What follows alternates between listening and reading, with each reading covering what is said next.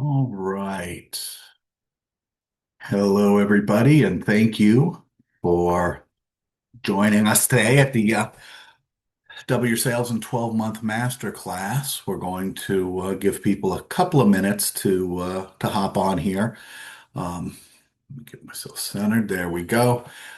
So while we're waiting for them, I just want to assure you that we're going to have a productive time together today. Um, this is going to be time well spent. I want to make sure to tell you, though, a few things. Number one, I'm not a professional speaker or presenter, so bear with me as we go through this.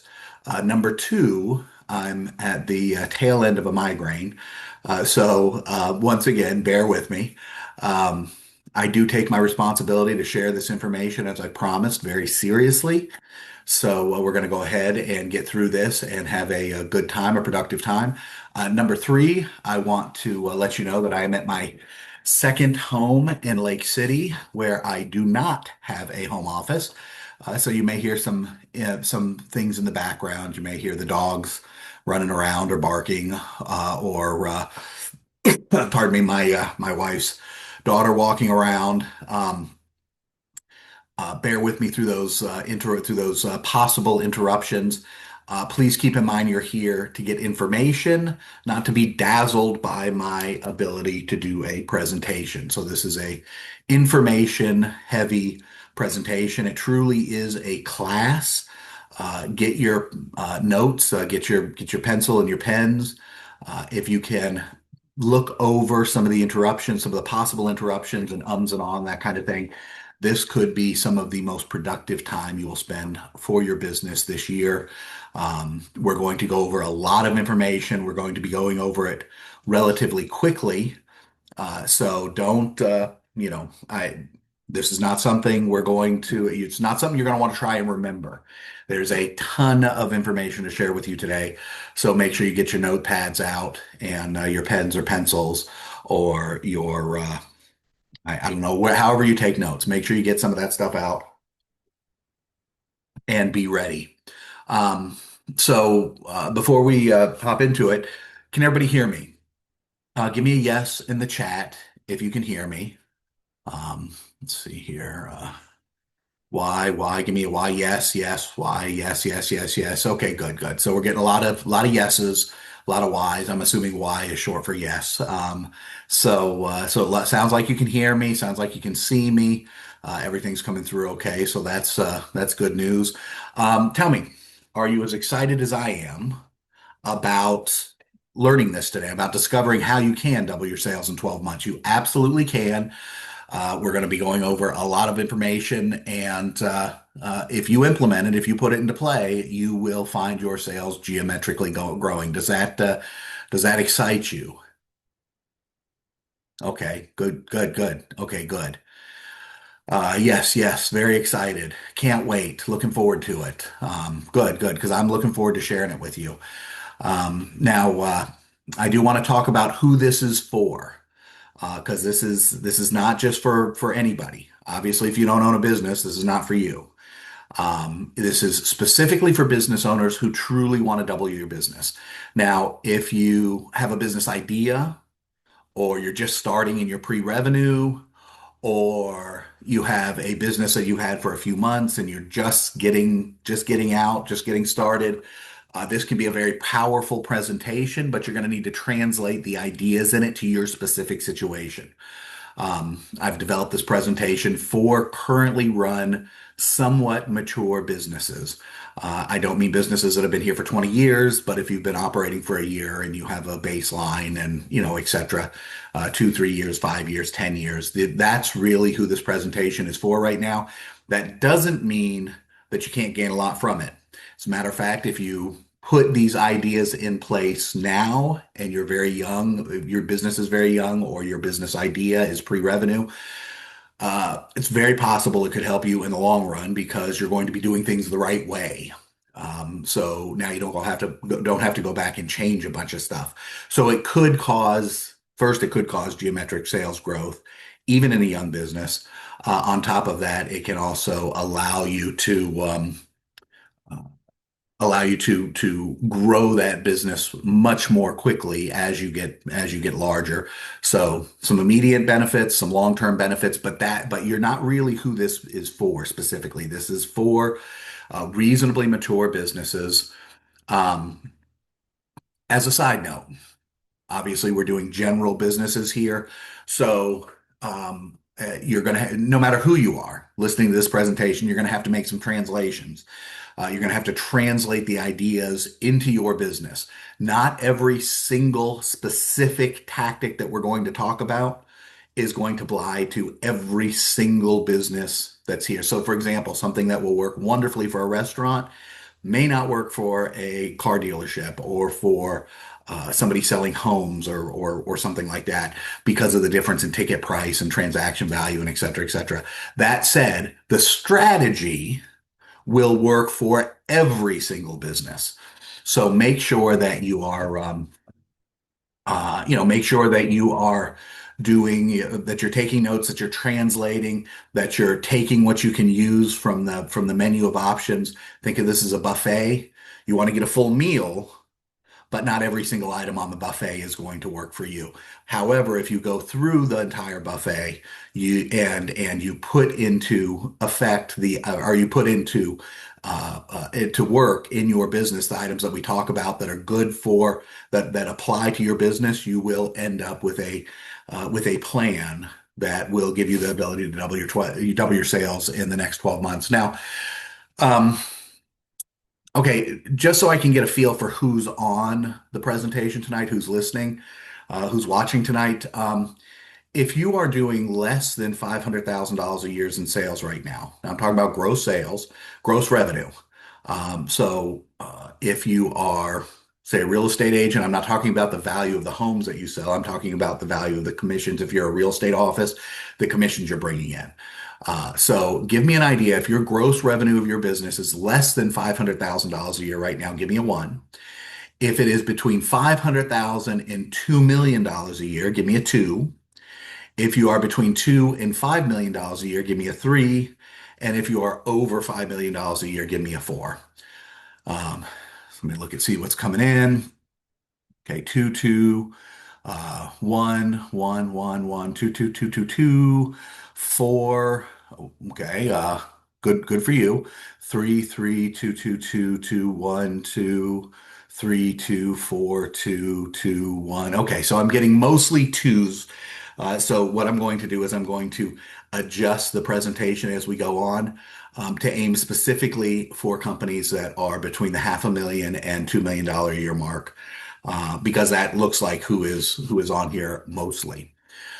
Um, that said, please understand that everything, just like I just said, everything that I'm going to talk about here will work in every single business. I will say saw a couple of fours. Some of the strategies at your level are going to change a little bit. They're going to need to be adjusted a little bit because uh, because of the amount of revenue that you're generating, the amount of customers that you are generating already, you may have to make some adjustments in some of the strategies and some of the tactics. But we'll talk a little bit more about that later. The rest of you, one, two, or three, are going to learn a lot about doubling your sales. But like I said, I am going to focus this specifically for twos. Um, I should add right now that this is not for multi-level marketing companies. This is not for somebody who is on a multi-level or a network marketing companies. I don't have any disrespect for those companies. I know there's a lot of great organizations out there. I know that a lot of people have become very wealthy working in that industry and building an organization of their own. However, your industry has its own training inside. Your company has its own training. There's a training process involved in your business, and you should be leveraging that training process, not looking to outside information. Now, I say that because these people are vested. They have a vested interest in your success because obviously the bigger you get, the bigger their organization gets too. And second, because um, they know their business, right? They're in the business, they built the business, or they are building the business, they know the business. So listen to the experts in that case. That doesn't mean you can't listen in. I'm just telling you that what we're going to talk about today is not going to really apply to you. The second reason I say that is because you have no control over your pricing. You have no control over you. You have very limited or very strict limitations on your distribution methods. You have no control over what you can charge to sell the products and services that you sell. So because of that, it very substantially limits the formula, how the formula can work for you. So for those two reasons, number one, you have your own training. Number two, you have very limited control over your business, over actual deliverables of your business. So this really isn't for a multi-level marketing or network marketing people. If you want to hang out and listen, you're welcome to. But if that's where your business lies, is in that industry, you should probably just go talk to the people in that in your business, in your company, and learn from them. Um, so all that said, this is for people who own and operate businesses. Like I said, I'm going to skew it to 500,000 to 2 million. It can be a professional practice, like a dentist or a real estate agency or a real estate agent even really. It can be a service businesses like contracting, roofing, lawn care, painting, car mechanics a mechanic shop, all those kind of things, any kind of service industry. It can be for a retail business if you own a local store, whether it's a grocery store or a boutique or whatever. Certainly can be for restaurants, that kind of thing. So wherever you're at, if you own or operate a business that is not multi-level marketing, then you are going to find this time together extraordinarily productive. I should mention that this can be for local businesses. So you do business in a county or a city or a state or various multiple locations around a state or around a region of the country. So the Southeast or the Northeast or the Northwest, etc. Um, or it can be for companies that work all across the country, all across the world. So if you're if you are primarily an online business, this can work for you as well. Um, the formula I'm going to share with you, and we'll get into this a little bit more detail, but the formula I'm going to share with you is about math. It'll work anywhere. It'll work in any industry. It'll work in any state. If there was a population on Jupiter and there was a business on Jupiter, it would work on Jupiter. It's math. So all that said, we're going to have a good time tonight. More importantly, we're going to have a productive time. So get those pens and papers, pencils, note-taking devices, get them ready because here's where we go. So today's agenda. My goal today is to give you a clear, meaningful plan to double your sales in the next 12 months. I'm going to share the exact formula that I use in my businesses, and I have a few that I have used for clients over the last 2+ decades. This is the exact formula that I use for my clients and for my own businesses. It's battle tested. It comes from actual real world application. It does not come from me reading a book and developing this. It's That said, once again, we'll get into this a little bit more later. It's important that you believe that it's possible. So I need to give you the underlying belief that it's possible to double your sales. If you don't believe it's possible, then even going through the motions is not going to work. So that's the foundation. That's the first step, is getting it in your head that it is possible. I'm going to show you a ton of proof, a ton of evidence on this presentation today. The model I'm going to show you is reliable, replicable, and it works fast. When we're done, you'll know what to do tomorrow, the next day, next week, next month to put yourself on the path to doubling your sales. So now I do have a special gift at the end for you, only for people who hang out through the whole presentation. The gift will help you put the double your sales formula into work in your business. So make sure you hang out to the end to be able to claim the gift for yourself. So, how do you get the most from the webinar? I have a few suggestions. First, as I mentioned, to go take notes. It'll make the difference between you remembering 10% of what we discuss and 90% of what we discuss. This is not entertainment. I mean, I hope you enjoy it, but it's not entertainment, it's work. Next, silence your phones. There's nothing that will destroy your attention more than a text from a friend about some drama from work today or drama from work last week. A text from I don't know, whoever I mean, that will pull your attention off of what we're talking about more quickly than almost anything else. And as I said, we're going to be moving fast. So you'll end up missing something. If somebody really has an emergency, if there's really truly an emergency, they'll be able to get in touch with you. Take a little time right now and focus on creating the future of your business the way that you want it. Prepare your questions. We'll have a Q&A at the end. I want to answer all of your questions for you, so write them down. And when we get to the Q&A section, make sure that you ask them.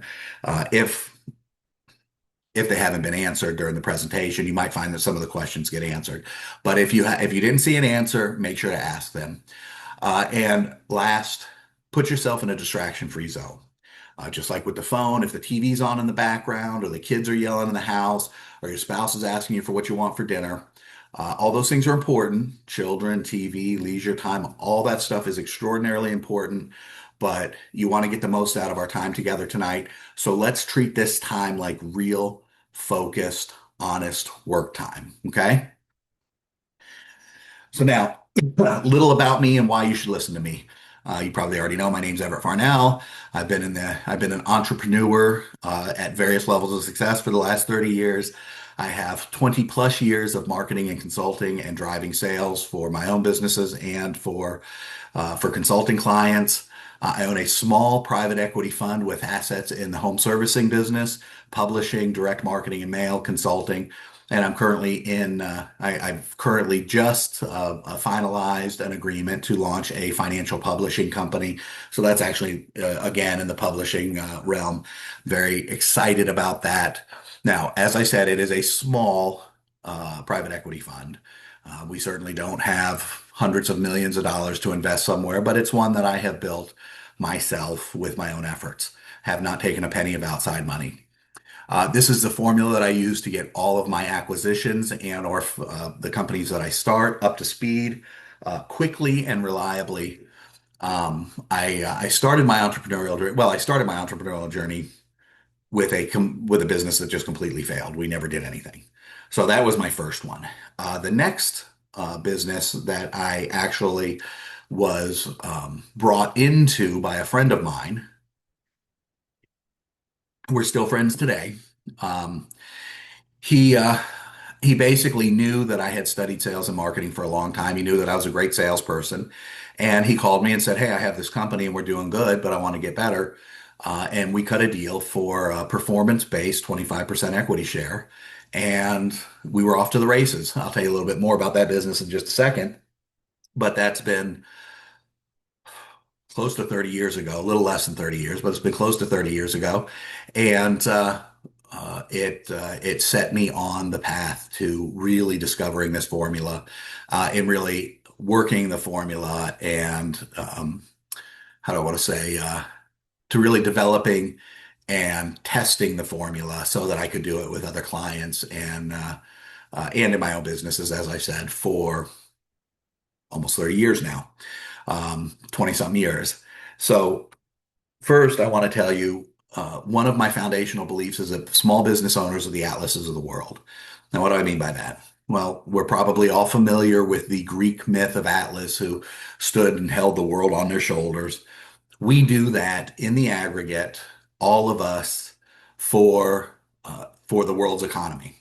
If it wasn't for small business owner, I mean, there's nothing in the history of the world that has brought more people out of poverty, created a higher standard of living, and helped build countries and economies more than entrepreneurial capitalism.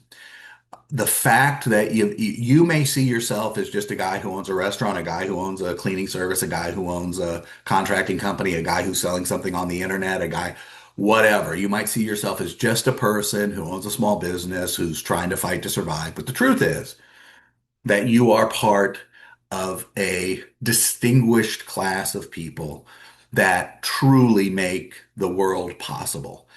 We truly make the economies of the world possible. If we all went away for 1 week, if we all just shut down our businesses for 1 week and went home, the entire world would grind to a stop. So, in the aggregate, yes, huge businesses, international businesses, they certainly add something. But in the aggregate, we are the most powerful economic force that's ever been seen, ever in the history of the world. We hold the world's economy up on our shoulders. And I just wanted to tell you, I think you deserve a congratulations and a thank you. I don't think we as business owners get enough gratitude for what we actually do for the world. So I just want to take a second and say thank you because it's you and people like you who are um, who are making the world a better place. So now, um, this is the roadmap for what we're going to talk about tonight. First, we're going to discuss the five deadly myths that are keeping your sales suppressed and costing you hundreds of thousands of dollars a year in revenue, or maybe millions of dollars a year in revenue. Once we reveal those myths, I'm going to show you the marketing triangle. This one concept by itself can double or triple your sales all by itself. It is, once you understand the marketing triangle, it can radically revolutionize your business, even without the formula. But you got to know the marketing triangle in order to leverage the formula. So, this is the secret hidden in plain sight that can turn your struggling business into a cash generating machine. Um, I'm going to reveal next. I'm going to reveal the five-step formula, all of the steps. Um, doubling your this is the formula that I use for doubling sales year after year. It can put huge profits in your pocket fast, but perhaps more exciting, it can give you the resources necessary to really hire and employ a top level, an A team, an A level team, and it can give you back your life. I mean, once you have enough cash flow, once your profits get to the place where you can start hiring people to help you run your business, and really great people, not just whoever walks in off the street, suddenly you go from working in your business 8, 10, 12 hours a day, 5, 6 days a week. Suddenly, now you're working on your business. You're managing your business 1 or 2 hours a day, and you're working on your business 2, 3 hours a day. So that working on your business is where the business starts to grow even faster.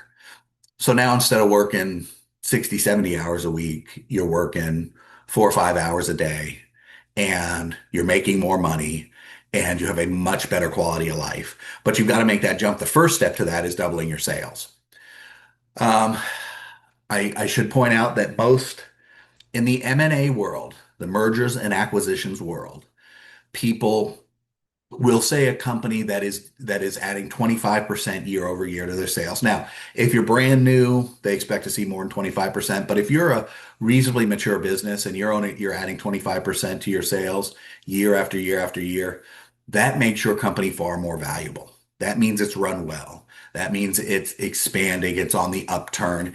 They see that as a much more valuable business, which means you get a higher multiple. Now, I don't want to get too much into this because this is probably a little too much for the presentation here, but I think it's important that we just touch on it.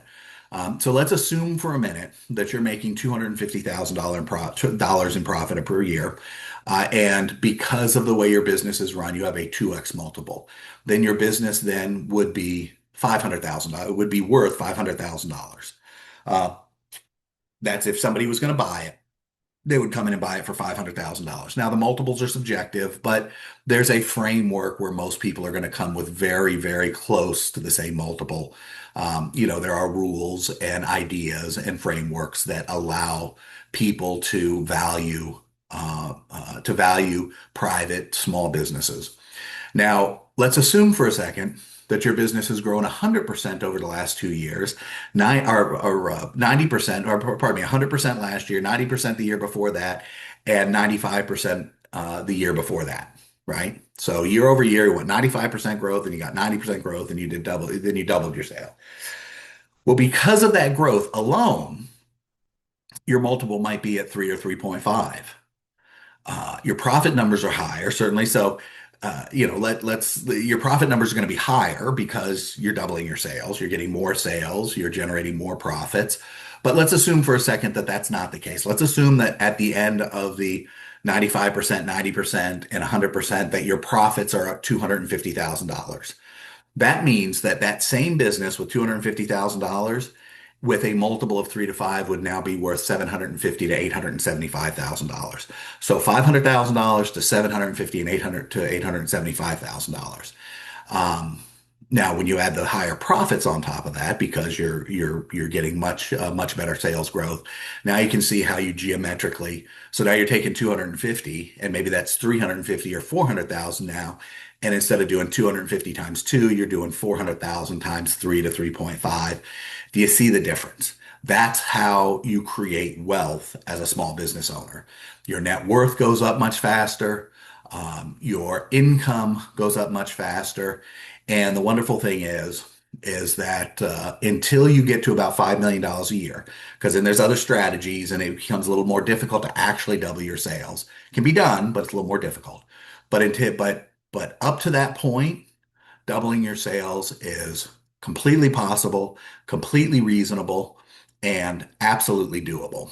So, and if you can show that sustained growth rate over several years, that sustained substantial growth rate over the last several years, you're going to add a ton of money to your net worth and a ton of income, monthly income, yearly income to your personal to your life. So, um, we're going to break down after we get done with the double your sales formula. We're going to break down each aspect so that you can help optimize it. You're going to discover how to get more leads into your company. Now, this one part of the formula can be kind of a trap. Um, you don't want to focus solely on this. So the way to double your sales is not double your leads. So let's just address that right now. We'll talk about it a little bit more in just a minute, but that leads to burnout and frustration and lots of problems. So that's not the way to double your sales. But but once you get good at lead generation, then I mean honestly, even if you sold your business, you could still get a business everywhere. If you can generate leads for a company, then you can always start a company generating leads. I hope that makes sense for you. But even once you build your business and sell it, if you decided you didn't want to retire, it's a prime market to be able to go out and say, hey, I can generate leads for your business. People go crazy over it. So if you master this skill, not only can you benefit your business, but you've also mastered a skill that's very marketable. So we're going to talk about that. Then we're going to break down multiple ways to improve your closing rate. Now, if you're in direct sales, if you're selling to people, you understand what I mean by closing rate. But if you're in a restaurant or if you're in a retail store, you might not quite get what I mean. What I'm talking about is how to get more of the people who come into your place to buy from you. I understand restaurants, that's well over 90%. A few people walk out occasionally, but for the most part, when they go into a restaurant, they're going in there to buy a meal. But if you're a retail store, people come in and look around all the time, and then just leave. So, and certainly if you're in any kind of high ticket business, contracting, car sales, home sales, anything like that, then we're going to talk about how to improve that closing rate. You don't have to make huge jumps in your closing rate in order to make huge jumps in your business. Um, Now, if you did nothing else, but start generating more clients and start selling more of those clients. So I'm not talking about huge jumps, a few more clients, and I'll close a little bit of higher percentage of them. That alone can increase your sales. So I mean, you think I, you can easily add 10, 20, even 50% more profit just with those two steps. Um, Now, the third thing we're going to talk about as far as optimizing the steps of the program is to increase your ticket price. So, uh, if you're like 99% of other business owners, you're leaving huge sums of money on the table right now. Most businesses can easily raise their price, not double or triple, but they can easily raise their price a little bit. And that jump in price can make a huge difference to the bottom line. Um, I oftentimes help business owners raise their price 15 to 22%. Now think about it. If you change nothing, but let's say your average ticket is $100 and then you bump it to $122 and you don't change anything else, all that money drops right to your bottom line. Everything else stays the same. All that money drops right to your bottom line. So I think you can get an idea for how powerful it can be to to bump your ticket price a little bit. 10% is dead easy. Most businesses can bump their ticket, can bump their sales price for everything they sell 10% and not even bat an eye. I know you might not think that's possible right now because you probably think, well, everybody else in town, but I'm going to show you how to do it. So don't worry. So then, next step, we're going to talk about upsells and how a single good upsell can morph a business drastically. I don't want to get ahead of myself, but for example, there's a type of upsell called a slack adjuster upsell. There was a hardware store that, it was a hardware store. People come in to 10, 20, 30, $40, but they had a chair that cost I don't know, for $6,000 or something. They had an easy chair in there that cost several $1,000s, had a high profit margin.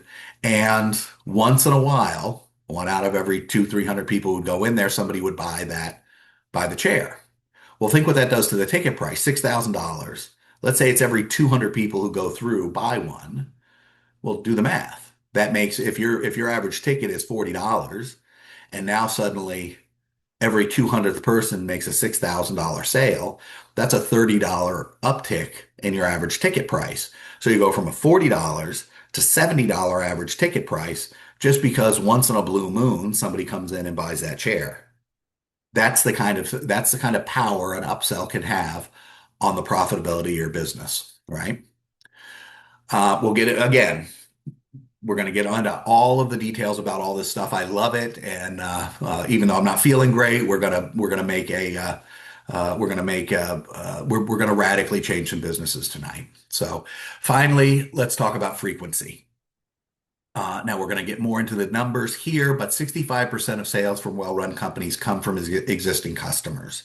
It costs 5 to 25 times more to get a new customer than it does to sell to an existing customer. So if all you do is sell some stuff to your existing customers, figure out a way to sell something else to them. We'll talk about multiple different ways to do it. I don't care if you're at a one-time sale. I'm in the roofing business, which I came from, by the way. I used to own a roofing company. I'm in the roofing business, and people only buy from me once every 20 years. And I understand. We're going to figure out a way. By the time we're done, you'll have some notes and some ideas about how to sell those customers something else. It's far easier and far less expensive to do it and can drive profits drastically. So we're going to make some radical changes in businesses tonight. Like I said, the once you get done implementing the entire formula, you're going to be shocked as you go through and start implementing some things. You're going to be shocked at the difference it makes in your numbers. Just stymied. So once you get the entire formula implemented and optimized, you're going to be blowing your socks. It's distinctly possible, and I'll give you an example in just a minute. It's distinctly possible to go far more than double your sales. Doubling your sales in 12 months, when you do it the right way, is honestly conservative. A lot of people will triple or quadruple or even more their sales in a very short period of time. So, all right, now I one last piece of housekeeping. We are going to take breaks occasionally because this is going to be a pretty long presentation. So I want to get up and get another cup of coffee. I'm a coffee fanatic.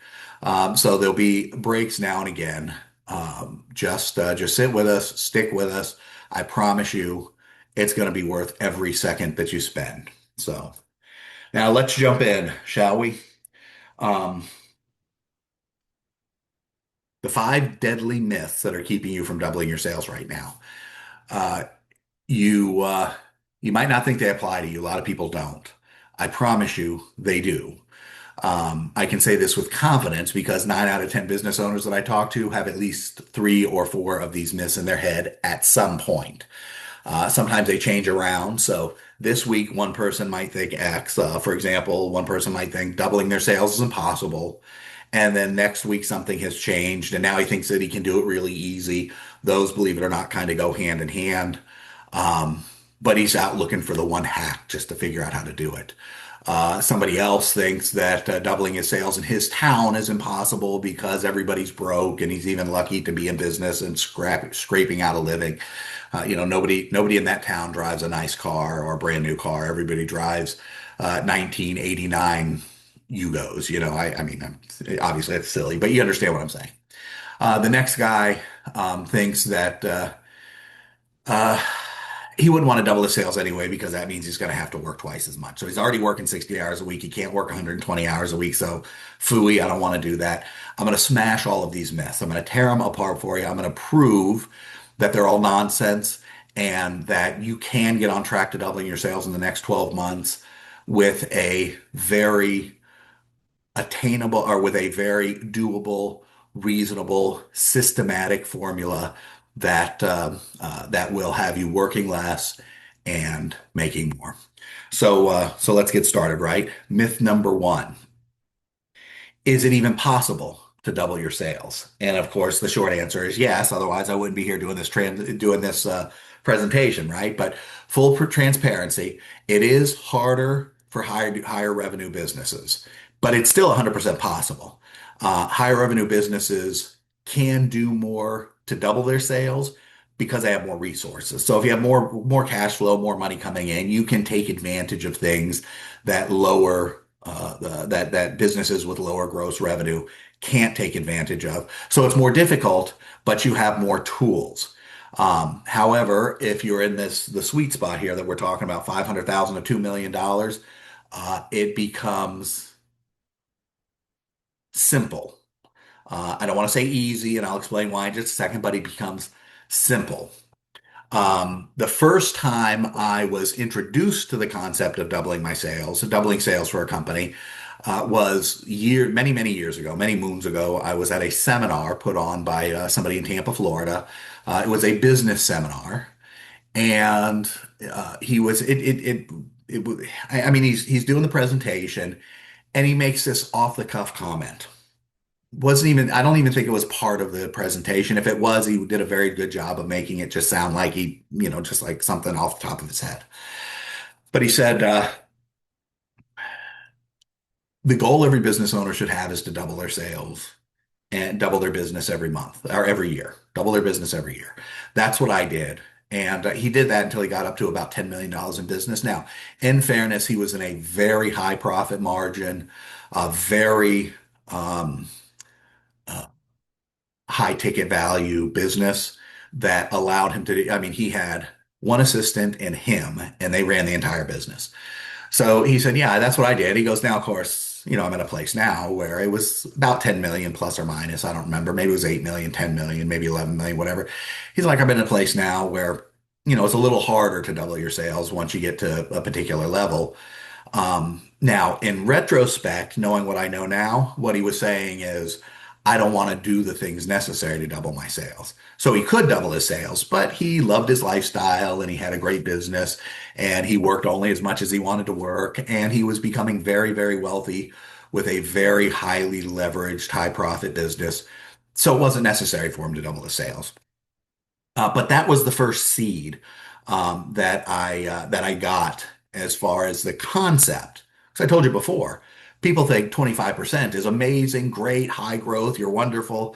I'd always heard 10, 12%, 3%, 5%. Like these are the numbers I'd always heard for sales growth. The concept of doubling your sales just, I mean, it kind of.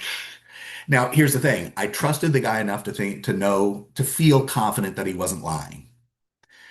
Um, So I had to decide, do I believe this guy standing in front of me who I trust that he did this, or do I believe the books that I've read that says that, that by implication suggested that that level of growth was next to impossible? Well, I chose to believe the guy sitting in front of me. Because I'd known that only a few years earlier he was making a good living, but he wasn't anywhere near the kind of numbers that he was doing at that point. So it became very clear to me that this guy that I felt very confident that he was telling the truth, and he really had doubled his business year over year over year for multiple years until he got to this level, where, like I said, at this point I realized that he just didn't want to do anymore. which good for him. By the way, he subsequently retired. He didn't sell his business. He just closed it down and he semi-retired. Now he does a little bit of stuff, but for the most part, he lives a life of leisure. He's a little older than me, but he semi-retired 20 years, close to 20 years ago. So he semi-retired when he was much younger than me and has lived essentially a life of leisure since. So, good for him. Um, my point is, with that little story, is that it planted a seed, but it had me start to look. And the trick to doubling your sales is finding a path, a path that will help you reliably do that. Finding a formula, finding a process, a strategy. Um, More specifically, taking all of the elements of this formula. Of course, it's the double your sales formula, but taking all of the elements and optimizing them together. And when you follow the formula and optimize everything together, not only is it possible to double your sales, it's actually kind of natural. It just kind of happens. So I started as a salesperson. I was sitting across the kitchen table, on the phone, right, selling all kinds of products and services. When I was very young, some of them were a little shaky, in retrospect. And as I got older, I made sure that they were more and more reliable, more and more legitimate, offers that I was making, things that I was selling. So homeowners, business, I was selling to homeowners, I was selling to business owners, I was selling just to, Joe Schmo, Mr. and Mrs. Citizen, I just everybody. Depending on the product I was selling, I sold to everybody. Um, Now, at that time, I was wholly focused on finding another person to do a presentation to. That was the only concept I had for doubling my sales. So now we're going back to something I mentioned a little earlier about the leads. Um, that was everything that I was doing. I figured all I needed was to do more presentations, talk to more people, close more sales, right? Do more presentations, close more sales. When I started in business, with that first successful company that I had, I had a friend who helped me, who brought me on board to start working. I brought that same mindset to bear. Just find some more people. Just go out and find some more people. Just find some more people to sell to. And that relatively quickly led to me overworking and burning out. Um, at one point, everything kind of changed. So keep in mind that before this, I had read a lot of books, listened to a lot of speakers. I had done a lot to try and educate myself on how to sell more. Number one, of course, I was doing sales training stuff, but then also how to run a business properly and build a business and marketing and sales and this kind of stuff. So everything kind of changed one day. I was a little burnt out. I had been pounding the pavement to try and get more business, more business, more business. And I was watching a DVD. Can't recall who the speaker was right off the top of my head, but I was watching a DVD, and the speaker, who was a marketing guy, business guy of some sort, how to grow your business, how to have a successful business, this kind of thing. He said, "There's only three steps to increasing a business. There's only three steps to increasing sales in a business. Only three ways to increase sales in a business." And then he named them. More sales, higher ticket, sell more often. And in my mind, it almost instantly, I mean, within seconds, I realized, no, no, no, there's five steps.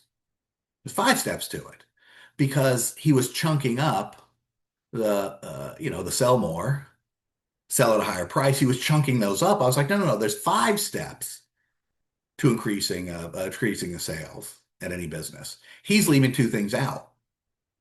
That was the first iteration of the double your sales formula, and it completely changed my life because um, I realized that running and getting more and more and more and more and more prospects was a terrible way to try and build a strong business. I'd never be able to reach my goal just trying to talk to more people. I had to think exponentially rather than linearly. Now, I put that information, I put that formula, even the rudimentary, as little as I understood about it, as little as I understood out how to do it, I took that formula and I put it in place in this business. And at the time, we were doing about $70,000 a year. So it doesn't take, it's not hard to think if we're doing $70,000 in sales, even a high profit margin business, And there's two owners of the business. It's not hard to figure out that this business is, we're starving to death, right? We're doing about $70,000 a year. Over the next 10 months, we did $750,000 in sales.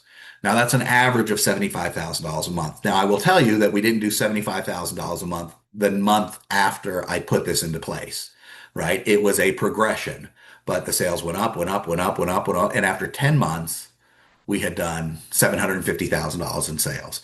So $70,000 a year to $750,000 in 10 months. That's way more than doubling yearly sales. That's way more than doubling your sales. So I want to get this in your head. It is absolutely 100% possible to do this. And I want you to get your head around that. Yes, it's possible. Yes, you can do it. Are you going to be able to turn your yearly sales into your monthly sales? That's a lot. And eventually, yes, maybe not in the first 12 months, probably not in the first 10 months after you implement the program. But will you be able to take the program and double your sales in 12 months? 100%. Yes, you can. Absolutely. No question about it. So let's get into myth number two. It's easy to double my sales. Well, the truth is, it is simple, but it's not easy. You'll hear people on the internet all the time yelling, coaches, consultants, etc., talking about increasing sales or use this one widget or do this one thing or use this one closing technique or whatever. And it's as easy as falling off a log. Your sales will automatically double. Um, as a business mentor of mine once told me, if you can't write your sales process on the back of a napkin, you don't have a business. That business mentor was Matt Basak, absolutely incredible, incredible entrepreneur and businessman. But it was very simple. If you don't have a sales process, if you can't write it on a back, so what that means is two things. Number one, you have to have a process. You can't just have a trick. And number two, it can't be overly complicated. It's got to be simple. But simple does not mean easy, right? It's simple to put a new carburetor on a car or put a new fuel injection system on a car. There's a step-by-step thing to do. But does that mean you can run out there and do it because it's easy? No, you better take it to a mechanic. I mean, unless you know what you're talking, unless you know how to do it. But you get my point. Um, you know, uh, Simplicity is not always easy, and and confusing the two is going to cause you problems. It's going to lead to burnout. So this is going to take work.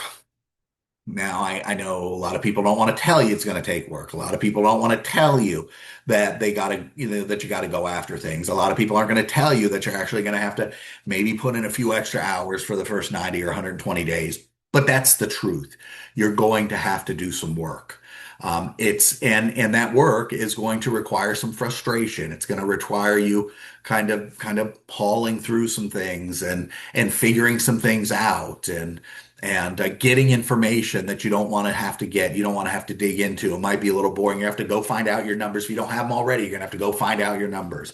How many times does a phone ring with a new prospect every day, every week, every month?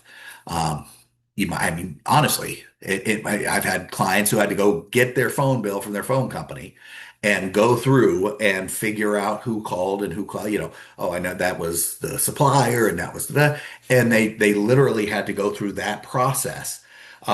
It's tough, it's boring, it's time consuming. However, if you go through and do the work that you need to do, get the information that you need to get if you don't have it already, jump through the hoops that you need to jump through, do the things you need to do to optimize each step of the formula. And it doesn't take a massive amount of optimization. You'll see in just a moment, it's just small improvements all along the way.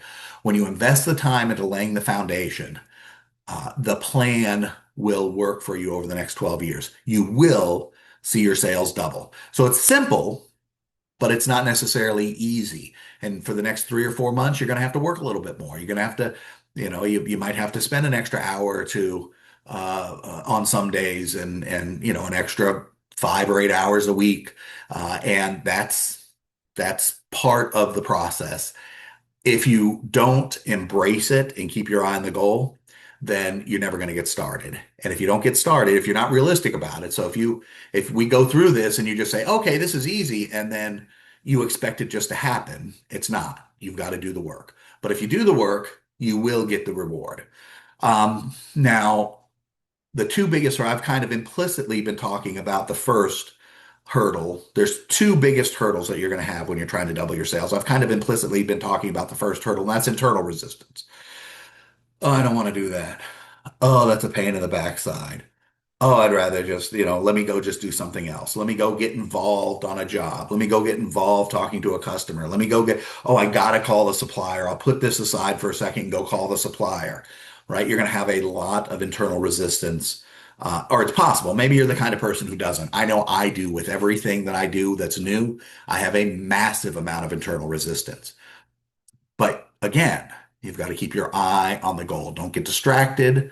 Don't put it off. Don't forget about it. It's very, very, very easy for a day to turn into a week, to turn into a month, to turn into 6 months, and suddenly you're no closer to your goal because you never implemented, you never did the first steps of what you need to do.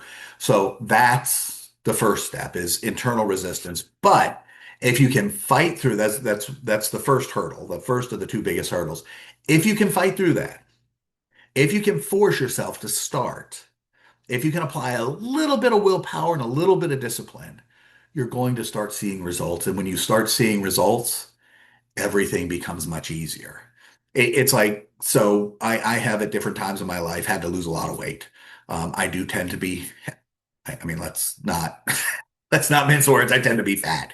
I was at a couple of years ago about 100 pounds heavier than I am now, and I still have a lot of weight to lose. But what happened is I would start trying to lose weight, and I always did. I mean, I would control my diet and I'd go for walks and maybe work out a little bit and et cetera, et cetera, and I'd never lose weight. I would I'd go a week and a pound or maybe a half a pound. And I would just think, Jesus, this is going to take forever. This is not, I mean, this is going to like, I have 150 pounds to lose. If I'm losing a pound a week, it's going to take forever. And I would lose interest. However, when I did it with a keto diet, which knock wood, my body happens to respond very nicely to, I started on a keto diet.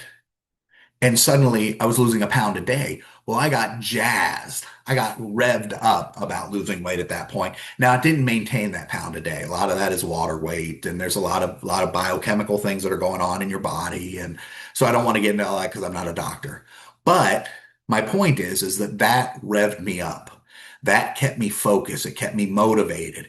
It got me willing to do things that I would have never been willing to do otherwise because I saw some progress. And what I'm saying to you is that it's going to take more than a week. But if you can apply that willpower for a few weeks or for a month or so, you're going to start seeing results. And as you start seeing those results, that internal resistance will melt away. So commit to a few weeks, commit to say 6 weeks of doing a little extra work, even though it's a pain in the butt, even though it's boring. Every time you don't feel like doing it, I want you to sit and think about what it's going to look like when your sales are doubled, your workday is lower, and you have more money in your pocket. What will your life look like? What stresses will be gone? What things will you be able to do? Think about it and then get to work and spend 6 weeks. Devote 6 weeks to it. You'll start to see some results. And once you start to see those results, that internal resistance will melt away. Okay. Um, the big difference comes is during this process, at some point, you're going to switch in your mind and you're going to go from being the guy who does the stuff in your business to the guy who markets and sells your business. Now, I'm not saying you have to become a salesperson. What I am saying is that you're going to start taking the role of an entrepreneur, which is somebody who organizes materials, labor, and capital into a profitable venture. And part of that profitable venture is being able to market the products and services properly and manage the people who are doing the work properly. So even though you may occasionally, because you really love what you're doing, get involved in the day-to-day of your business, at some point in this process, you're going to switch to the guy who does the stuff to the guy who manages the people who do this stuff and the guy who markets to bring customers in and organizing the materials and capital and labor into a profitable venture. And that's where the real jumps start to happen. So, but like I said, give me 6 weeks.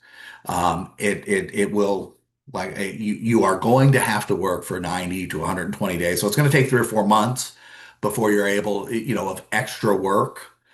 But the first 6 weeks, commit to that until you start seeing the results. And then the rest of the time, you're going to have less resistance about doing the extra work. At that point, we can start strategizing. You can start strategizing as far as pulling yourself out of the business, replacing yourself, etc. But the first step is to get those sales up and get those profits up. Now, the other problem you're going to have, and this is a bigger problem, is external resistance. So keep in mind what we're saying. I told you, doubling your sales is simple, but it's not easy. It's not easy because it takes work. It's not easy because there's internal resistance. It's not easy because you have to change things. But commit, go to work, get it done. External resistance is different. So external resistance is coming from the outside. You might get some from your family. You're just gonna have to sit down, have a talk with them, and explain what's going on, and explain how a little extra work over the next few months is going to pay dividends as far as far more time with them later. Hopefully you have a supportive spouse and she'll understand, and the kids aren't gonna lose their mind over the next 4 months. It's not gonna scar their childhood. Put a little extra time over a few months. You'll be fine with that. Hopefully the communication is there and you're able to work that out. The hardest one comes from your staff. Now, your staff will revolt as things start changing, as you start doing things differently, as you start adding metrics and measurements and information gathering processes to your business. Your staff will revolt because they don't like it.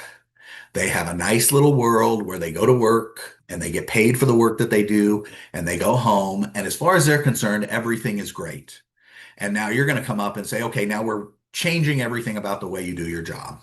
Okay, the person who sees the customers first, whether it's a receptionist or whether it's somebody on the phone or whatever. Okay, now we're going to train you on how to say. But I've been saying the same thing for 5 years. I know, but now you're going to say something different. Oh, they don't like that. The salespeople, hey, we got to come in, we got to do some sales training. Oh, well, I'm fine. I sell just fine.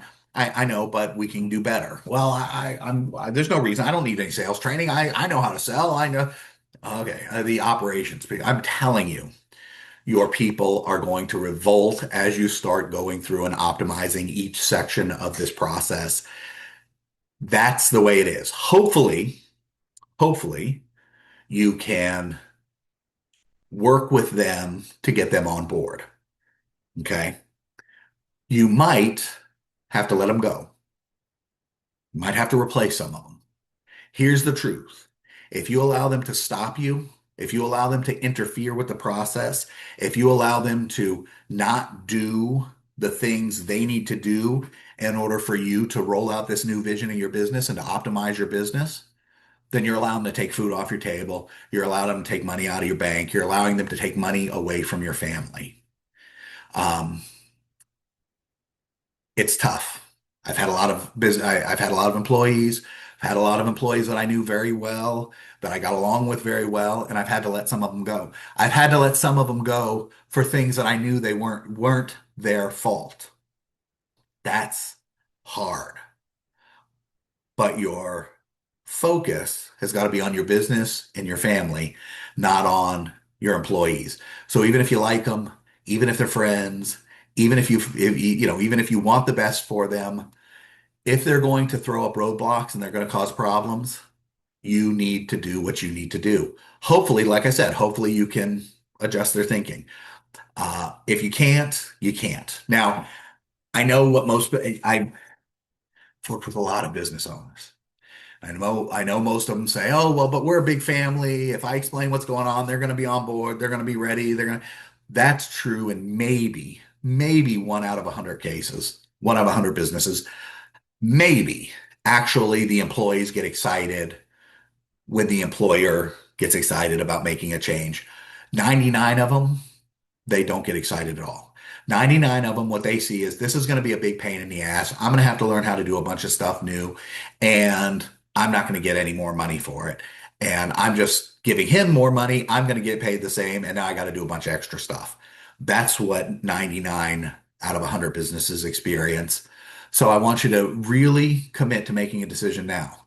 You're going to do the work to overcome the internal resistance, and you are going to not allow your staff to stop you from building a business that will from doubling your sales in the next 12 months, from increasing your profitability, increasing the value of your business. If you have to take full responsibility for this, it's all on your shoulders. You need to double your sales because doubling your sales will give your family a better life. It'll give you a better life. It'll help your local community. You'll have the extra money to help out the local community, church, or other charities of your choice. And it's good for your business. I mean, look, here's the truth.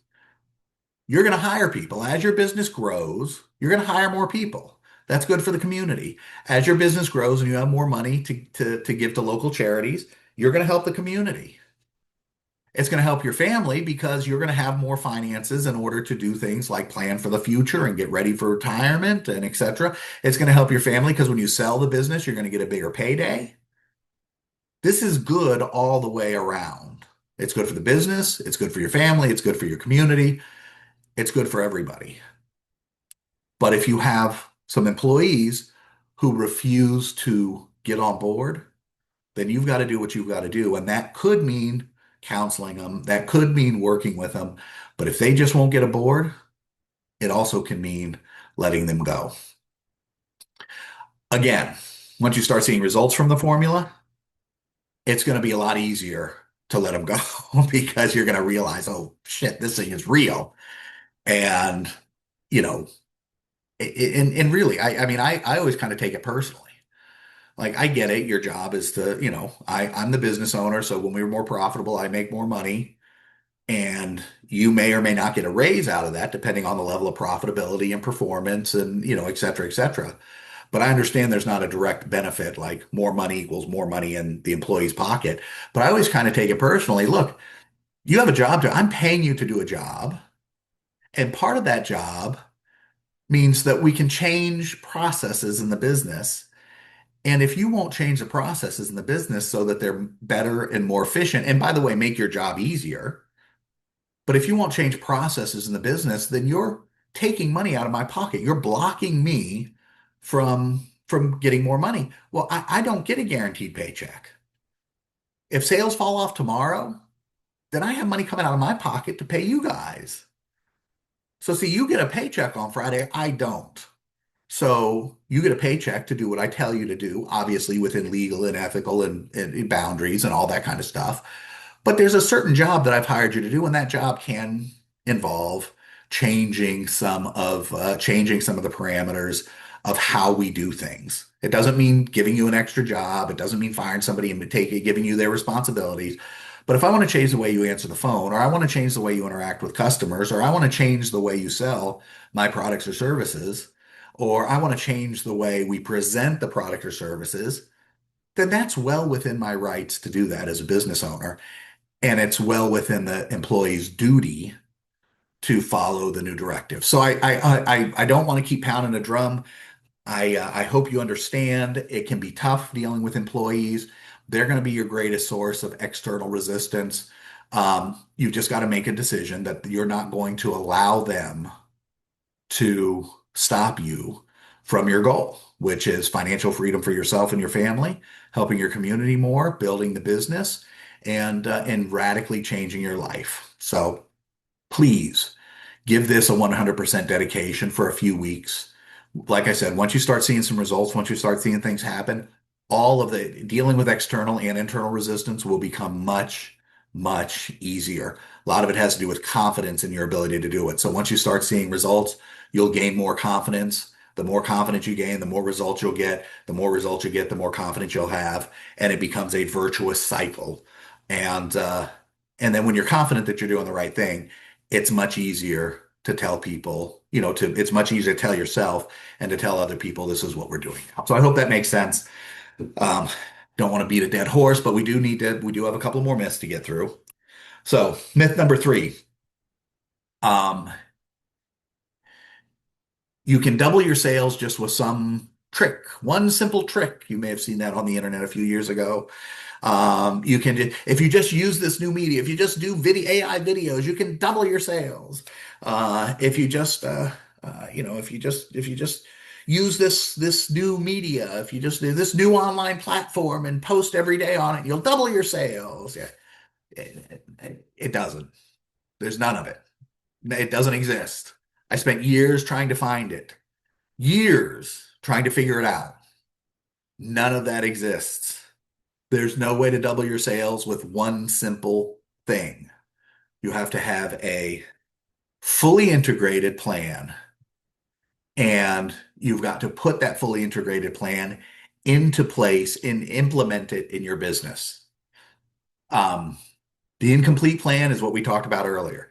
Just find more leads, find more leads, find more leads, find more leads, find more leads for any reasonably mature business. Now, if you're brand new, right? So we're aiming at 500, I'm designing this for 500,000 to 2 million, but let me just drop in a side note.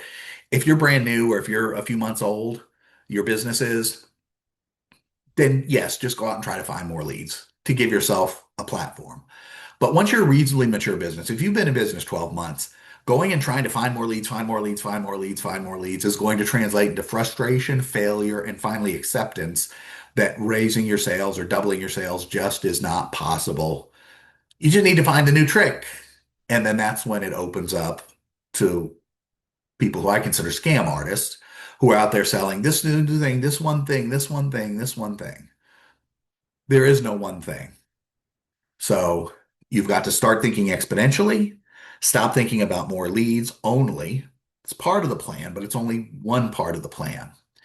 Um, Start taking a look at, use the double your sales formula, fully integrate it into your business and follow the process.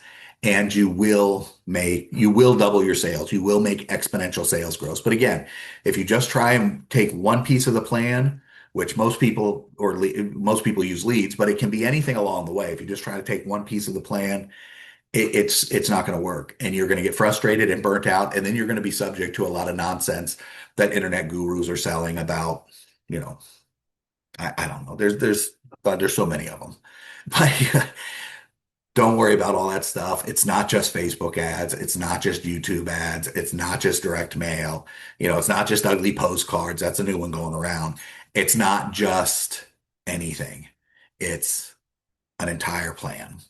Um, Now, we're going to get a little bit into, um, let me see. So this actually goes back to internal resistance a little bit. So I'm sorry it's a little mismatched, but some of the reasons why people don't double their sales is self-sabotage. So you don't believe it's possible. So you have that internal resistance. You don't believe it's possible. So then you do the wrong things, even small wrong things that derail the entire plan. Small thinking, if I could just add 10% instead of doubling, I don't need to double. I just need 20% more sales. Small thinking, those both derail everything. Don't pay attention to them. I know that's we're actually in the last myth a little bit, but it's important to touch on those right now. The key to doubling your sales in the next 12 months is mindset, numbers, a fully integrated plan, and execution, right? Mindset, numbers, fully integrated plan, and execution. So the what else did I want to cover here? Like I said, I'm not a professional speaker. I'm not a professional presenter. I am a professional consultant and business owner, and I drive sales for clients. So bear with me a second while we get this. Wanted to mention that business owners get too consumed with the doing of their business, right? You don't want to be in the business doing it every day. Um, right now, if you are spending 20 hours a day doing your business, even if you start with 19 hours a day doing your business and 1 hour a day of implementing the double your sales formula, you can become a multimillionaire. It just takes a little movement. Like I said, give me 6 weeks. Um, we'll cover that. Something I did want to mention, but we'll cover that in a minute. So next, if I double my sales, that means I got to double the amount that I work. So this is actually where I wanted to cover the thing. Next thing I was going to say, and that is that most business owners believe that they need, in order to double sales, they need to double their work. That's not true. When sales grow exponentially, which is what I'm going to show you how to do in this presentation, what you find is that you need to work less. More profits means more money to hire staff, more more items for you to delegate because there's more people more competent people to delegate them to. When I was building, so one of the contracting companies that I built, the roofing company I mentioned earlier, when I came aboard, that was an existing business that I bought into. We were doing about $200,000 a year in sales. Um, over the net, that now $200,000 a year in sales is what, $4,000 a week, right? Over the next 12, 16 months later, the year after that, the 12 months after that. So there were 16 months, right? I bought into it here, 16 months. Now, the following 12 months, our average sales were about $38,000 a year. So weekly sales, average weekly sales were about $38,000. So we did 1.94 million that year. So I bought it here. We did 16 months, and then the year following that, and 16 months, the year following that, we did 1.94 million. And during that time, I was working about 4 or 5 hours a day. Right, 4 or 5 hours a day. I wasn't working my butt off. I almost never went out to a job site. I almost never dealt with the crews. I mean, I would have occasionally I would, but I almost never dealt with the crews. I had people who did all of that stuff. I dealt with the general manager of the company. He dealt, right? So I dealt with the foreman or the GM or however you want it. He dealt with executing with implementation for all the crews. I did deal with people in the office, but there was only about 3 people in the office, so that wasn't a lot of management time. So you get the idea, right? 4 or 5 hours a day of work, 200,000 to 200,000 a year to $1.94 million in a year in a very short period of time. That's almost 10 times, like 9.8 times or something. So you don't have to work more. You just have to work smarter and get the right people to work with you. However, a lot of business owners are scared of delegation. Nobody can do it as well as I can. Yeah, well, that's just not true. I mean, the truth is that's not true. The right person who has the right skills can do it better than you. And they can do it better for you than you for a lot of reasons. One, they might just be better than you. Just because you own the business doesn't mean you're the best in the world at what you do. Two, they probably are faster than you because that's what they do. You do that and run the business and talk to customers and do customer service and manage the employees and blah, blah, blah, blah, blah, right? So the person who just does this probably does it better. He probably does it faster. He probably does it more effectively.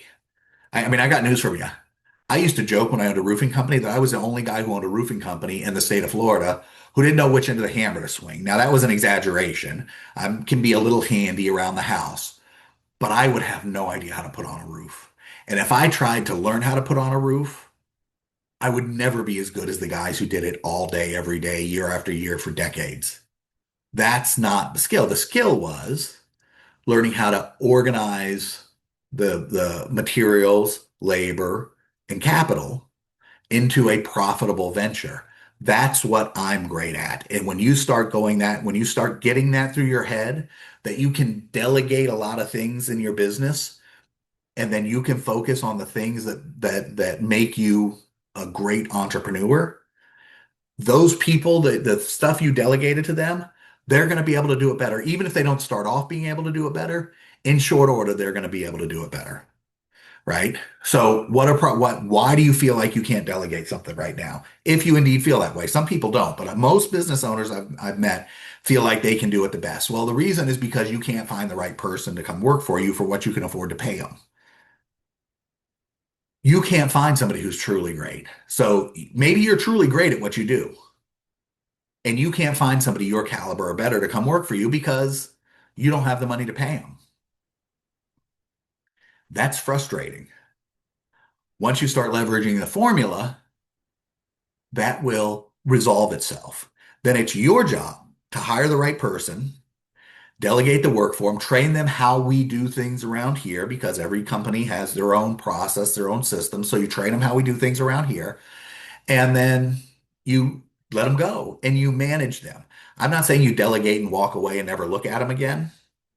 I'm saying you delegate and manage. And what you'll find is once you have the right people, not only will you become more and more comfortable with delegation, it'll become literally just natural for you. It won't be difficult at all. But right now, you don't feel like you can delegate. You feel like you'll do the best. Now, there's another reason, and this one's not as nice. This one's kind of tough, but it's a legitimate problem. I just happened to think of it while we're sitting here, and that's ego. A lot of business owners have the idea, pardon me. A lot of business owners have the idea that they're the best because they're the best and nobody can possibly approach them. So your idea that you can do it better than anybody else may be because you don't have the right people and you can't afford to hire the right people. Worse is the business owner who has an ego problem. So if you have an ego problem, you need to get rid of that right now because what'll happen is you'll have somebody who's as good or better than you come in, you'll hire them, you'll have some more money, you'll hire them, and then you won't be able to just to let them do it. You'll be up, you'll be stirring in their soup all the time. And that's not how I do it. And that's not how I do it. You've got to get over that. You've got to let that go. Truth is, if you can find somebody who can do it 80 or 90% as well as you can do, you've got to be okay with that because you can't scale your business unless you have people to delegate to. It's Robert Kiyosaki, one of my favorite business authors. He wrote Rich Dad Poor Dad and a host of other books. But he made some in a talk I heard him do, and I was watching a video on YouTube or something, and he made some reference to one of his most profitable businesses that he ever owned was a barbershop because he had no idea how to cut people's hair. So he couldn't do the thing. So that's why I like businesses where I can't do the thing, right? Because now I can't get caught in the doing trap. Right now, chances are you're caught in the doing trap and you need to get out of the doing trap and get into the delegation and let other people do it. You'll start generating. Now, I understand first to do that, you've got to start generating some more sales. But what I'm telling you is if you want to double your sales in the next 12 months, you can't stay stuck there. If you have an ego situation where you just can't let yourself believe somebody's better, then get over it. I mean, honestly, I don't mean to sound blunt, but get over it. If you're in a position where you say, I know people could do this better than me and I wish I could find them to come work for me, but I can't, that's a revenue problem and we'll solve that with the formula. But don't get stuck in the idea that nobody else can do the job as much as you do it. Okay? As well as you can do it. Um, there are people who will. There are people who can. And you've got to get out of that mindset and understand what the challenge is. Seriously, this is something for you to do after the presentation today. If you feel like nobody can do it as well as you do, I want you to think about, is this an ego thing where you really truly think you're the best in the world at it? And even if you are, by the way, it doesn't matter. Like I said, you find somebody to do it 80, 90%, find multiple people to do it 80, 90%, that's going to give you a much more profitable business. But do you really think that you're the absolute best in the world at what you do? Or do you have a problem that you can't, that you know there's people out there who are as good or better than you, but you can't find them because you don't have the revenue to find them? If it's number one, you need to do some soul searching, go do some yoga, talk to a counselor. You need to do something to get yourself over that idea because you're never going to be able to scale your business as long as you can't stand somebody else doing the work that you're doing.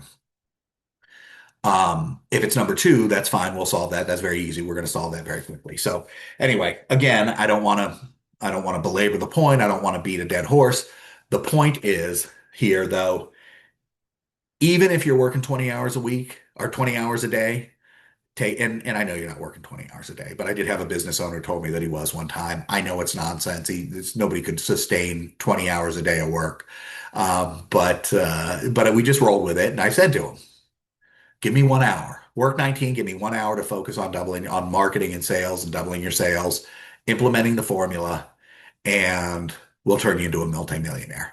And he did. And I worked with him for a while. I worked with him for a period of time. Was able to scale back. He did finally admit that his hours were way down and his business was way more profitable. And then as consulting relationships do, we went our separate ways. But yeah, it's 100% possible. But you've got to, even if you're working, don't get stuck in the doing trap. Even if you're working all day, every day on your business, devote some time to implementing the formula and get out of your own way. All right. So, working harder does not equal more sales. As a matter of fact, oftentimes working less equals more sales, because when you delegate to other people, then you have more people you have more people doing the thing that you're selling. So, real quick here, one of the problems that people have is that they get stuck in linear thinking, right? So they're on the program of, well, look, it's what we've been taught all our life.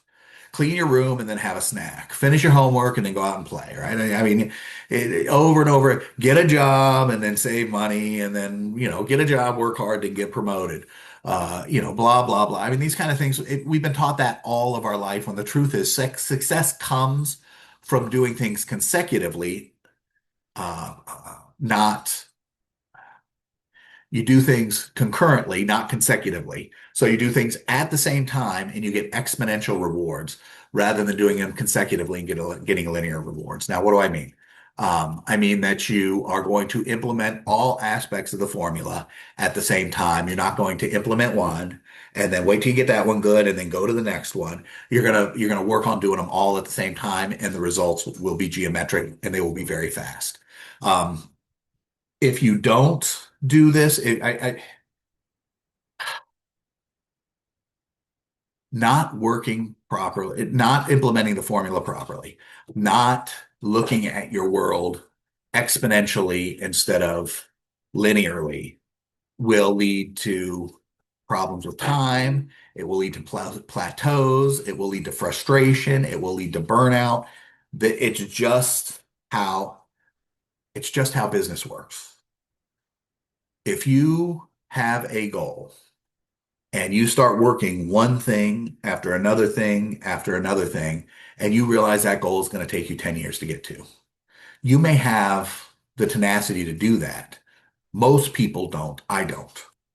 So instead of going one, two, three, if you go one, two, and three, and you see yourself approaching that goal much more quickly, it becomes much, much easier to stay on point, stay on target, and to get excited about the goal. Very few people get excited about something that's going to happen in 10 years. A lot of people get excited about something that's going to happen in 6 months. So don't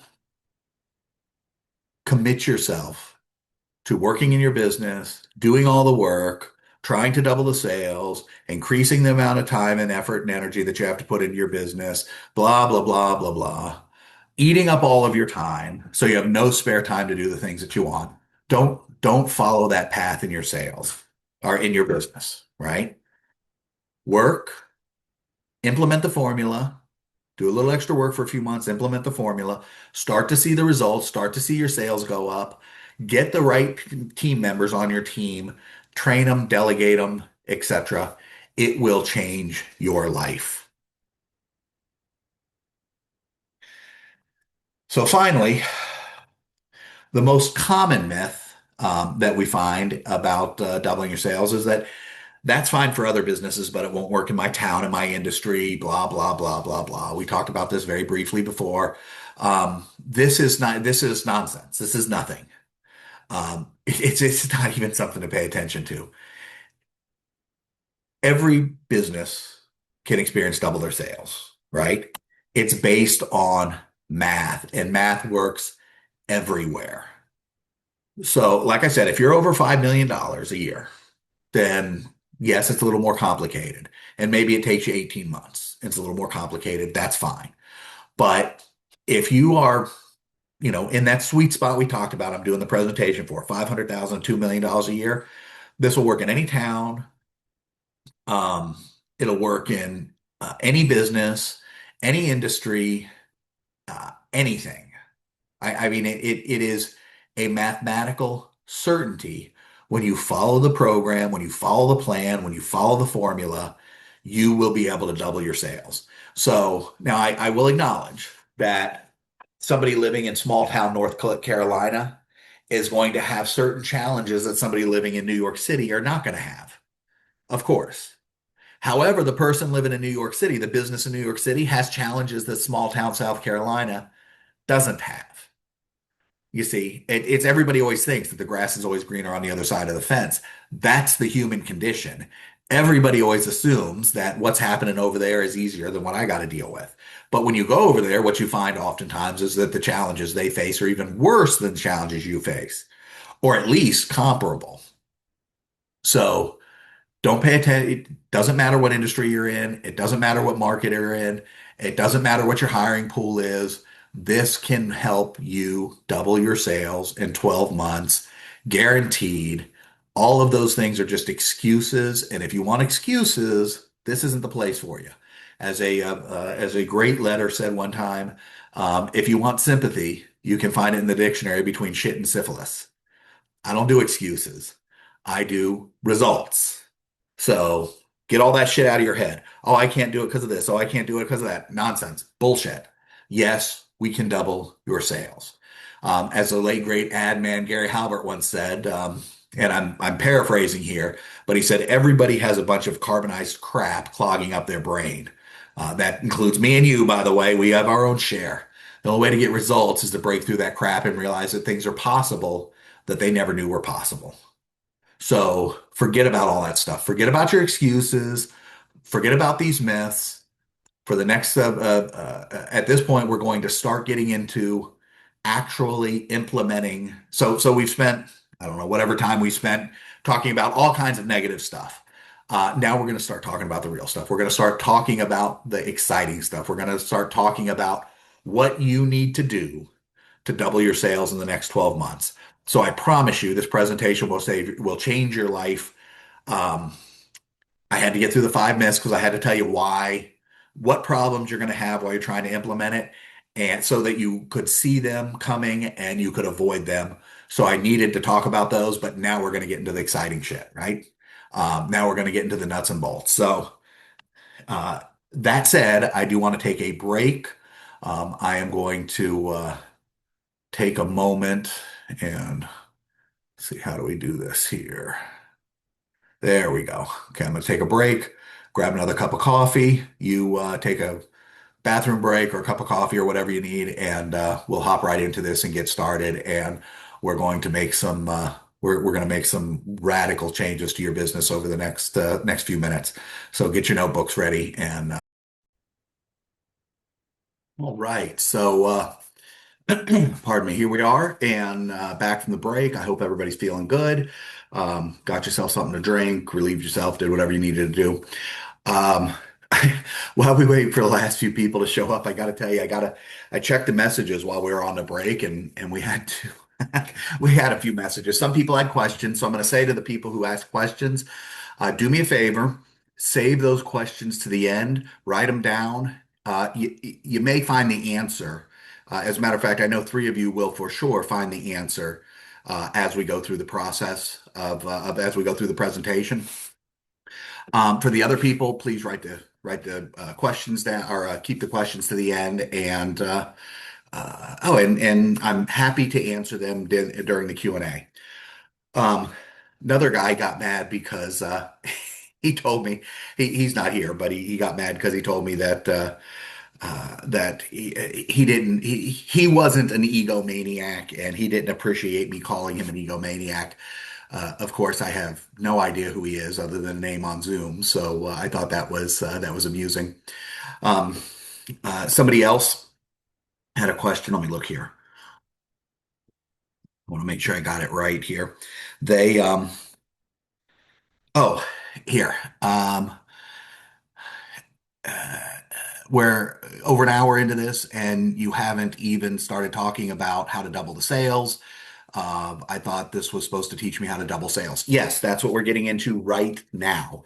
However, I'm gonna turn a fan on real quick here because um, however, the simple fact is I need to tell you what challenges, what hurdles you're gonna experience before you start this process. Because what'll happen is if I just gave you the process, you'd start the process, you'd hit the hurdles, you wouldn't realize what's going on, and there's a reasonable chance that you would just stop. And that's not what I want you to do. The point of this is to actually get you to double your sales. So let me tell you the hurdles first, and then we'll get on to doubling your sales, which is exactly what we're doing now. And we're doing that with the marketing triangle. So I hope everybody's back. We're going to buckle in because this stuff is going to get exciting. This is where I really get revved up. I don't like talking about hurdles as much as I like talking about actually doing this. But like I said, I thought it was an important part of the presentation. So direct marketing is the foundation of the double your sales process. Um, and direct marketing is, pardon me, that's marketing. We'll dive deep into it in just a second, but it's marketing that asks for an action. Um, the marketing triangle is the key to effective direct marketing. So that's what we're going to talk about now. So first, direct marketing. It's the best choice for small businesses. It is truly salesmanship in print. Now, print, it might be a little bit outdated. It could be print, it could be video, it could be on the web, it could be in an actual newspaper or magazine, whatever. But the point is that it's video, it's a salesmanship through media. It gives clear feedback for you as a business owner on what's working and what's not working, and that's vitally important in a small business. We'll get to that in just a second. You're going to know exactly what ads are working, what ads aren't working, what videos are working, what videos are not working, what messages are working, and what messages are not working based on response. So you can take quick, relatively immediate action. See, in the big picture, and I'm painting with a very broad brush here, but in the big picture, there's two types of marketing. There's brand building and there's direct marketing. That's it. You're either building a brand or you're doing direct marketing. Um, and brand building, see, okay, so the perfect example of this is if you compare a Chevy ad from Chevrolet, from the GM company Chevrolet, the manufacturer, versus an ad for a Chevy dealer, a local Chevy dealer in your town. So the Chevrolet itself shows you I'm just going to say Camaro or a truck or whatever, and it's somebody driving, or it's the truck going through the divots on the road and how tough it is, and et cetera, et cetera. It's showing you something that the idea is to make you want that product. But there's very oftentimes there's nothing. I mean, sometimes they'll say, "Oh, great, here's a great, here's a great financing deal we're running right now, 2% financing, whatever, blah, blah, blah." But you get the point. The point is to show the product off and to build Chevrolet as a brand, to build Camaro as a brand, to build Chevy trucks as a brand. It's not to get you to do anything. It's just to plant the seed. Now, if you look at local dealership marketing, that's all to get you on the lot. Now, they're not trying to sell you a car in the ad, they're trying to get you to the lot. Gift with test drive, events that they run, come on the lot, come to the event. They'll show you a car. Maybe there's a car, and you'll see sometimes a VIN number in the ad where they're selling that car for a ridiculously low price. They're trying to get you on the lot. You get a piece of mail, you see something in the newspaper, you see something in a magazine, you see something on TV, you hear something on radio. It's, saving days, come on in, test drive a car, get on the lot. Because once you get on the lot, now the salesperson is going to work to try and sell you a car. So they're not actually trying to sell a car, they're trying to get you on the lot. The reason I like to use that as an example of direct marketing is because direct marketing doesn't have to sell from the ad. It gets you to take an action. In this case, they're trying to sell you on getting to the lot. So that they'll know they run an ad, People come in asking, they run some ads to get you at the lot Saturday at 2 o'clock because they're having a big carnival or a big event. Free hot dogs, free sodas, free whatever. Come on the lot. They know that though that ad got you to the lot. They know when you come in with the thing with gift with test drive, hey, I'm here to test drive a car. They know that that ad got you to the lot so that you could take a test drive. So you see, that's the point is you're trying to get when you do advertising, every single piece of advertising you do should be aimed at getting some action from your prospect. Call our store, set an appointment, can be buy something, right? If you're in a retail store, it could be buy, it could just be to purchase something. But the point is to get the person to move, get them to take a step down the path of sales so that you can get them closer to actually buying from you. So, brand building is difficult to measure the ROI.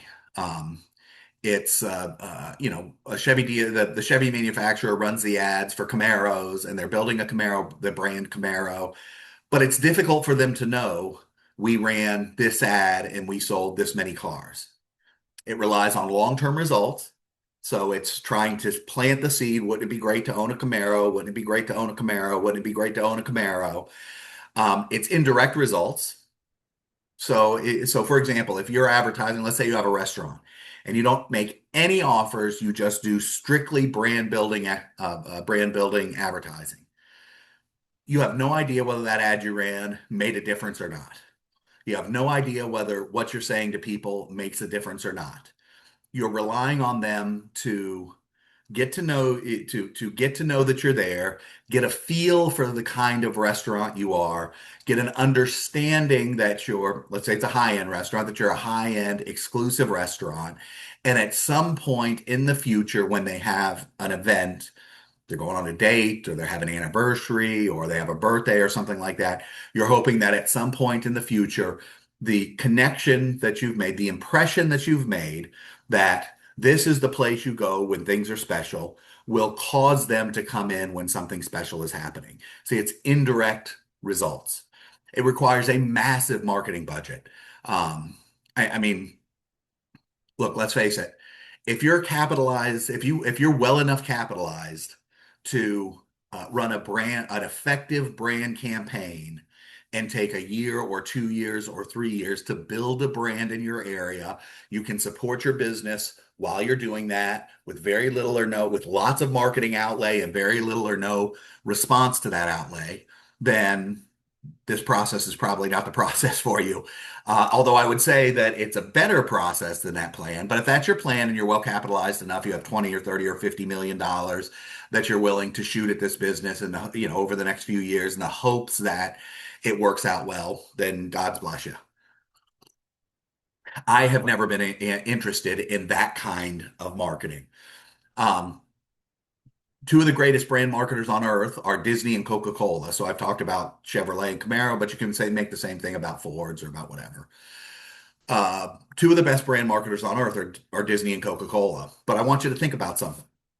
The marketing budget for either of those companies, not their sales, not their EBITDA, not their gross revenue, the marketing budget for either of those companies is more than a decade of your gross sales. So if you take 10 years of sales at your current level and you add them all together and you look at Coca-Cola's yearly marketing budget, they're going to spend more in marketing than you made and than you're going to make in 10 years. And that's why building a brand is so difficult for local businesses. Even if you just try to build a brand in a small marketplace, it's tough. It has to be done right. It takes expertise at a level that you may not understand, and it can take 10 years to do. It can cost millions and millions of dollars. It can take more than 10 years to do. So the truth is that for 998 or 999 out of 1,000 small businesses, brand building is a terrible idea unless you do it a specific way. I'll tell you in just a second, but it's a terrible idea and it will land you in bankruptcy court faster than almost anything. Now, on the other hand, direct response marketing gives you measurable, trackable results. It offers immediate response in sales. It's scalable, even with a small budget. So what you do is you can recycle your marketing budget. So let's say you have $1,000 to market, and I'm just using 1,000 just to make it an easy number. Really, honestly, you should be spending more than that in marketing, but let's just use 1,000 to make it an easy number. You run some ads on Monday. By Friday, you've gotten sales from that ads. You take the $1,000 back out of the sales that you've got, right? Because you generated some gross revenue. It's a profitable ad. You take the $1,000 back out. You respend it on Monday. By Friday, you take the money back out. You respend it on Monday. By Friday, you take the money back. So what you can do is you can take that $1,000 and you can make it work like a $4,000 ad budget. I hope that makes sense to you. Now, do the same thing with a $10,000 budget or a $50,000 budget or a $100,000 budget, whatever your budget is. You spend it, you get the response from it, you get the sales from it, you take money back out, you spend it again, that same budget. Now, the right way to do it, honestly, is you take a little extra out. So you spend the 1,000, you make the sales, you take 1,100 out, and then you spend that and you make the sales, and then you take the 1,100 you spent, plus you take another 100 or two out, and then and that's how you scale, and that's how you find budget to test and that kind of thing. But the point is that you can make a small marketing budget work like a much bigger marketing budget just by recycling that budget over and over and over.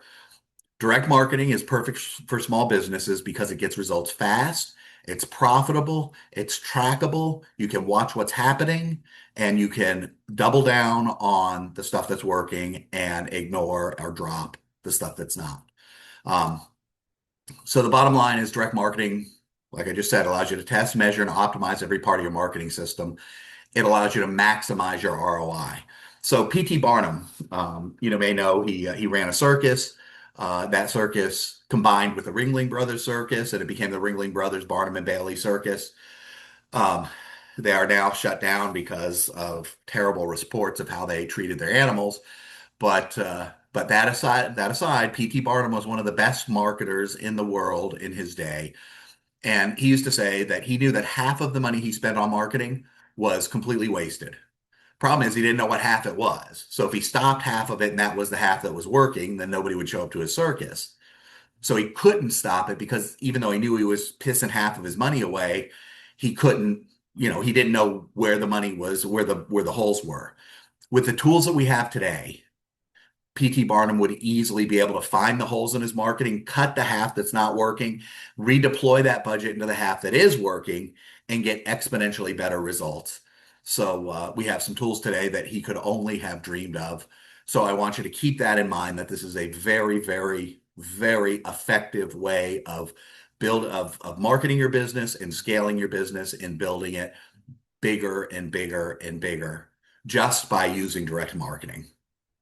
Um, the uh, the core of direct marketing is the call to action, or the CTA. Now, one of the metrics we want to follow is also a CTA. It's a cost per action, but the CTA is the call to action. It's where we tell the prospect what we want them to do. So there's an old saying in sales. Zig Ziglar, I think, coined it originally, and he said, "Timid salespeople have skinny kids." Well, timid marketers have anemic businesses. So you have to be very, very, very, very clear about what you want that person to do. Click here, sign up. Click here, buy now. You know, come to the lot and test drive a car. Whatever come to the store and buy something and get 10% off. Whatever the process is, whatever the action you want that prospect to take is, you have to make it abundantly clear in the direct marketing, in your marketing pieces. Now, the reason direct marketing works is what we call the marketing triangle. Think of it as a three-legged stool. It doesn't really matter which leg you put on first, but you have to have all three of them or the stool falls over, won't stand up. The three legs, or the three points of the triangle, are the message, market, and media. Now, I like to start with the market. I think that's the easiest way for most businesses to start is you take the market, you take the people who want to buy from you, take the people for whom your product or service solves a problem or eliminates a pain. You create a message that those people will respond to, and then you find a way to reach them, a media to reach them. Now, media could be online platforms, ad networks, it could be newspapers, it could be direct mail, it could be, we'll get into the types of media in just a second. But whatever the media is, you create a message that your people will respond to. You pardon me, you find out who your market is, who the people are, you create a message that will respond to, and then you put that message in front of them. That's the easiest way. Now, you can start anywhere, but just for ease sake, I'm assuming that you probably don't have a deep direct marketing background. So I don't want to confuse you with where to start. So just start with your market, create the message, and then find the media to put in front of them.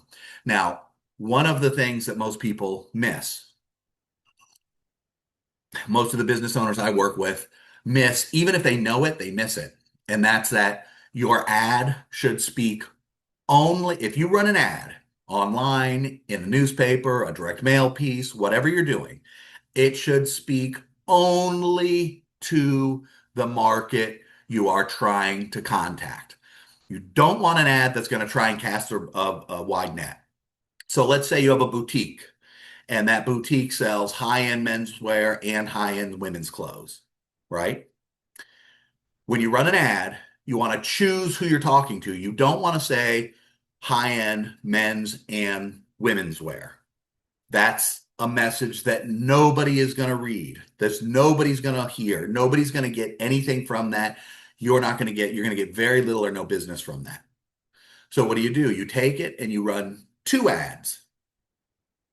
One ad says something in the headline. The message is, now I'm just brainstorming here, but let's say we're going after professional people, and it says something in the neighborhood, something in the nature of the right suit can make your best business, can make your next business meeting an absolute smash success, or the right suit will make your best, the right suit can be the difference between closing a deal and not closing the deal in your next business meeting.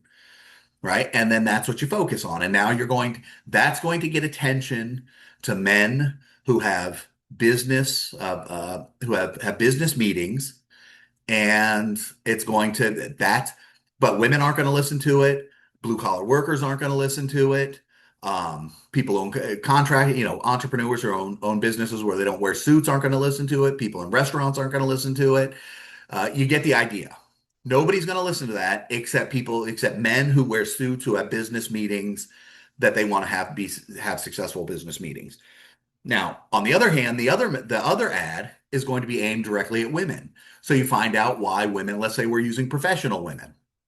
So you say something about how, the right suit will ensure that you're taken seriously in the workplace, or the right suit will make sure that you're taken seriously by your colleagues, or something of that nature. And of course, this is just off the top of my head. This is no campaign I've actually done or anything like that. We'd have to do a lot of market research and figure things out, but you understand the point I'm trying to make. So the ad that's aimed at men is only going to be read by men who specifically wear suits for business meetings, and the ad that's read by women is only going to be read by women by professional women who need to dress nicely or need to dress crisply in order to be taken seriously in the workplace. Neither one of those ads is going to be read by anybody who doesn't wear professional clothing. They're not going to be read by anybody who, is going to a wedding and needs a suit to go to a wedding in. None of those people are going to read those ads. But the people who do read them are going to understand that that is exactly specifically for them. So then now you just need to figure out. So now you have a market, and you can have 2, 3, 4, 5 different markets in the same business. Just like I described, you've created a message that will speak specifically to those people, and now you just need to figure out a way to get that message in front of them. So I hope that makes sense. When you adopt a direct marketing approach in your business, You'll be able to test and measure your marketing and your sales efforts. You can, as I said over and over again, you can double down on the ones that are working, the winning initiatives, and you can cut out the losing ones. With direct marketing, you will know what's working and you will know what's not. Now you have to track it, but you will know what's working and you will know what's not, and you can optimize and cut the fat away of every step and get the absolute most out of every marketing dollar you spend. So I hope that makes sense to you. I hope you understand the power of direct marketing now. And so let's get to the next step, which is the actual five-step formula, right? So you understand where we want to go with direct marketing, how we want to use it, why it works so well. And then now with the direct marketing, we want to apply the direct marketing to the five-step formula. And here it is. Leads times closing rate in parentheses times parentheses ticket price plus upsell and parentheses times frequency equals sales. That's the formula. That's it. That's how you're going to double your sales in 12 months. So just to give you an example of how it works, and this is not a real example, it's meant to be very simple with small numbers just to make the point. Let's say over the course of a year, you have 100 leads and you close 20% of them. You're selling something that's $100. You have zero upsell, and each of those people does business with you one time over the course of the year. That means you have $2,000 in sales. Now, obviously, like I said, you can't run a business on $2,000 in sales. I'm just giving you an example to show you the math. This works. If you make that 10,000 leads, it works the same way. If you make it a $10,000 sale or a $50,000 sale or a $5 sale, whatever it is, it works. The math works the exact same way as far as percentages. So what we're going to do is we're going to bump the leads by 10%. So we're going to get 10 extra leads over the course of the year. We're going to do some training and get people to add 2% to your closing rate. So you have a 22% closing rate instead of a 20% closing rate. We're going to bump we're going to bump the sales price by $10. So instead of $100, you're going to sell for $110. Nobody's going to not buy from you. And especially once you go through the steps that I show you of optimizing each step, nobody's going to give you any problem about bumping the price $10. So instead of $100, now it's $110. And instead of no upsell, you're going to create a $300 upsell, but only 1 out of every 12 people are going to buy it. Now, the truth is that approximately 1 in 10 people will buy the upsell if it makes any sense at all. Now, I'm not talking about buy the upsell because you close them or because you work hard to sell it to. I'm saying you just show it to them. And if it makes any sense at all, about 10% of the people will buy it just because that's what they do. They buy everything. Once they decide to buy something, they'll buy everything. But let's be even more conservative and say it's only 1 in 12. And then you're going to stay in contact with them, send them some emails, do some follow-up stuff. And 1 out of every 3 people who comes in comes back 1 more time over the course of the year. So 1 out of every 3 people buys from you twice a year. And 2 out of every 3 people just buy from you the normal 1 time per year. Now your gross sales, so 110 leads times a 22% closing rate at a $110 ticket price plus the $300 upsell averages out to $25 per sale because it's only 1 in 12 people buying it. So it's a $110 sale plus a $25 upsell, right? You take 300, divide it by 12, you get 25. And the average person comes in 1.3 times because it's 1 out of every 3rd person. It's actually 1.33333333, but we'll just do 1.3 just to make it easy. So your frequency goes to 1.3 instead of 1. Now your sales are $4,247.10. That means you've gone from $2,000 to over $4,000 without making any major difference in anything in your business. You have not made any major leap anywhere in your business and you've more than doubled your sales. It doesn't take much.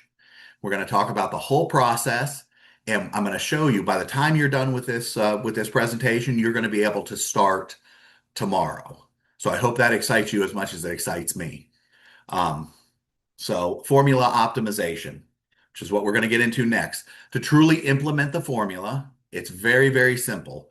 Literally as simple as flipping a switch.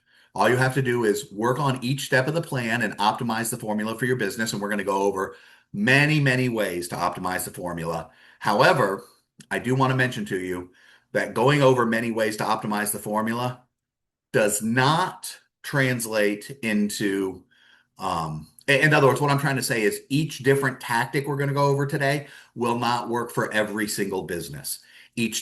There are tactics in this presentation that will work for any business, but not every tactic will work for every business. So you're going to have to do some translating. You're going to have to figure out how to apply some of these things, and a few of the things you're not going to be able to apply. But think of it as a buffet. You're going to go down the buffet line, and at the end, you're going to have a complete meal, but you're not going to have everything that was offered in the buffet. So that's how I want you to think about this. All you have to do is go through, apply the tactics to this strategy, and optimize the formula for your business. Suddenly, and I'm telling you, it will be suddenly, it'll almost happen. You won't even realize it's happening. You'll be making, 50% leaps, 60% leaps, 100% leaps in sales, and it will happen almost under your nose with very, very little disruption in your business. No extra marketing expense, no extra staff expense. Suddenly, you'll be far more profitable. Now, that's where, because now you're doing more sales and your underlying expenses are staying the same, so you're being more profitable. That's where you get the money to now start to build the team that can make you free of your business, right? And when I say free of your business, I don't mean you never have to go there. You can travel the world. It operates on its own. That's all that crap is a pipe dream. You are still going to have to manage your business. But managing your business is not the same as working in your business 8, 10, 12 hours a day. You can literally manage your business with an hour or two a day. I knew a guy, very, very successful guy, owned a very successful business in Chicago. He lived in Ocala, Florida. So he lived literally across the country, loved horses, but he spent about 2 hours a day managing his business. He had set it up properly. He spent about 2 hours a day managing his business. He would get reports from the managers he hired. He would take a look at what's happening. He'd take a look at the financials. He had the business set up so that he had to authorize the bank to pay any checks. So there were people who were signers on the account, but he had to go through and authorize manually any check that had to be paid and or any check that was to be paid. And so he kept a tight rein on his business, and he would go up there. He had a little farm outside of Chicago, and he would go up there and spend, some time, a few weeks or so, 2 or 3 times a year. But he managed his business a couple hours a day, and he made a lot of money. The guy was a multi millionaire. So how did he do that? Because he set the business up correctly. He worked in the business and made it profitable enough to hire a team, a really sharp top level team that he trained how to manage the business to the point where he did not have to be at the business every day. He could just spend a couple of days, or pardon me, a couple hours a day managing them. First thing in the morning, get up, look at the reports, read everything, approve the checks that needed to be approved, and then on with his day, riding horses. Or I actually met him in a CrossFit gym, so he'd ride horses. He went to CrossFit. He had a social life, but that's all he did. It was just he had an amazing life because he had a business that was a money-making machine. He just had to make sure all of the parts were working properly, which he did. That's what I want for you. That's what I think that we can do for you. Now, the question is, how do you optimize each step? Well, that's what we're going to get into now. And the first step in the formula is lead generation. We need to optimize your lead generation, but I don't want you to get stuck here because this is the place where most business owners get stuck. Get more leads, get more leads, get more leads, get more leads. And I'll tell you what happens. If you double your lead flow just right out of the gate.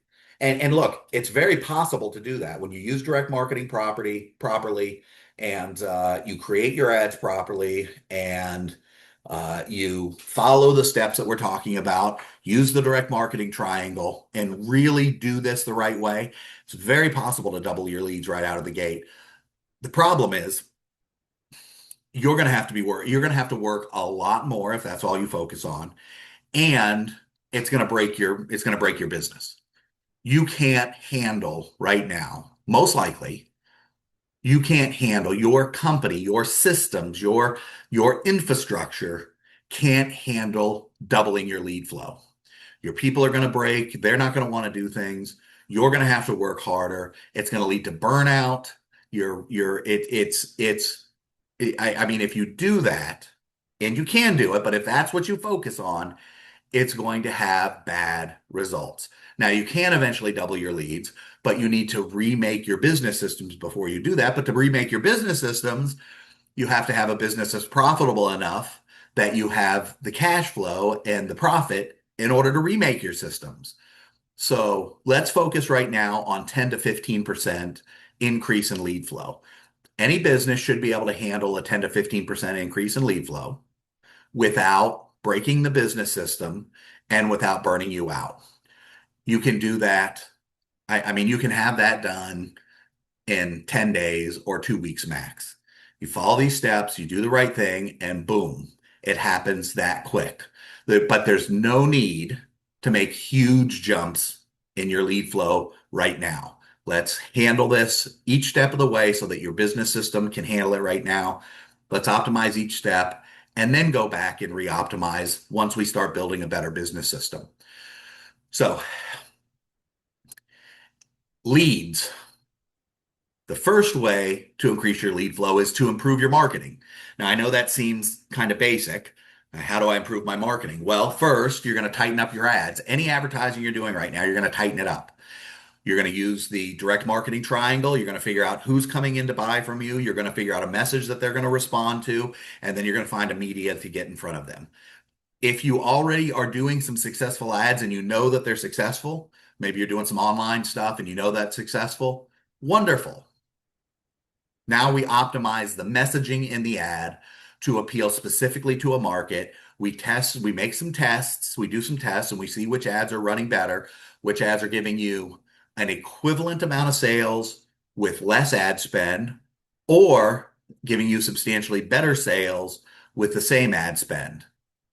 Once we have those messages locked down, then we're going to redeploy them when we start talking about multi-channel lead marketing, multi-channel lead generation systems. So we're going to start redeploying them. But right now, let's just work on tightening up your ads, making them work better.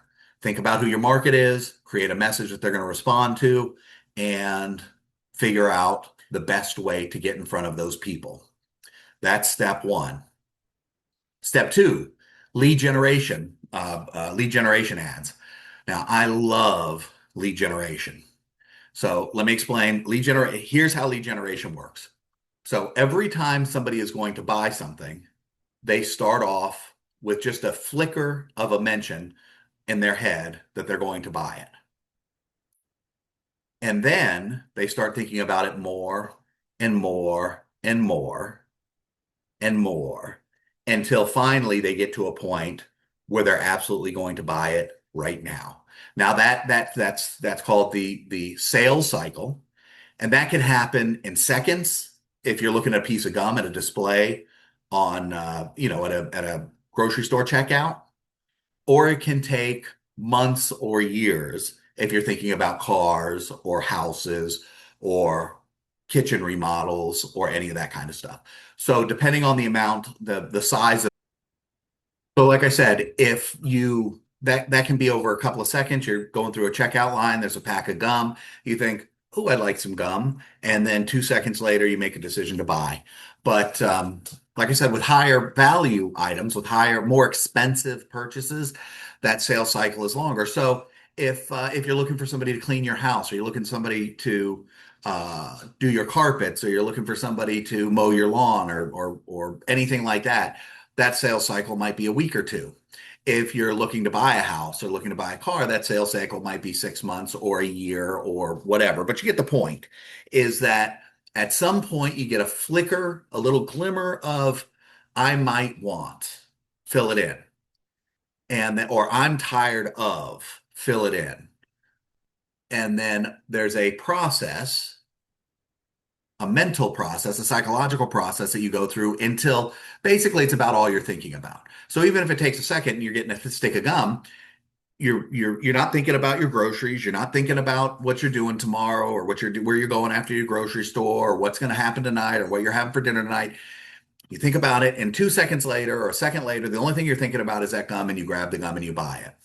If it's a car, you might get out and go out and get in your car and push the window doesn't work right, or it takes a second extra to start, or there's some problem and there's a little glimmer of, God, I'm tired of this car, or God, I'm tired of this. Or you get in and you put it in reverse and you start driving, and it's a little bit, maybe it's a bigger car, it's a little difficult to drive, and you think, God, it would be nicer to have a smaller car. Or you go and fill up at the gas tank and you realize that every time you fill it up, it's 40, 50, $80 to fill it up, and you think, God, it'd be nicer to have a car with better gas mileage. Whatever it is, something clicks and there's just a little boop, that would be nice.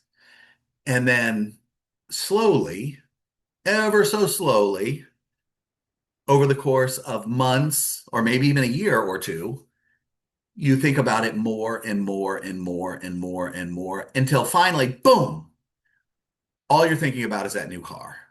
And that's all you want, and you go buy a new car. That you're buying a car within a week at that point.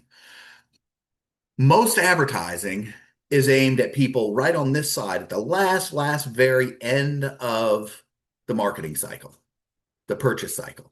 Pardon me, not the marketing cycle, the purchase cycle. It's right at the very last part of the purchase cycle. Lead generation marketing is going to target people along the curve.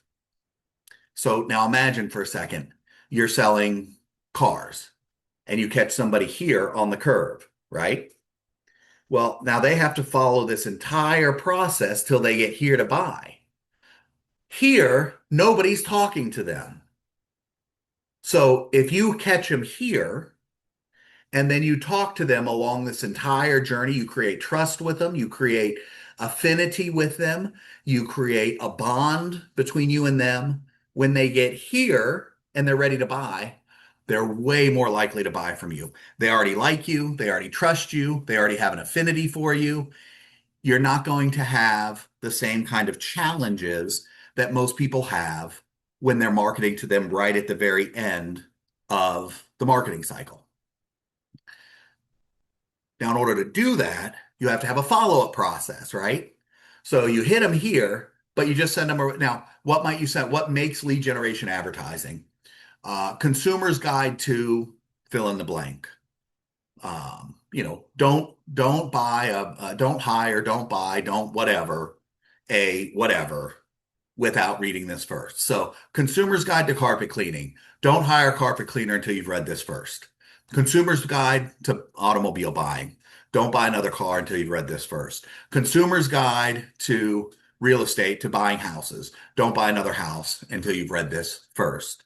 You see what I mean? That's the general template. Now, you don't have to follow that exact template, but you get the idea. So we send it out here in the sales cycle. They get it. Then you create a funnel to follow up with them. Emails, maybe a newsletter. Newsletters are powerful. Whatever. They get it here. You follow up with them along this cycle. When they get here, they like you, they trust you, they know you, they have an affinity to buy from you. You're miles ahead of the competition. You could even get them without them checking anybody out. You could even grab that person without them even thinking about buying from somebody else. They don't even talk to anybody else. And here's the real cool part. When you catch them early, you can speed them through you can speed them through that buying cycle. So they start thinking about it, you catch them here, and let's say the rest of this is normally 9 months, right? So from here where you caught them to the end is normally on average 9 months. But maybe because you're talking to them about what's annoying them more often, you're bringing it up in their brain more often, they're thinking about it more often because you're communicating with them about it, suddenly this becomes 3 months or 4 months, not 9 months. So now you've got them to the purchase decision quicker, more quickly, and they like you and trust you and feel like they know you and are inclined to do business with you as opposed to do business with your competition. It's a great way to cut off, it's a great way to front run all of your competition, to shut them out, to put them in a position where they've got to play catch up when it's time to make the purchasing decision. Lead generation advertising on its own will increase your closing rate and allow you to raise your prices. Now, we're going to talk about other strategies for both of those, but lead generation on its own will allow you to increase your closing rate and raise your prices without any problem. Now, it's extraordinarily powerful. It's wonderful. I love it. We use it as often as possible. However, there is a higher expense to it. Costs more because you hit them here, and then you got to follow up with them, right? Or you hit them here, and then you got to make sure that you follow up with them. So it does cost more per lead in order to use effective lead generation advertising. However, because your closing rate goes up, it can be the same price per sale. So the same marketing cost per sale. So there's marketing cost per lead and there's marketing cost per sale. So you spend $10 on a lead and you close 20% of those leads. That means you've closed two people, right? So let's say you spend $10 per lead, you close 20% of the leads. You get 100 people, that's $10 per person. You spend $100, you get 10 leads, you close 20% of them, that's $20.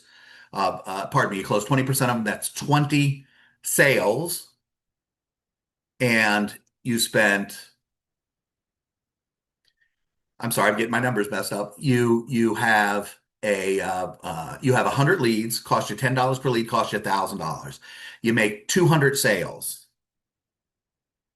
It's 200 sales for the $1,000 you spent. That's $50 per sale, right? Are you tracking with me? Because I confused myself for a second. So let's go over it again to make sure you got it. $10 per lead, 100 leads equals $1,000.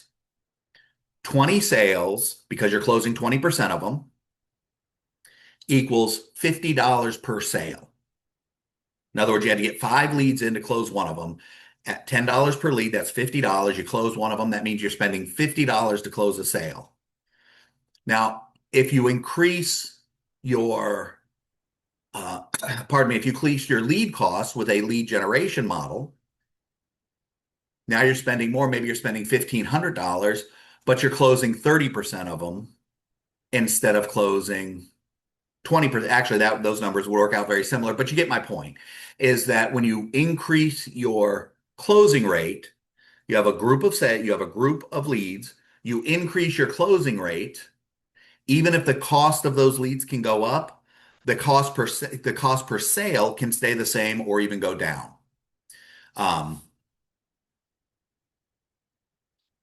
You know what? Let's just do it very simply. Very, very easy numbers that even I can do in my head. $1,000 you spend on leads, you close 50% of them. And so you spend $1,000, you close 50% of them. You have 10 leads. It was $10 per lead, 100 leads, $1,000. You close 50 people. That's $20 per lead, right? Or $20 per sale.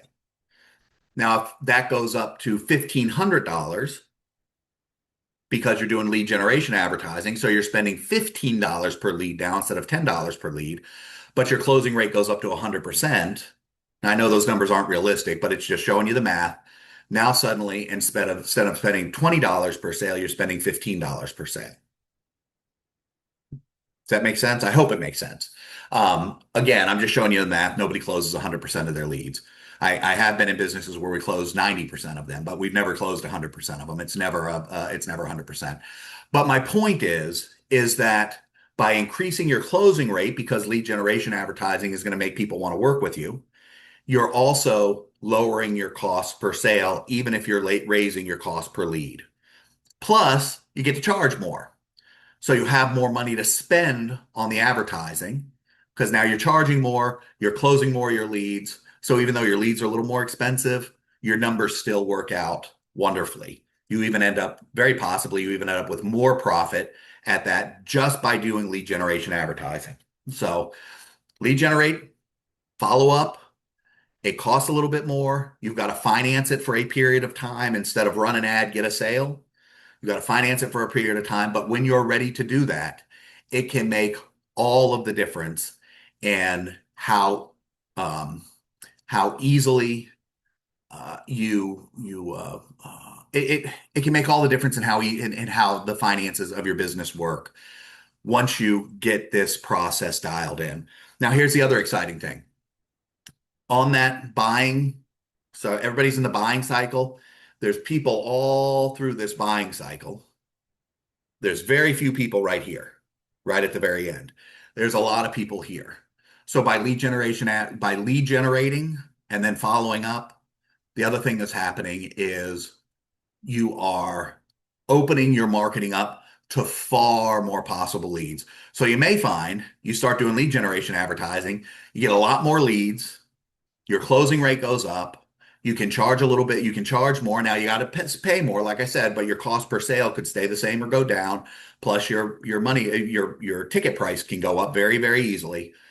But it creates a situation where you can get 10 or 15 or 20% more leads into your business just by doing lead generation advertising, just by virtue of the fact that there's more people along the buying cycle than 90% of the way through the buying cycle than there is somebody 10% in the last 10% of the buying cycle.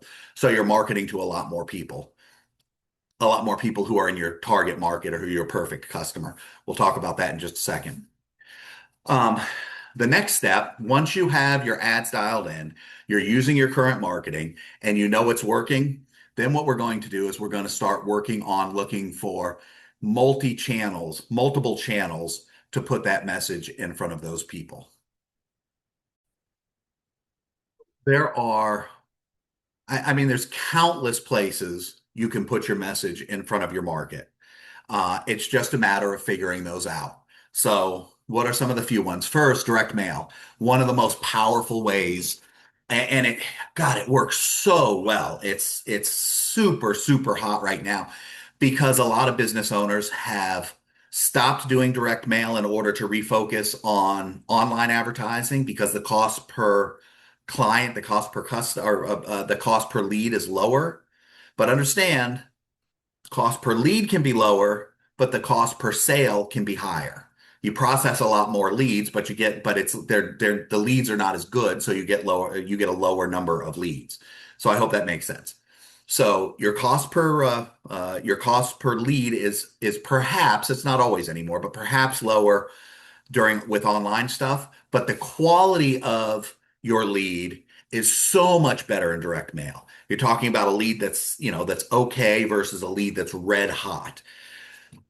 Direct mail, and because there's not as much in the mailbox anymore because a lot of people have stopped using direct mail, it's an incredibly powerful medium. It can be super, super, super targeted to people who are your dream clients. We'll talk about how to figure those people out in just a second, but it can be super targeted to people who are your dream clients, and it can be super powerful as far as generating red hot, ready to buy now leads. I mean, we're talking about you might drop a mail drop and it's not unusual. It doesn't happen every time, but it's not unusual to close 80, 90% of the people who respond. Now, not everybody's going to respond, but you can get response rates in the 10, 15, 20%. One of my companies does mailings for restaurants, and we routinely get response rates in the 20% range on the mailings that we do. It's very hyper targeted. So it absolutely is possible to get response rates in the 5, 10, 15, 20% range, and then to end up selling 80 or 90% of those people who responded. So it's just a matter of numbers. How you just got to get the right message, get the message tested in platforms that are less expensive, and then roll that message and then test it with direct mail, get that dialed in, and then roll it out. It can be incredibly, incredibly, incredibly profitable. So, as a matter of fact, some businesses still to this day rely only on direct mail. They don't do any online, they don't do any space ads, they don't do anything. They just use direct mail and they make piles and piles and piles of money from it. So direct mail is hot. Space ads and periodicals. Now, periodical is, of course, anything that's published periodically. That can be daily, it can be monthly, it can be weekly, it can be quarterly, whatever. Um, Newspapers can be good, but readership is way down in newspapers, particularly among a younger demographic. I mean, I know I'm in my 50s, and I can't even remember the last time I read a newspaper. I got a subscription to the Wall Street Journal and never even looked at the paper. I just looked online. I'd read the paper online. So newspapers still can be good for a certain demographic, but they are certainly waning. However, there's lots of very tightly niche local newspapers that are still red hot. The county newspaper, the city newspaper, those kind of things. There's newsletters that go to HOAs or go to specific communities, or newsletters that are sent out to affinity groups, so a local church or people on the list, people on the list for the local animal shelter. Those can be red hot, especially since because if you're advertised, if they reach your market and you're advertising in there, then people appreciate that you're supporting their community, their church or the animal shelter or the nonprofit or whatever it is. They love that, and you create almost an obligation if they're going to buy your product or service from somebody, then they almost have an obligation to buy it from you. Those can be very powerful. HOA newsletters can be very, very powerful. So there's all of these different niche and sub-niche and tight, small periodicals that can be extraordinarily powerful. A newspaper, putting something in the New York Times is exceedingly expensive. If you're in New York, of course, it's very, very expensive, and it may or may not work because people are reading less and less newspapers. However, I mean, if your market reads newspapers, if you go to an older market, I'd probably guess off the top of my head, 70 plus, newspapers can work very well. Same thing with like the yellow pages. If you're going to a specific market, 70 plus, those can still be those kind of legacy print ads can still do very well. But if you're going to people who are younger, under 60, you really are going to have a crapshoot whether you're going to do well with that stuff. But with community newspapers, community magazines, community newsletters, anything like that can be very, very powerful, and it's well worth testing. Now, part of your job as the owner is to be on the lookout constantly for this kind of stuff. I mean, literally calling the nonprofits, calling the animal shelters, calling the various churches, and asking them if they have a newsletter or some sort of periodical that they publish because you'd like to run an ad in it. You absolutely have got to test all these things. Yes, it's a lot of it's a lot of moving parts, but this is the kind of work. First, I promise you, managing 14 different newsletters in the community, or small periodicals, county, city newspaper, that kind of thing. I promise you that kind of stuff is a lot less stressful than doing the stuff than doing the work of in your business, the being the butcher, the baker, the candlestick maker. It's a lot easier to manage that than it is to manage the business. So that's number one. Number two, these are oftentimes competition-free zones. None of your competition is marketing in in this area. None of your competition is doing this stuff. So if you put a little extra work in, you can really get a powerful ROI, an extraordinarily powerful return on ad spend. It's just a matter of testing it. First step, get your copyright, get your ads tested up, get your ads tightened up and get them tested and make sure they're working. Next step, start looking for different media to put them in. Coupon books. I love coupon books. Now, obviously, these are going to be for some businesses and not for other businesses. If you have a high-end steakhouse that's, $200 per plate on average, you're not going to want to put something in a coupon book. I get that. But most companies do very well with coupon books. I had a service business that I owned. I've since sold, but I owned in Ocala, Florida. And there was this little coupon book. And I swear, had I not been on the lookout for this place, I'd have never found her.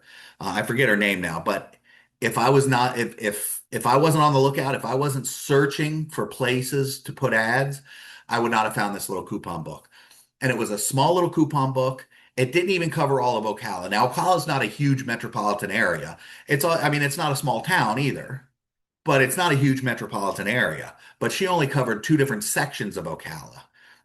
Every time I ran an ad in this coupon book, it paid for itself two and three times over. I mean, think about that for a second. I spent $300 in the coupon book and I make $600 to $900 a month in profits from that coupon book. Now, you might think $300 and 6 night, like who cares? Like what's the big? Well, there's an old saying, um, how do I get 100 clients per month? Or how do I, it comes specifically from a guy, I can't remember his name, but he was in the dental industry, had been a dentist, had a very successful practice, sold his practice. His retirement plan was to buy a huge, gorgeous, amazing RV, and he drove around the country and he taught dentists how to get more patients. And people would inevitably ask him, how do I get 100 new patients a month? How can I do that? That was, for whatever reason, that seemed to be the standard in that business. How do I get another 100 new patients a month? And his answer was, I don't know one way to get 100 new patients a month, but I know 100 ways to get one patient a month. So you've always got to be on the lookout for high leverage, return on ad spend places where you can put your message. In this case, this little coupon book, I begged this woman to cover more areas. I offered to buy the business from her so I could cover more areas, not because I wanted to be in the coupon book business, but because I wanted to be able to put my message in the coupon book for this business all over the city and all over the county. And she just wouldn't do it. She was not interested in doing it. She wouldn't do it. But man, I rode that coupon book until I sold that business. I rode that coupon book for years.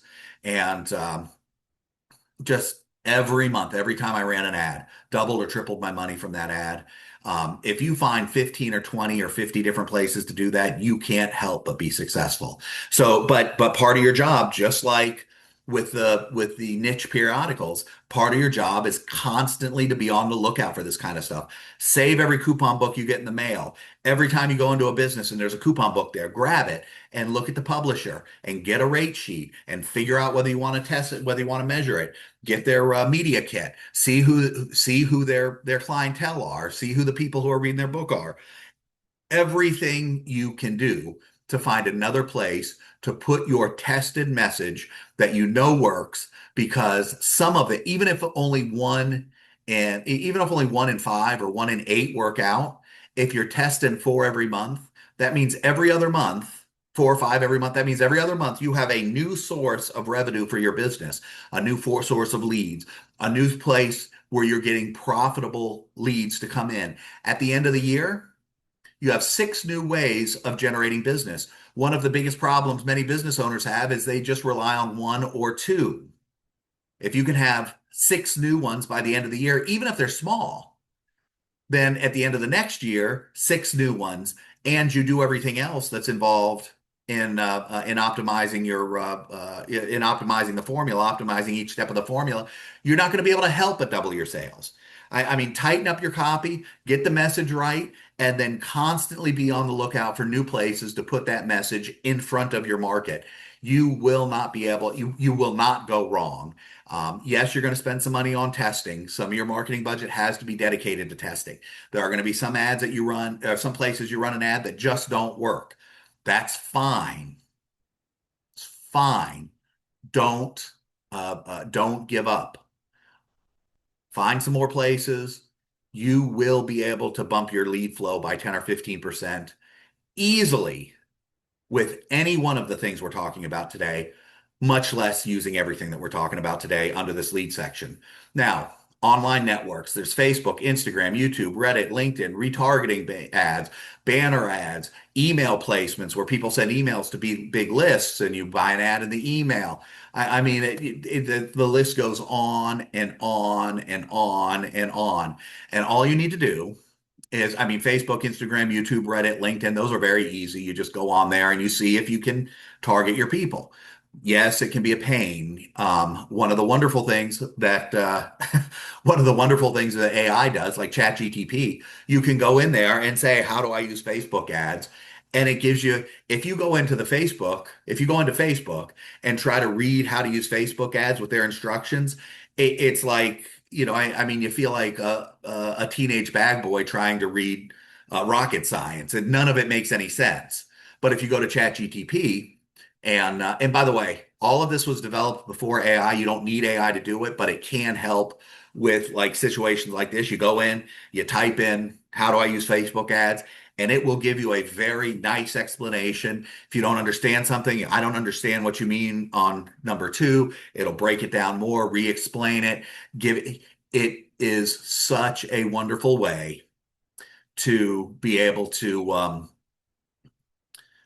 take advantage of ad networks that you would never be able to take advantage of in the past. So it's a wonderful process. This is all accessible to you, even if you don't like online advertising, even if you don't know anything about Facebook or YouTube or Reddit or LinkedIn, any of their marketing programs, you can take advantage of these things.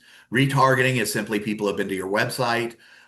You put a cookie on their computer again. Go to AI, go to ChatGTP. How does retargeting work? It'll explain the whole thing to you in very minute detail, and you can ask it questions and it will explain it further and re-explain it and make sure you understand it. Banner ads, that's just somebody has a website and you put a banner ad on it. Email placements, you go find somebody who has an email list with people in your market. Now it can be local. If it's a big email list that covers the whole country, you can ask them if you can do it only in certain geographic locations. You may be able to, you may not be able to. If you can't, that's fine. You go to somebody else. But you find somebody in your business who sent or pardon me, somebody who sells or communicates with your market, who sends emails on a regular basis, and you offer to pay them to put an ad in the email. It's that simple. There's manual labor marketing, so that's tough. That's making phone calls, knocking on doors. It works. It's wonderful for a nice way to start. It's not ultimately scalable. It's very difficult to scale. I mean, it is scalable, but it's very difficult to scale. Let's put it that way. That said, if you have somebody go to somebody's house, if part of your business is somebody going to the house and you're not taking door hangers and putting them on the neighbors' doors and the three houses across the street. So you're going to this house, you put a door hanger on the left and the right, and then you put a door hanger on the three houses straight across the street from them. If you're not doing that, you're out of your mind. It's simple. It takes 5 minutes to run around and put those door hangers on. You can make sure that your people are doing it, and it will pay off in spades. You don't have to pay your people anymore. The only cost is a door hanger. So it's literally like 5 cents per stop. So, I mean, let's assume you have an extraordinarily busy business and you're doing, you know, each person is doing 8 or 10 stops a day, which is a lot of driving. That's a lot of moving in an 8 hour time frame or even a 10 hour time frame. So now suddenly there's five houses. Every stop they make, there's five houses. That's if they make eight stops, that's 40 cents a day. You're literally talking about spending $2 or $3 a week to put your message in front of people who are going to be like the people who you're selling to. Like you're already selling to the person here. They've already called you. You've sold them. You're showing up to service them, whatever. You're doing business or you're trying to do business with this person. They're a prospect. The people who live around them are going to be distinctly similar to them. This is a wonderful way to open up a market for almost nothing, for a couple of bucks a week per person out who's going out and doing it. If you're the person going out and doing all the work, you have a pest control company or you have a yard company or a yard cleanup company or whatever, a pet cleanup company, whatever you have. If you're doing that and you're not putting these five on every house you stop at, you're out of your mind. And if you have people who are going out and doing it, they should be putting the five out every house they go to. If you're a contractor or a roofer or, and you have somebody coming out to do sales, somebody's coming out to do a sale for a kitchen remodel or for a re-roofing or to paint or whatever.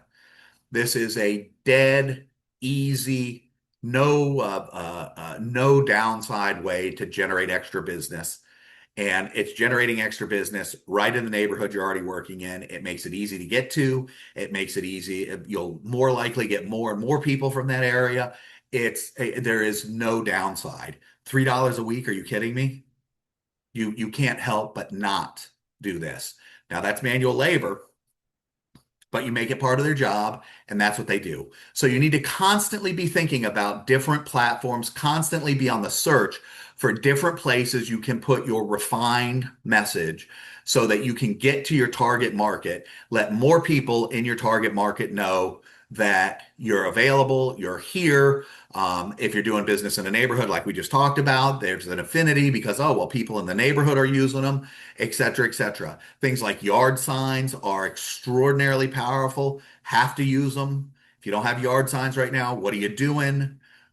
They're cheap. You go buy a bunch of yard signs and you have somebody stick it in the yard when you go and service somebody or you go and close a deal or you go and do something. Anytime you're going to somebody else's house in order to do any kind of business with them at all, if you have a business that goes to somebody's house, you're out of your mind if you're not using door hangers. Restaurants, door hangers are extraordinarily powerful. Now, it's a pain in the backside to get people to use them, but go out on a Friday afternoon and door hang around the restaurant, put out 500 or 1,000 door hangers. Again, they're a few pennies each, so you're going to spend 20 or 50 bucks on door hangers. Going to get some people who come into the restaurant. I know it's a pain in the backside. I know nobody wants to do it, but if you make it part of their job and they go out and they put the door hangers out, then boom, you're going to have a busier day, a busier evening that evening. This is very powerful. Like I said, you don't want to build a whole business on nothing but this, but you absolutely can't ignore it either.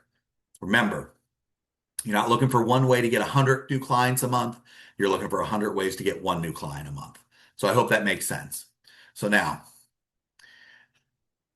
exactly who are you looking for? That's what we're going to talk about now is your dream client targeting.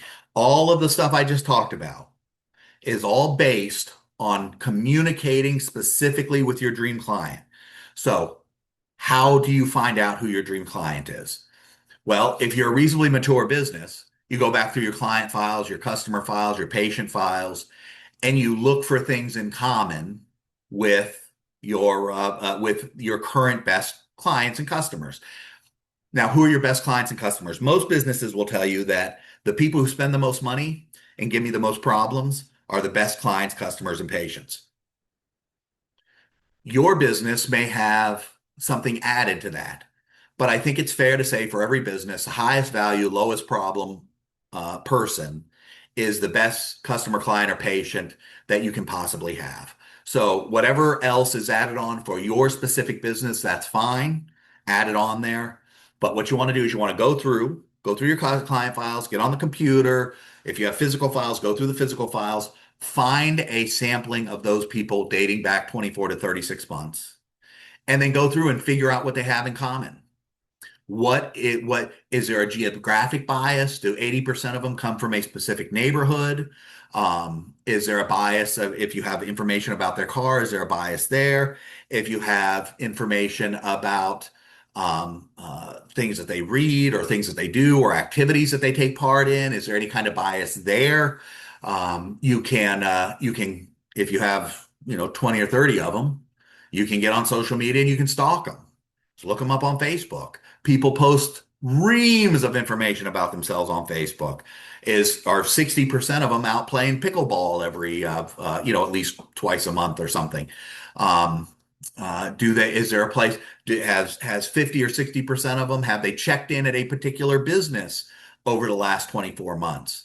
You see what I'm saying? I mean, you've got to go through and it takes some work, but you identify things that are similar about those people. You can also make a list of them and call I usually use a company called Info USA to do this. But you go to Info USA, call them up and tell them that you have a list of your best customers and you need them profiled. Now, there's going to be a minimum number that you have to pay for. You can do you can do as many as you want, but there's a minimum number that you're going to have to pay for. So if you have less than that, you're still going to have to pay for the minimum number. But what they'll do is they'll take the information you have about those clients, patients, customers, etc. They'll take that information and they will compare it in their database, and they have database of hundreds and hundreds of millions of people. They will go in, find information about those people. They'll give you their income range. They'll give you where they live. They'll give you telephone numbers if they have them. Sometimes they might have email addresses.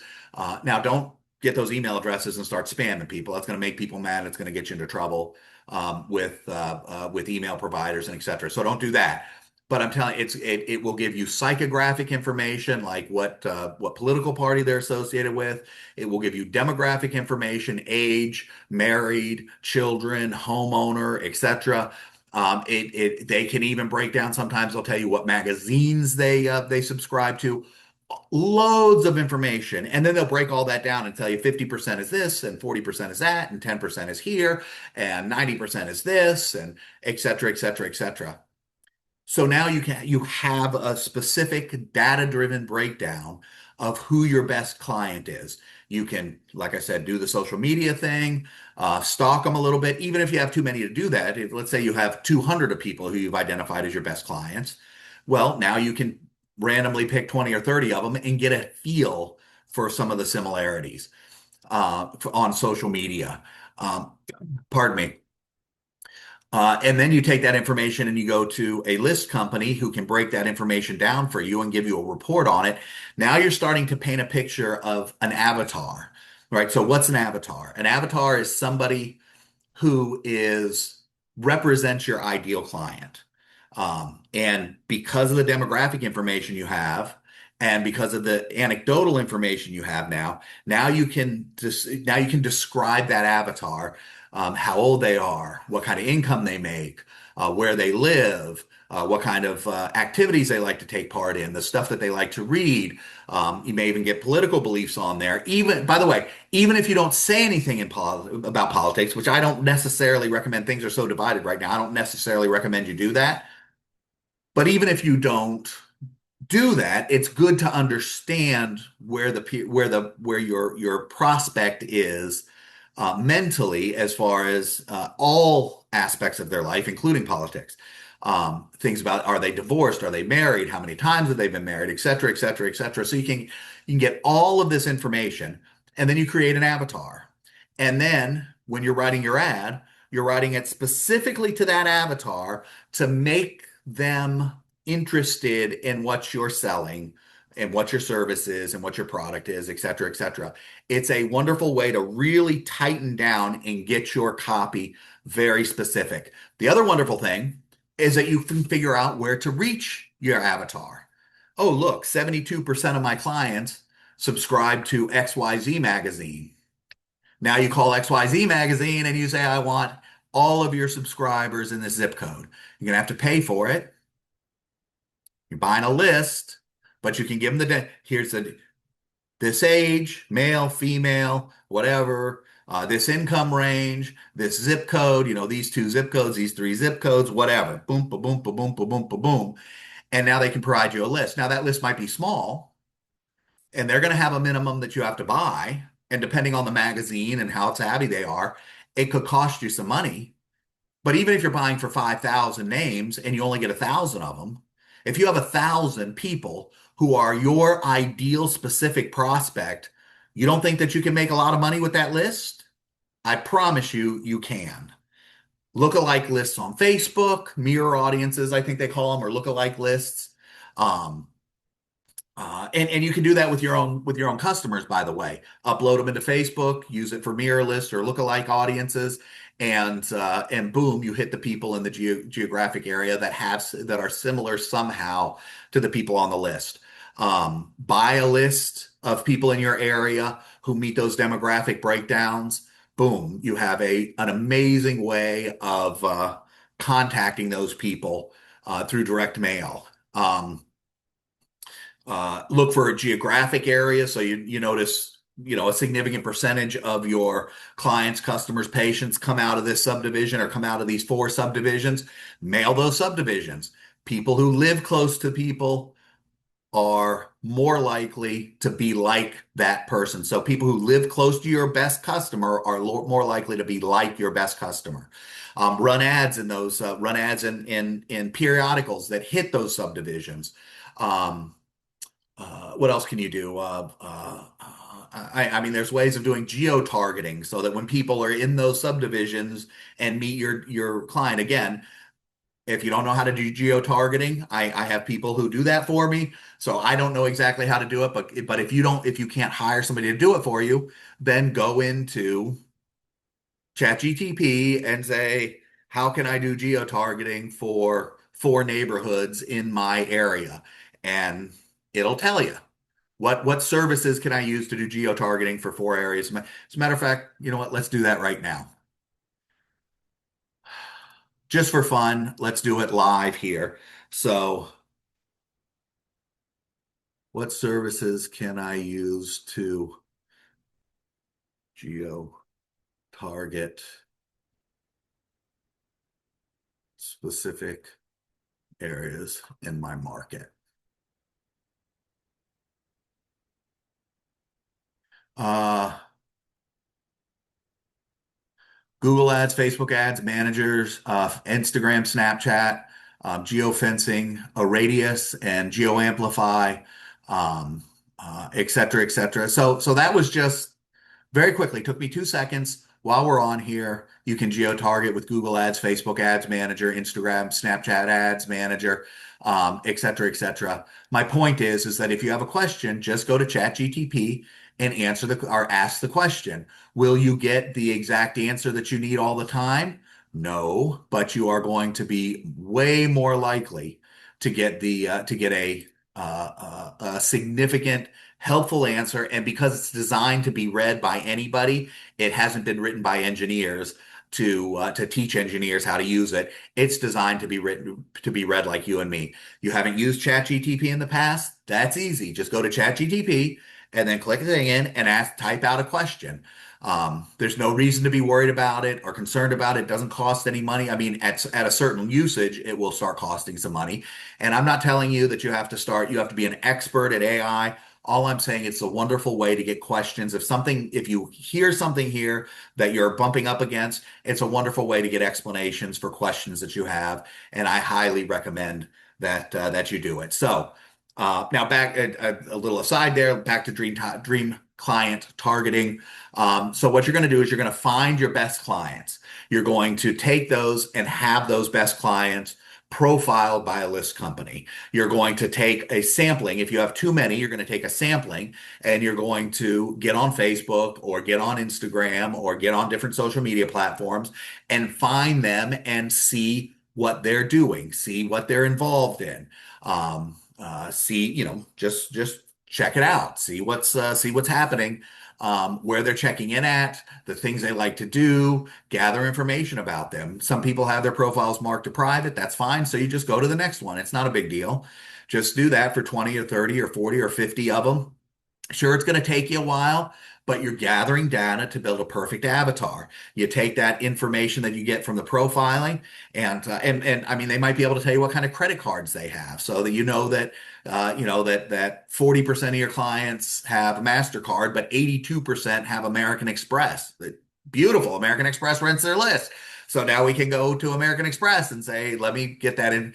So you understand, I mean, you start gathering data. Yes, it's work. Remember when we started, I said it's going to be 90 or 120 days of some extra work, but you do the work, you build that avatar, you get your messaging dialed in to that avatar, you test those ads, you get them dialed in where they're working, and you can have two or three or four different avatars, by the way. This is not a one-off thing. You can have different avatars, but you get those ads working the way that the bringing in a positive return on added spend that you get, so you know that they're working, and you find other platforms to go out and deliver that message to your prospects.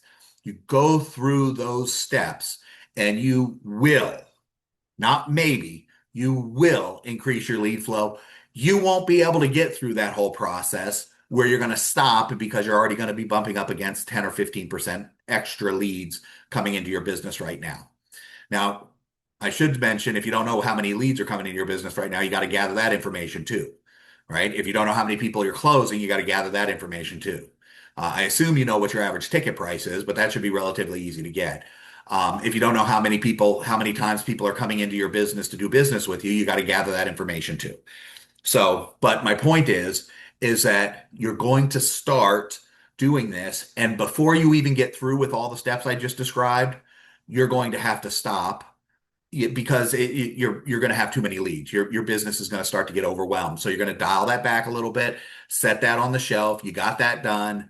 Then you're going to start going into the next steps, and actually you'll start optimizing all these at the same time. But you're going to get where that needs to be, and then you're going to focus on the other steps of the formula and optimizing those steps. So, while you're optimizing your lead flow, uh, next step is the closing rate. That's the next step in the formula is the closing rate. Just look now. Think about these two steps alone, right? So let's say I'm going to use an example from a high ticket business just to make it easy and keep the numbers not go crazy. But let's say you're getting 40 leads a month. You have a contracting company of some type. You're selling cars, you're selling houses, whatever. You have 40 leads a month coming in and you close 20% of them. That's 8 sales per month. If your average sale represents $20,000, that's not bad. You're doing a couple of $1 million a year in sales. But what if you just made a couple of small tweaks? Now, keep in mind, these numbers work for a restaurant too. The math is the same no matter what business you're working in. Now, you might have 4,000 leads versus 40 leads, and your ticket price might not be $2,000 or $20,000. It might be $20, but the numbers work. The growth rate works no matter what. So we're just using this 40 sales, 8 sales a month, $20,000. It's $160,000 a month. That's almost $200,000 or $2 million a year in sales. But what if you made a couple of small improvements to your lead flow? Let's say you put everything in the lead section to work, and didn't actually put everything, just made a few tweaks, tightened up your messaging, and now you're getting 44 leads per month. That's not a huge difference. Your business will be able to absorb those 44 leads per month and process them without any problem at all. And then you put the lead, you put everything we're going to talk about now as far as closing rate goes, and you go from closing 20% of them to 25% of them. If you do this the way that I'm going to describe, that kind of leap in closing rate is dead simple. Again, it's not an insane improvement. It's a dead simple improvement. You follow the steps, you translate it to your business, you do what I tell you to do, and you're going to get there very, very easily. Now, suddenly, instead of closing 8 sales a month, you're closing 11 sales a month. That's almost half again. That's almost 150% of your sales. No extra ad spend. No extra, your closing rate goes up a little bit because of some training and stuff. We'll talk about exactly how to do that. You go to 11 sales a month. That's an extra $60,000 a year in revenue, $720,000 a year. That's a 50% increase in your sales with just two tiny, tiny adjustments. Do you see how this exponent, each step builds on the other, and you get to an exponential, huge growth? Doubling your sales in 12 months becomes dead easy. Like I said, if you're in a low ticket business, the numbers, if you're in a retail business, that's fine. The numbers work the same. You'll have more leads, you'll have a lower ticket price, but the numbers work the same way. The math works the same way. You'll be able to add 50% onto your sales relatively quickly with just 2 steps of the program. 2 small changes, like 2 small improvements in 2 steps of the program. So, I mean, here's the deal. Here's the visual. Little hinges swing big doors, right? Big 500-pound doors. You got some little hinges on it. You can open and shut it very easily. Little hinges swing big doors. Now, as we go through each step, you're going to find that the numbers, like I said, keep getting more and more exciting because they keep building. Each step builds on the step before it to make a bigger and bigger change in your business. So let's go ahead and start talking about how to increase your closing rate. All right, back from that break, and it's been 10 minutes. Actually, been a little closer to 11 or 12 minutes. So I'm going to assume everybody's back on and watching, and we're going to hop right into it. How to increase your closing rate. Um, all right. So the first step is training. You've got to train your team. You've got to train your salespeople. That's the obvious one. If you're not training your if you're not training your salespeople, it is an absolute fool's errand. Now, I can't tell you the number of people I talk with, business owners I talk with, who say, well, but my guys are commission only, so they can do their own training and they can get their own stuff. They can learn how to sell by themselves because they're commission only. I only pay them if they bring in a sale. Okay, fine. Are you paying them a draw? Well, some people are and some people aren't. All right. Are you giving them leads?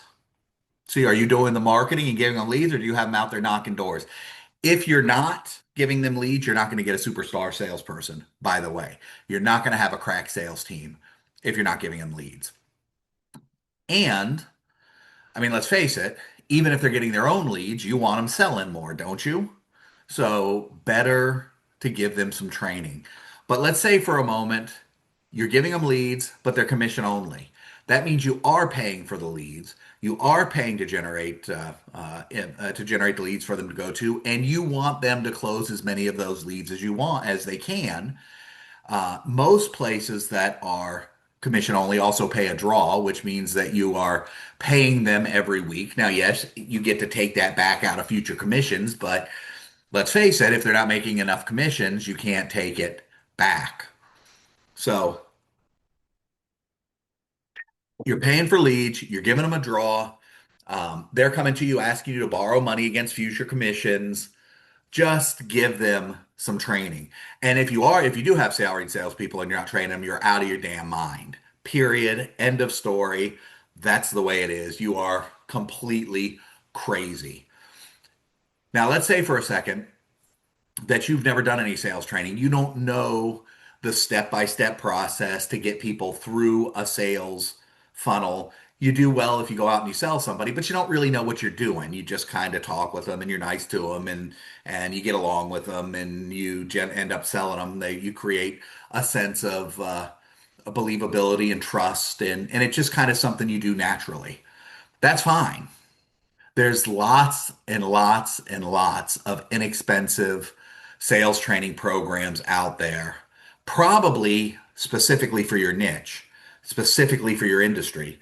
But even if you don't have, yeah, even if there's not something for your industry, there's lots of sales training programs out there that you can go through and develop a training program, or you can just have your business, you can just have your salespeople go through.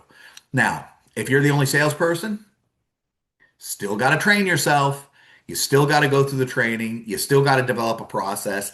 If you don't have a sales process to teach the people who you hire as salespeople, which remember, part of this program is to double your sales so that you can increase your profits, so that you can hire a proper team to have more time, so that you can take your time out of doing your business and move into scaling your business.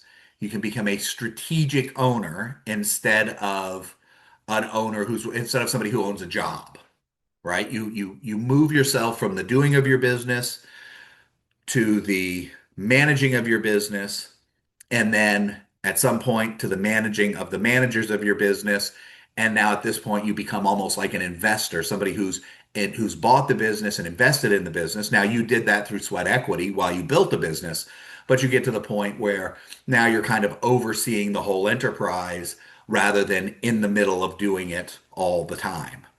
So at some point, along your journey, you're going to be hiring salespeople. And if you're hiring salespeople, you have to have something to teach them and train them, which means that you have to develop that for yourself, which means that you have to go through sales training in order to develop a proper sales process and then test the sales process, ensure it works, and then have something to teach the salespeople. So if you already have salespeople, train them.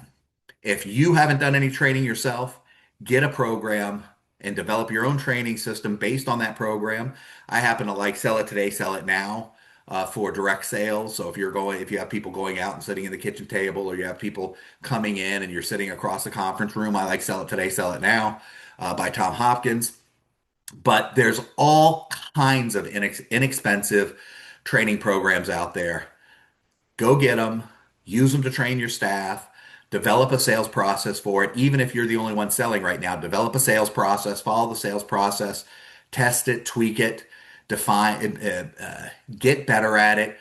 You'll close more sales, and you'll be able to have a crack sales team who will be able to close sales.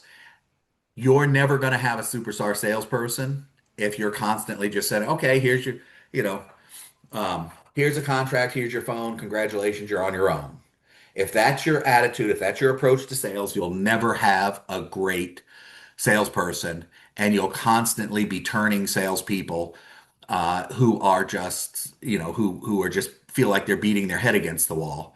So get them the leads, go out there, close the deals. You'll be better for it. Your company will be better for it. You'll raise your closing percentage. And remember, you don't have to double or triple your closing percentage. Small movements. Now, in this case, if your operations can handle more, if you're delivering, if you can deliver more products or services, then you can increase your sales closing rate as much as you want. Don't increase your lead flow because you have certain people who are working and there's only so much extra they're going to be able to handle. But if your operations, if your delivery service can easily expand, or your delivery ability, your ability to deliver products or services is easily scalable, or if it's not working at maximum right now, you can get as high as you want with your sales, with your closing rate. Push to do your closing rate as high as you can possibly get it. However, understand 2 to 5% is all you need to radically transform your business. So do the training, get the training, go find a product to do the training. I do training with some sales teams. Um, yeah, that's kind of beyond the purview of this, of this presentation, because the fact is, I don't know what business you're in, but make sure you get some training for your staff. Period. End of story. Now, the thing about sales training that is a little less intuitive is your phone people, the people who are making first contact with your customers, the people who have ongoing contact with your customers, clients, patients, etc. They need to be trained too. So I'll never forget when I was a teenager, I was a dishwasher.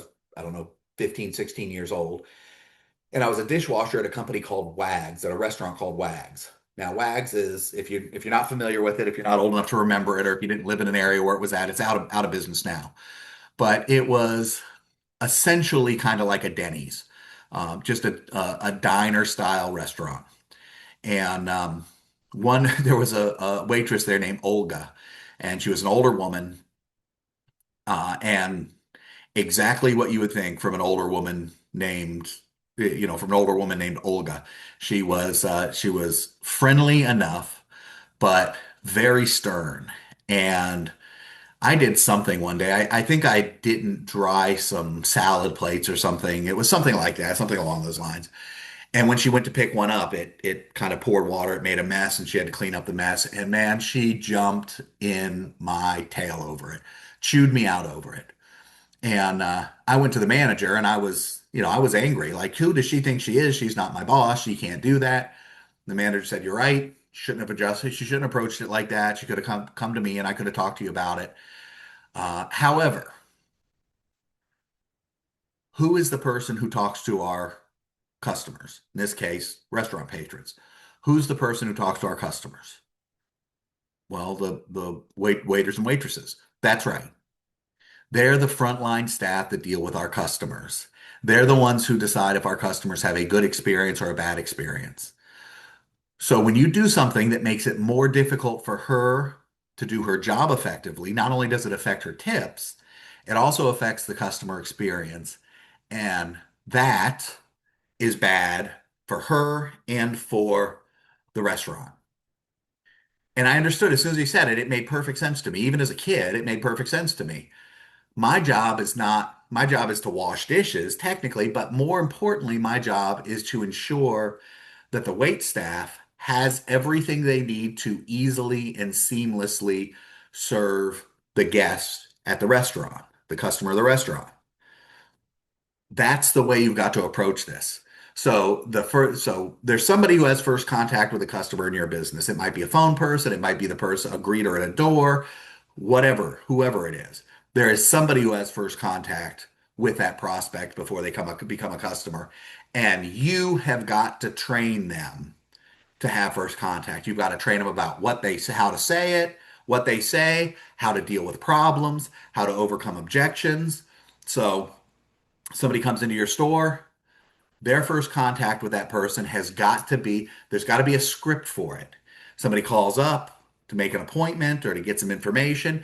There has got to be a script for how that person makes first contact to ensure that that prospect is moved further along the buying cycle. Remember the buying cycle we talked about? Well, these people are at the end of the buying cycle. So they're going to buy something. They're going to buy it from you or they're going to buy it from somebody else. You've got to make sure that what that person says to that prospect is going to move them to the buying cycle and move them towards a decision to make a purchasing decision from you. Everything from the moment they say hello, pick up the phone, or the moment somebody walks through the door, everything that happens in that process is going to either put up a barrier from that person to buying from you, or it's going to help move them closer to buying from you. And so you have got to train these people so that they say the right thing, they deal with the customer the right way, they overcome objections the proper way, and they move that person closer to a purchasing decision from you.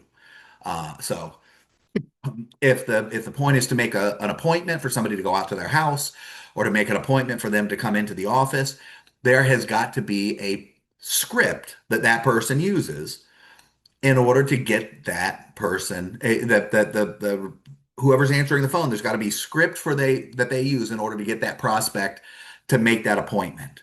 There's got to be a follow-up process that ensures the prospect gets to the office or ensures that they are there when your person gets to their house. If you're a retail establishment and they come in, there has got to be some sort of script that welcomes them to the store and doesn't put up a barrier for them just to look around and leave. Now, if you're at Walmart, that script is welcome to Walmart. Seems very basic, but it is a nice way to welcome somebody into the store. Now, I would say you could add something. Welcome to Walmart. Can I help you find anything? Welcome to Walmart. Are you looking for something specific? And and then they pull out their phone and find the thing. Okay, that's at aisle A16, and you get there. Boop, boop, boop, boop, boop, boop, boop. Now, Walmart doesn't do that, but I would say that's exactly what you should be doing. Welcome to XYZ. Are you looking for something specific or are you just browsing today? They call up, ring. Hi, thanks for calling XYZ Company. Hi, I need to get some information about whatever. Oh, wonderful. Get the appointment with them. They got to know what to ask. They got to know what questions to ask. They got to know how to probe a little bit. They got to know to get to the heart of what that person is looking for. So figure out what it is that will move somebody down down that process, down that purchasing process to make a purchase decision from you, and then train your people to say it. They're not going to like it. Doesn't matter. That's what you do. You train them to say it. You make sure they understand it. You don't tell them they're in a sales role. They are in a sales role, but you don't tell them they're in a sales role because that's a wonderful way to screw up their head. You just tell them that this is what we say right now. This is what we say from now on when somebody comes in. Customer service people. Now, in many of my businesses, the person who answers the phone is also the customer service person. So they answer the phone in one call, they're making an appointment. Then they answer the next call, and in that next call, they are dealing with somebody who's upset about something. So what you need to train them to create rapport and empathy with that prospect, with that customer. If it's a customer service situation, you need to create rapport and empathy with that person.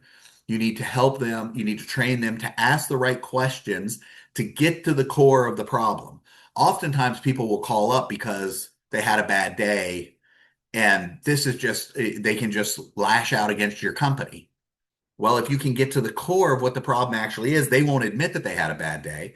But if you can ask in a very empathetic, If you build a little rapport, ask in a very empathetic way what the problem is, you can oftentimes get to the core of that problem. Once you get to the core of the problem, then you can solve it. Then that customer service person can solve the problem for them. Oftentimes, it's a very small thing. So restaurants are notoriously bad at this. Somebody calls up and says, your wait staff did this or did that, or they talk to a manager, oh, your wait staff did this or did that, or the food I got said this food is not cooked right or whatever, and the restaurant says, oh, well, let me give you a free meal. Come on back. Well, why do I want to come back? I had a terrible experience. I don't want to come back. I don't care about a free meal. So you got to figure out what it is that's going to take care of that problem and then implement what that is that's going to take care of the problem and turn that customer, convince the customer to come back in, convince the customer to do business with you again, convince the customer to give you a second chance or to continue doing business with you. So you've really got to train. Don't just say, okay, well, if somebody calls, then there's a problem, deal with it. That doesn't work. If somebody calls, deal with the problem. Our first, if somebody calls, create rapport, ask the right probing questions in an empathetic way that will get to the core of the problem, and then help them solve the problem. Now, and I've given customer service people a budget in some businesses of $500. You can spend $500 if the solution costs less than $500, just fix it. Doesn't matter. I don't care what it is. I don't care what the issue is. I don't care what the problem is. If we can get fixed for less than $500, you're authorized to do it. Just do it. That kind of quick response to a problem absolutely makes people feel wonderful. They called up, they had a problem. The person asked a few build a little rapport, asked some quiet probing questions empathetically, said, will this solution help? Yeah, that would fix everything. Wonderful. We're going to do that for you. I'll have somebody out there tomorrow. You'll have something, whatever it is. I'll go ahead and refund your money. I'm sorry for the issue. Now, $500 might not be the right number in your business. That's going to depend on revenue and ticket price and all kinds of things. But the point is to train your salespeople or train your customer service people to get to the core of the problem, to build rapport, get to the core of the problem, and then empower them to solve the problem under certain parameters. Now, if it goes beyond those parameters, that's no problem. It's a little bit more than I can handle, but let me talk to my manager. I'll give you a call back in 15 or 20 minutes or 30 minutes or an hour or whatever the number is. Don't say I'll give you a call back within the next 24 hours. Everybody hates that. Give them a time frame and then make sure you call them back within that time frame. Even if you call them back and say, look, I haven't been able to get with my manager yet, but I just want to let you know that I am still working on it. I haven't forgotten about you. It's going to be a few extra minutes. People will appreciate that. So, if you're a restaurant, it might be a free meal. It might be a refund for their meal that they had and a free meal. It might be a promise to train the employee so that the problem that they had doesn't occur again. And there's a million different ways to address something, but the point is to figure out how to solve the problems, train your customer, empower your customer people, your customer service people to solve those problems to a certain extent, and then make sure if they have to follow up with the prospect or the customer, make sure that they follow up with that customer or the prospect. And many of very angry customers have been turned into to people who will scream your praises from the rooftop just because you did a little training with your customer service people. Um, knowing what message knowing what messaging a prospect has responded to is ridiculously powerful when it comes to closing sales, increasing your closing rate. So communicate with your salespeople and let them know, listen, the people who called from here called because of this. This is the ad that they responded to. This is the thing that they were looking for. This is why they responded. That's going to help the salesperson. Number one, they're going to be able to build better rapport because they already know what the pain or what the problem is. It's going to help them highlight how your solution handles the pain or the problem. because they're going to understand what caused the person to respond in the first place, and it's going to increase your closing rate. Um, if you have a sales staff, I highly recommend at least one sales meeting per week where you do some training, communicate with them about about the ads, about the marketing. Even if you have a customer, you have a business where people are going and selling, or somebody's coming in by appointment, make a point of letting the salesperson know what ad they responded to, paperclip it to the lead sheet, right? Put it in the computer in the CRM so that people know what messaging this person responded to. It will by itself increase your closing rate. Sometimes it can increase it drastically. This is another place where training comes in. You can't expect your salespeople to understand it. You have got to tell them, you've got to beat it into their head, right? I mean, this is vitally important. Follow up. So many businesses don't do any follow up, or do very, very, very little follow up. Now, I learned this lesson the hard way in the contracting business. There was a period of time I was in the roofing business, so anytime it had a lot of rain, we got a lot of leads, we got a lot of phone calls. But what happened is over a week or so, a week or 10 days, we had a lot of rain, and then there was no rain for like 2 weeks. So we went out, did some estimates. Some people bought, some people didn't buy. But the people who didn't buy didn't have any reason to move forward because there was no rain. There was no leak. I mean, there was a leak still, but it wasn't leaking. So they weren't thinking about. So in other words, there was a problem. They had some people come out. They got some estimates. They were big estimates, but there hasn't been any more rain, so the problem's not in their face anymore. So they just kind of let it lie. Well, our sales dipped over that period, a couple of week period where there wasn't any rain, because we weren't getting any new calls. We got a ton of calls while there was a lot of rain, but we weren't getting any new calls, and we weren't closing those. We weren't closing the people who we'd went out, and the people there was no. We didn't have a follow up system in the business at that time, so we weren't, the sales had dipped. There weren't as many leads coming in. Because there weren't as many leads coming in, there weren't as many sales, and because we weren't following up with people who had a problem and had not bought yet, we weren't, things were falling off. I hope that makes sense to you.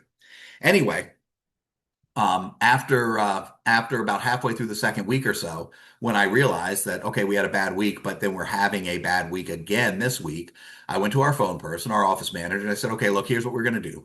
You're going to call everybody who we went out to during this period of time, during this 10-day or 2 week period of time where we had a lot of leads. You're going to call everybody, and here's what you're going to say.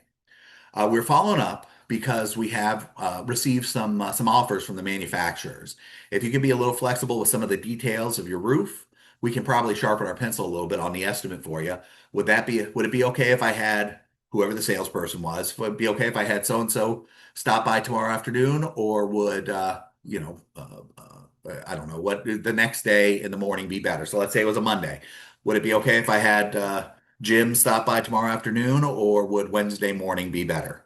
The alternative sales close for an appointment is very powerful. We got about 30% of the people we called went ahead and said, yeah, he can back out. 90% of the people we stopped back out to closed. So that became a normal thing in our business. That became a normal process in our business. Now, based on our lead flow, we would have about 100 no buys, appointment no buy. That would happen about 100 times over a 6 to 8 week period. Over those 100 times, we would call and we would get reappointments with 30 of those people, and 90% of them closed. That's 27 sales, 27 roofing sales over a 6 to 8 week period extra. Our closing rate went up drastically on our leads because every 6 to 8 weeks we were closing an extra 27% of the roofs that we had missed. Now, we had a pretty good closing rate to begin with because I trained the salespeople and we had a sales process and et cetera. But this one thing, when I realized how powerful that follow-up was, it became a normal process in our business. Every week, the office manager, the office people would call all of the people who he'd been to the previous week and remake those appointments, and it made huge differences in the economics of that business. Not only did it keep us going through when things were a little slower, it kept us moving, it kept our sales up, but it also helped make sure that our closing rate shot up, our revenue shot up, everything about the business was better just because we made that one phone call to people who we had seen but who had not bought.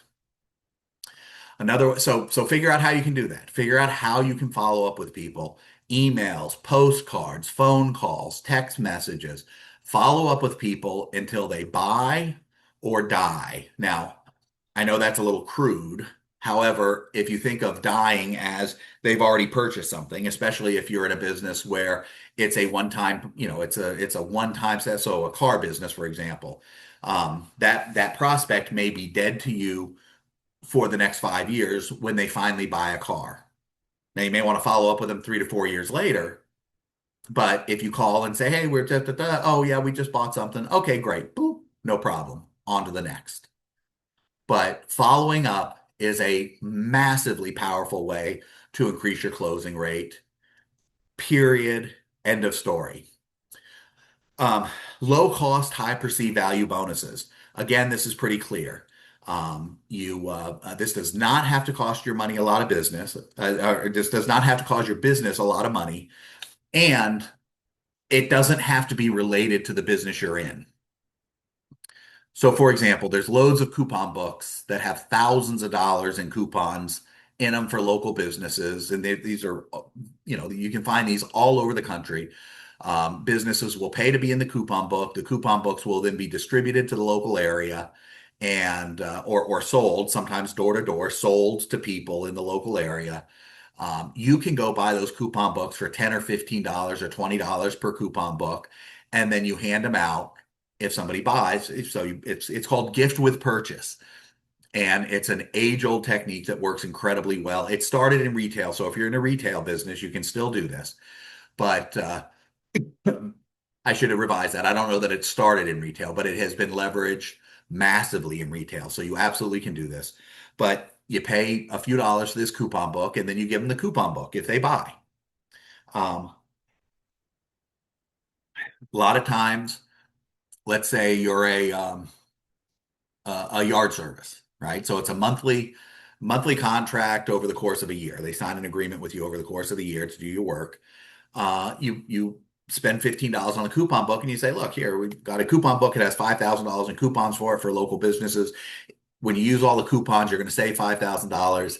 That's actually 15 times more than you're paying me to do your lawn for the year.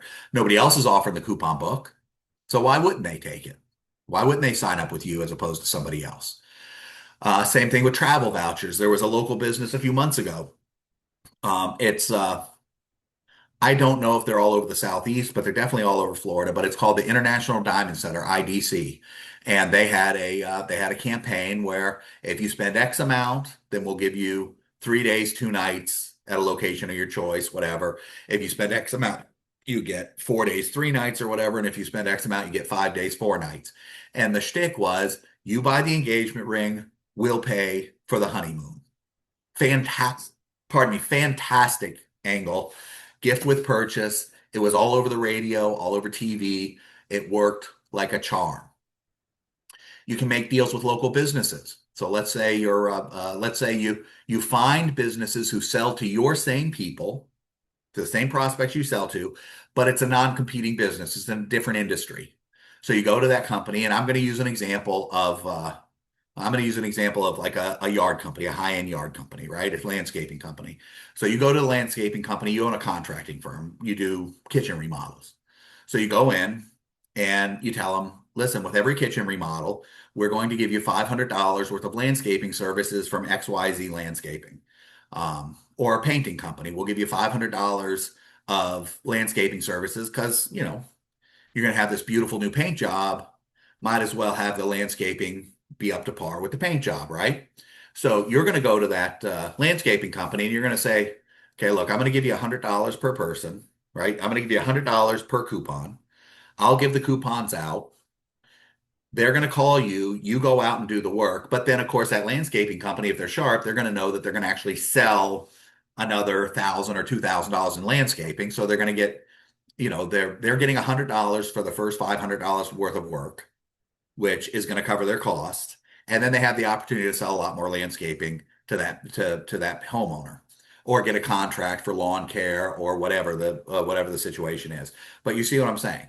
You're going to go find businesses that sell to your same prospects, offer a significant discount, or offer to buy their services at a significant discount for people who will then, yeah, then you'll give that away as a gift for free to your customers.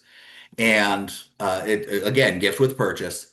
Now for the in the example with the painting company and the landscaper, that landscaper then, or the kitchen remodeler and the landscaper, whatever, that landscaper knows that they're going to be able to upsell people, but he also knows there's going to be breakage. So 20% of the people are not even going to use the coupon. They're not going to have somebody come out and do lawn care, or have somebody come out and do any landscaping. So they're actually getting paid more per coupon, more per job. So 20% of the people don't do it, then they're getting paid what, $120, $130 per, and then plus they sell more to them. It makes sense for everybody. It makes sense for everybody in this in the situation. It's a great way to have them market to your people, without them having to pay to market for your people. And you might negotiate with them to do the work for free, give you the coupons for free. But at the very least, you pay them a small fee for the coupons. A small fee for the package services that you give away as a gift. You can also do it in reverse. So you go to people who work with your same business, work with your same clientele, and you say, "Look, I'm going to give you these coupons. It's probably going to be hard to get them to pay you for them, but you say I'm going to give you these coupons if you give them out to all of your customers." So now you have a free way of piggybacking on their marketing and their existing business operations, and they're giving your information out to their customers. It's good for them because it's like, look, I went and found a bonus for you. And it's good for the customer because they're getting something free or getting a discount or whatever. And it's good for you because you're piggybacking on the back of another company's marketing, ad spend and operations, etc., in order to get to your ideal clients. So I hope you're getting the idea. This is how you, these are all gift with purchase is it's one of the most powerful ways to increase your closing rate. So if you do all these, you do the right training, you train your initial contact people, you train your customer service people, you make sure everybody understands the messaging so that they can use that in the sales presentation or in their interactions. You do follow up with people, and you do some creative things to generate a gift with purchase. You are going to increase your closing rate, period. End of story. It's going to be easy to increase your closing rate 2 to 5%. You may even increase it far more than that, but you're going to increase your closing rate. It's just that simple. Okay. So now let's take a look at how to raise your ticket price. At this point, we've optimized your lead flow. We've increased your closing rate. You've already experienced a significant jump in sales. So now we need to look at how to increase your ticket price, your average ticket price, so that now we're moving exponentially so that each customer, so you're getting more leads, more of them are becoming customers, and now we're going to look at how to get more money from each person. Just with the first two, we've already gotten almost a 50% jump in revenue. But now when we increase the value of every sale, that's going to exponentially increase your revenue even more. So like I said before, I hope you see how every step of the process builds on the step before. Every step of the formula builds on the step before to radically increase sales prices or revenue for your business. It exponentially increases revenue for your business rather than linearly. So how do you get more money from each client, customer, or patient? First, you can just raise your prices. Now, I know everybody thinks, oh, I can't raise the prices. All the customers, da da da da. Everybody else, and in my marketplace sells at what I sell at, and I can't raise prices. Listen, if you have done the right training with your salespeople, or your staff, if you have started doing lead generation advertising, if you have started following up, you are going to be able to raise your ticket price 5 to 10% with almost basically with no problem at all. It's just going to be that easy. Most businesses are woefully underpriced anyway. There's one business that I saw that actually 10 times their price had no drop in lead flow, had no drop in closing rate, and 10 times their price for the product or service that they were selling. In this case, a service. Um, I'm not saying that you can 10 times your prices, but you can definitely add 5 to 10% on it without any problem at all. The problem is not with the prospect, it's with you and or your sales team. It's in your head. That means you're going to have to do training. You're going to have to work with the people, work with your sales staff, work with your team to make them feel better about raising the prices, especially if you have salespeople, because it will get in their head and they will screw up the sale, even though they don't, without even realizing it. So, all you have to do, you work with the sales team, you explain why your prices are going up, you give them all the reasons why the prices are going up that you might give to a customer. You justify it to them, and you get their head around around the idea that it's not going to cause problems in their sales. And if you train them properly, have them drill the new price, have them understand what's going on, it won't give them any problem. You do some role playing with them, it won't give them any problem. Now, if you don't actually have a sales team per se, you just have a team of people who work with customers, then you have a retail store and they just scan the stuff and collect the money. You're not going to have a problem. Um, you're not going to have that problem. But if you have salespeople, it can get them stuck in their head about it, and you don't want to get them stuck in their head about it. So make sure you do training with them. Now, that said, I'm having a glare right across my forehead, so I'm going to pause for just a second. I'll be right back. I gotta get this glare handled because it's annoying me. So I'll be right back. All right, so we got that handled. So anyway, um, just raise your prices, add 5 or 10% onto it. Um, Train your team so that if you have a sales team, make sure you train them so that they're not going to have an issue with it. You'll be fine. I promise you, especially if you're doing the sales training and you're doing the lead generation advertising and you're doing proper follow-up and you're building the kind of relationship with the customer, and your messaging is on point specifically for that specific avatar. A 10% bump in sales won't make any difference at all. Now, the next way is good, better, best pricing. And the reason this works so well is because our, as humans, as people, our assessments of reasonable situations are of the reasonable level, specifically of pricing, is based on um, compare. It's based on comparing things. It doesn't happen in a vacuum.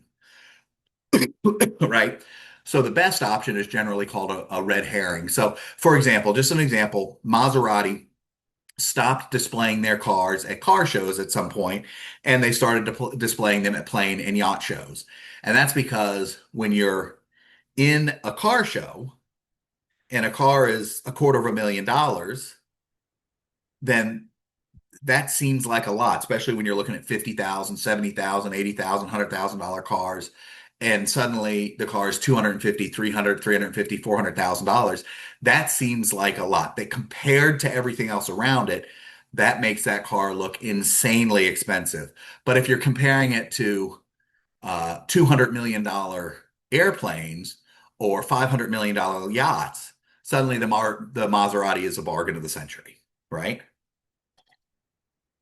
So a lot of this has to do with um, creating a feeling of reasonable pricing in the sales presentation. This is a now there are also ways to drive people up. So not everybody's going to take the good. As a matter of fact, most people will take the better, especially if you price it properly. So um,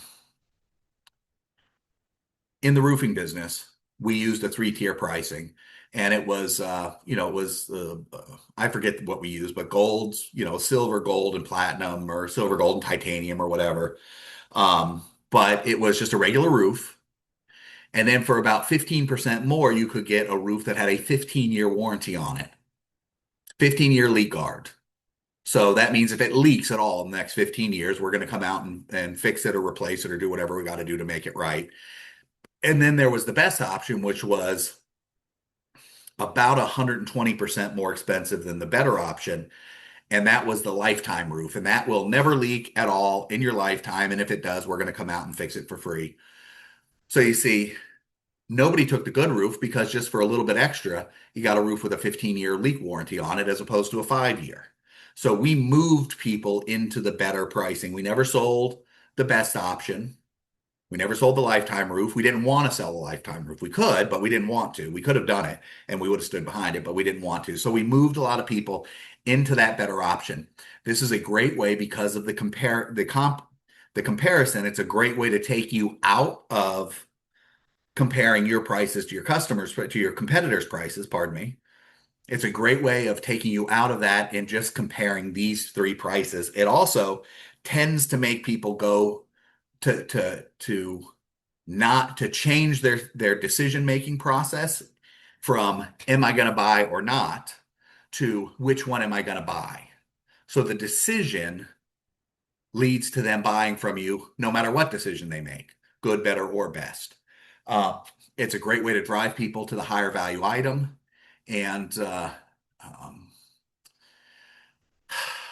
let's see, uh, roofing company, as we talked about that, how you price it. So you price it 15%. Then, okay, so that's what we want to talk about good, better, best. The point is it does two things. Number one, it makes people tend now, of course, what you're selling at now would be the good, and then the better would be 15% more. And that if you're in a restaurant, that might be seating. There's a surcharge for seating over here, but it's a much better area of the restaurant. Or it might be if you're selling lawn services or if you're selling any kind of service, then it's very easy to make a three-tiered level. The point is that it's very simple to drive people into that middle area, which would give you a 10 to 15% bump in your sales. Now, not everybody's going to take it. Some people may still take the good. We never had anybody take the good in the roofing business because I was very good at pricing those to make sure people didn't. But you just add on a few extra services that are very low cost. And it could have nothing to do with the service. You might do the exact same service. It's just that the better tier includes premium customer support, premium follow-up, and a little bit more service to the person, a better warranty, et cetera, et cetera. And then, of course, the best option, if you actually want to sell it, you probably want to make it about 30% higher. If your only goal is to get people to swap their decision making from yes to no, to which one, and you really want to drive them towards that better price instead of the best, then you make it like double the price. So good is here, better is here, and it's just a little bit more expensive and it makes sense. And then best is over here and it's way more expensive. Now you may find some people who buy it depending on the price points. That's great. You just fulfill it. That's a high ticket and you did real well with it. But the point is to drive people into that middle area and to get more people saying yes to one of them, most of them, if not all of them, into that middle area. So now upsells. So what do we talk about raising your price? Number one, just raise it. And if you're doing the stuff on the front and the first two steps with marketing and closing rates, you're going to be able to raise your price without dropping your closing rate very, very simply. You can raise your price while you're still increasing your closing rate.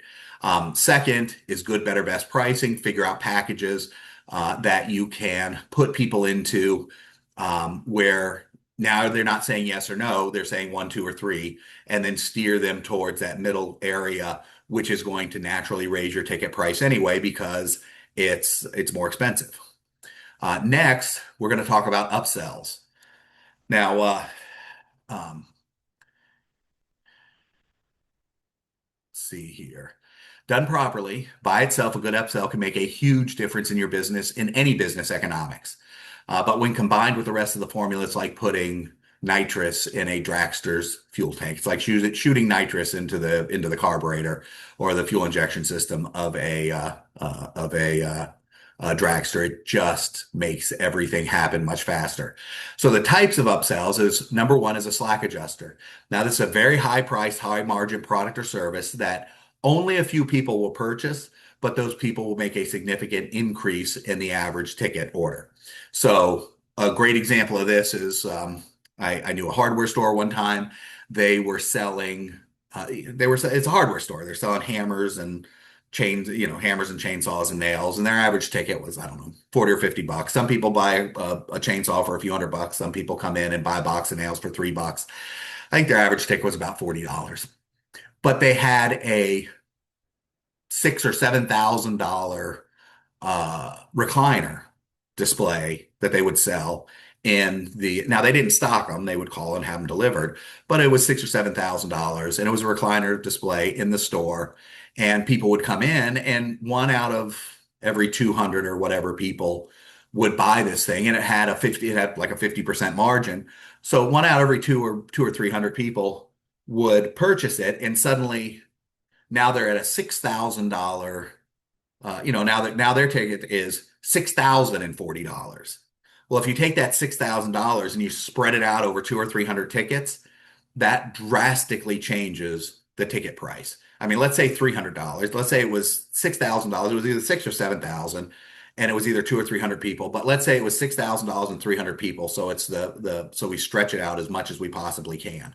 That's a $20 bump in your ticket price, and it was a high margin thing. But it's a $20 bump in your ticket price per person that comes into the store. So now instead of a $40 ticket price, you have a $60 ticket price. They literally increased their average ticket price by 50% just by having a slack adjuster.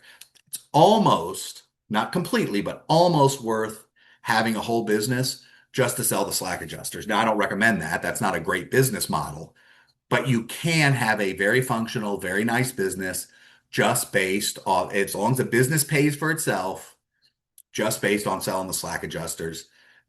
Like I said, I'm not saying that's a wonderful business model, but it is possible to have a business like that that you can make a living off of just based off the slack adjuster sales. Gold and platinum options. This is another approach to good, better, or best pricing, except you present it after they've made the sale. So after they've decided to purchase, you can now offer them a gold or a platinum level for that surface or for that purchase. It's easy. A lot of people are just going to buy the platinum level just because they're going to buy the higher. They've decided to buy already, and you say, okay, well, we have this, or we have, we have this object, or we are this item, or this service, or we have the platinum level service that you can take advantage of that includes that. There are a certain number of people who will just buy that just because. It's generally about 10%. You don't have to sell them. You don't have to work hard to sell them. You don't have to really close them on it. It's just, there's this and this, right? They do this in um, uh, uh, glasses, like optometry places a lot. You go in and order your glasses, and they're like, okay, great, here's the glasses and here's the lenses, and they'll have good, better, or best before you buy the glasses. And then after you buy the glasses, they'll have a gold or platinum package. Okay, you can have the glasses now, but you can have the glasses, just the normal glasses. You can also get the scratch resistant transition coating, the blah, blah, blah, blah, blah, blah, blah, blah, blah, and that's only this much more. Certain number of people are going to buy that, period, end of story. And it's enough people will buy it that even if it's a small bump, even if it's not, it doesn't have to be doesn't have to be like a slack adjuster where you're going from somebody buying a box of nails to buying a $7,000 recliner. It can be somebody buying a box of nails to buying a $20 thing, or somebody buying a pair of glasses for a few $100 and you add 75 or $100 onto it. Enough people will buy that just because they buy everything. Once they make a decision to buy, they're going to buy the best that they can possibly get. Enough people will buy that. Well, that will move your ticket price. Um, Monthly membership options are wonderful. Every business can use a monthly membership option. Now, this is just something where, so imagine this. There's a pizza store, there's a pizza restaurant that's delivery only in a relatively small market who has a monthly membership option. You become a member of the pizza place. And every month they hit you for $20 and you get $40 in coupons and you have access to the membership specials of that week and etc. And there's three or four or five different things. Nobody would think that pizza delivery could be done in a monthly membership model. It absolutely can. Any business can have a monthly membership model. And now, if you're a cosmetic dentist selling $50,000, $60,000 cases, you probably don't want to put somebody in a monthly membership for $50 a month for toothpaste and a toothbrush and some mouthwash or something. You don't want that's too much hassle. But most businesses can benefit greatly from a monthly membership model. Imagine waking up in the morning on the first of the month and you automatically already have $8,000, $10,000 in your bank account, in your business account, because your monthly memberships hit. Boom, boom, boom, boom, boom, boom, boom, boom, boom. That's the kind of power of a monthly membership model. It's a wonderful upsell. It's an upsell because it doesn't require a lot of money invested now. As a matter of fact, you can give, somebody comes in and purchases something from you and you give them the first month for free, but they just have to agree to be billed after that. It's an easy way to add client value. It includes monthly discounts, probably a newsletter, some priority service. Maybe they get a special phone number to call that nobody else can call. Some industry insider information. If you're in an industry people will be interested in or curious about. It can be done from any business, from a restaurant to a contractor, and I mean, for a contractor, you'd offer monthly maintenance. It's an amazing way to really radically increase your client's value. I mean, think about this for a second. Let's say you have a $10 a month membership model, and your average ticket price is $50.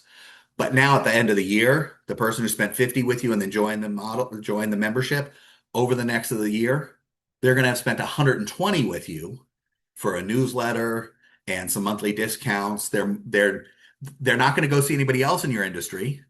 There's anybody else selling what you're selling, they're not going to go to them. They're going to come to you because they're already paying you, because they have discounts where they can come in and buy from you. It drives frequency, which we're going to talk about in the next step. It can be a radical game changer for business. I know a business owner who used a monthly membership model in menswear, pizza, menswear, contracting, any kind of service business. Absolutely, positively can be done. And if you're not doing it, you're leaving money on the table. So make sure retail can do it. I mean, it's a menswear store, so any kind of retailer can do the same thing.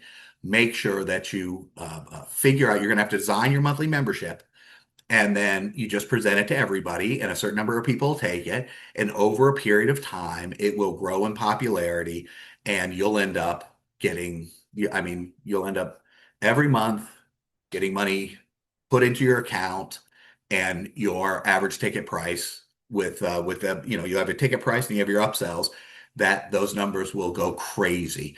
It's not something you're going to see a ton of response from today, but it's something over a period of time. If you put in place and use and manage and keep going with it, it will make huge differences in your revenue numbers. So now, last slide, last step of the formula is getting your customers, clients, and patients to come back and do business with you again and again. Once you see how much more profitable it is to sell to somebody you've already sold to, you'll realize that if you're not actively doing this right now, you are out of your mind. So, frequency. This is how you basically with frequency, you're monetizing business relationships more. So what do you do to get them to come back in? You find new things for them to sell. So if whatever it is that you're selling, you find new things for them to buy, whether it's related or not related. If you have a service, any kind of service industry, you can start offering other services to those people. Contracting companies can start offering new contracting. Doctors can start offering, new services. There's a lot of look, a lot of doctors, you go in and see a urologist, and suddenly you find out they're talking about your hormone levels. Well, how did that happen? This is a urologist, doesn't matter. They're selling something else to you.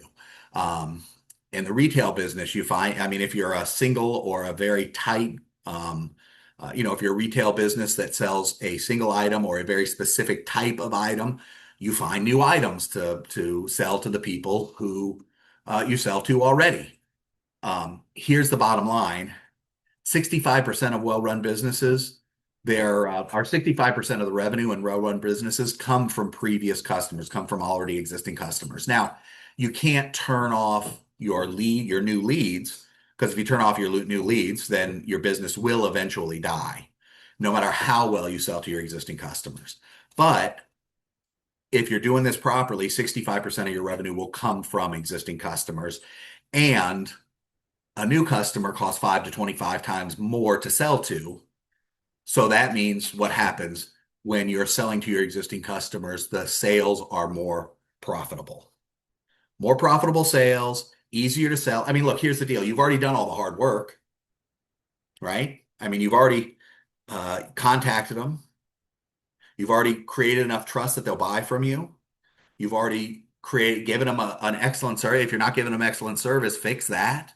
They're already going to have an excellent experience with your company. You've jumped over 90% of the hurdles.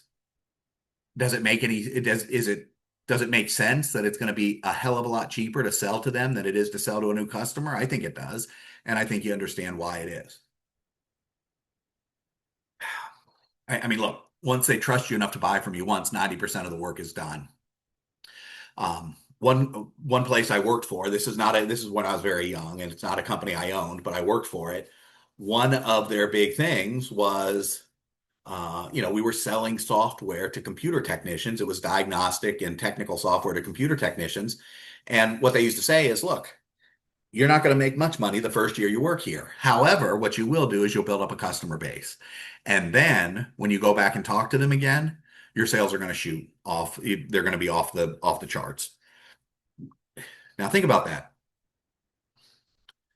Trying to contact people you've never contacted before is going to be hard. It's going to be an uphill battle. But once you have a customer base, it's going to be dead easy to sell them more things. That's the same idea here.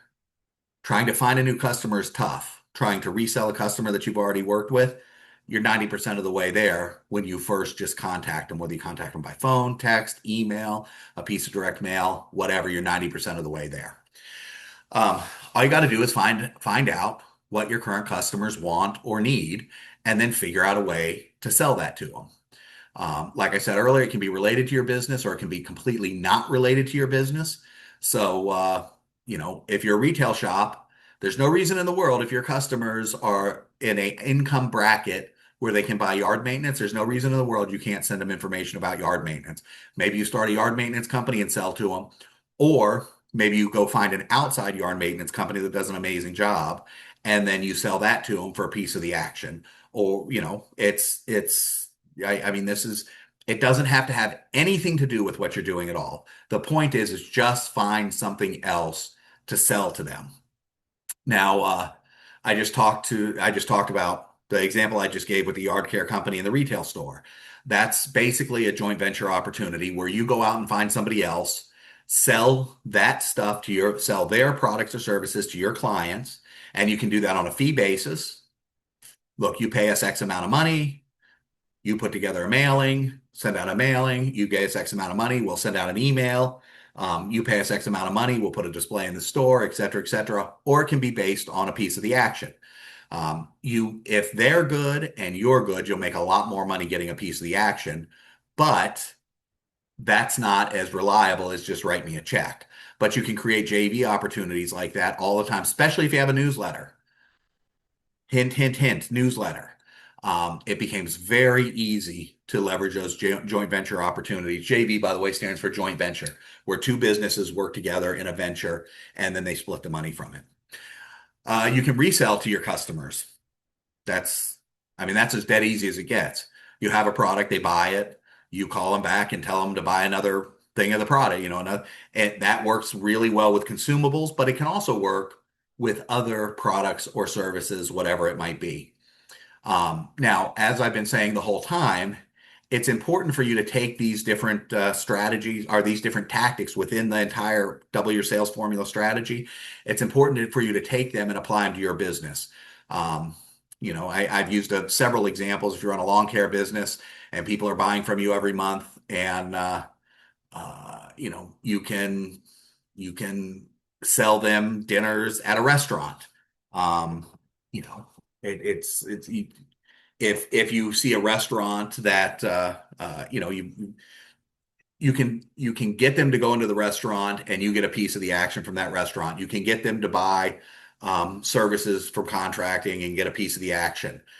If you have a retail store, you can do the same thing. It's the structure is a little different, a little bit different, but if you chunk up the idea and figure out how you can apply it to your business, which is really incumbent on you. And this entire presentation is figure out how you can apply it to your business, then you absolutely can use many, many of these strategies. Some business will be able to use all of them. Some businesses, there will be one or two that they're not able to use.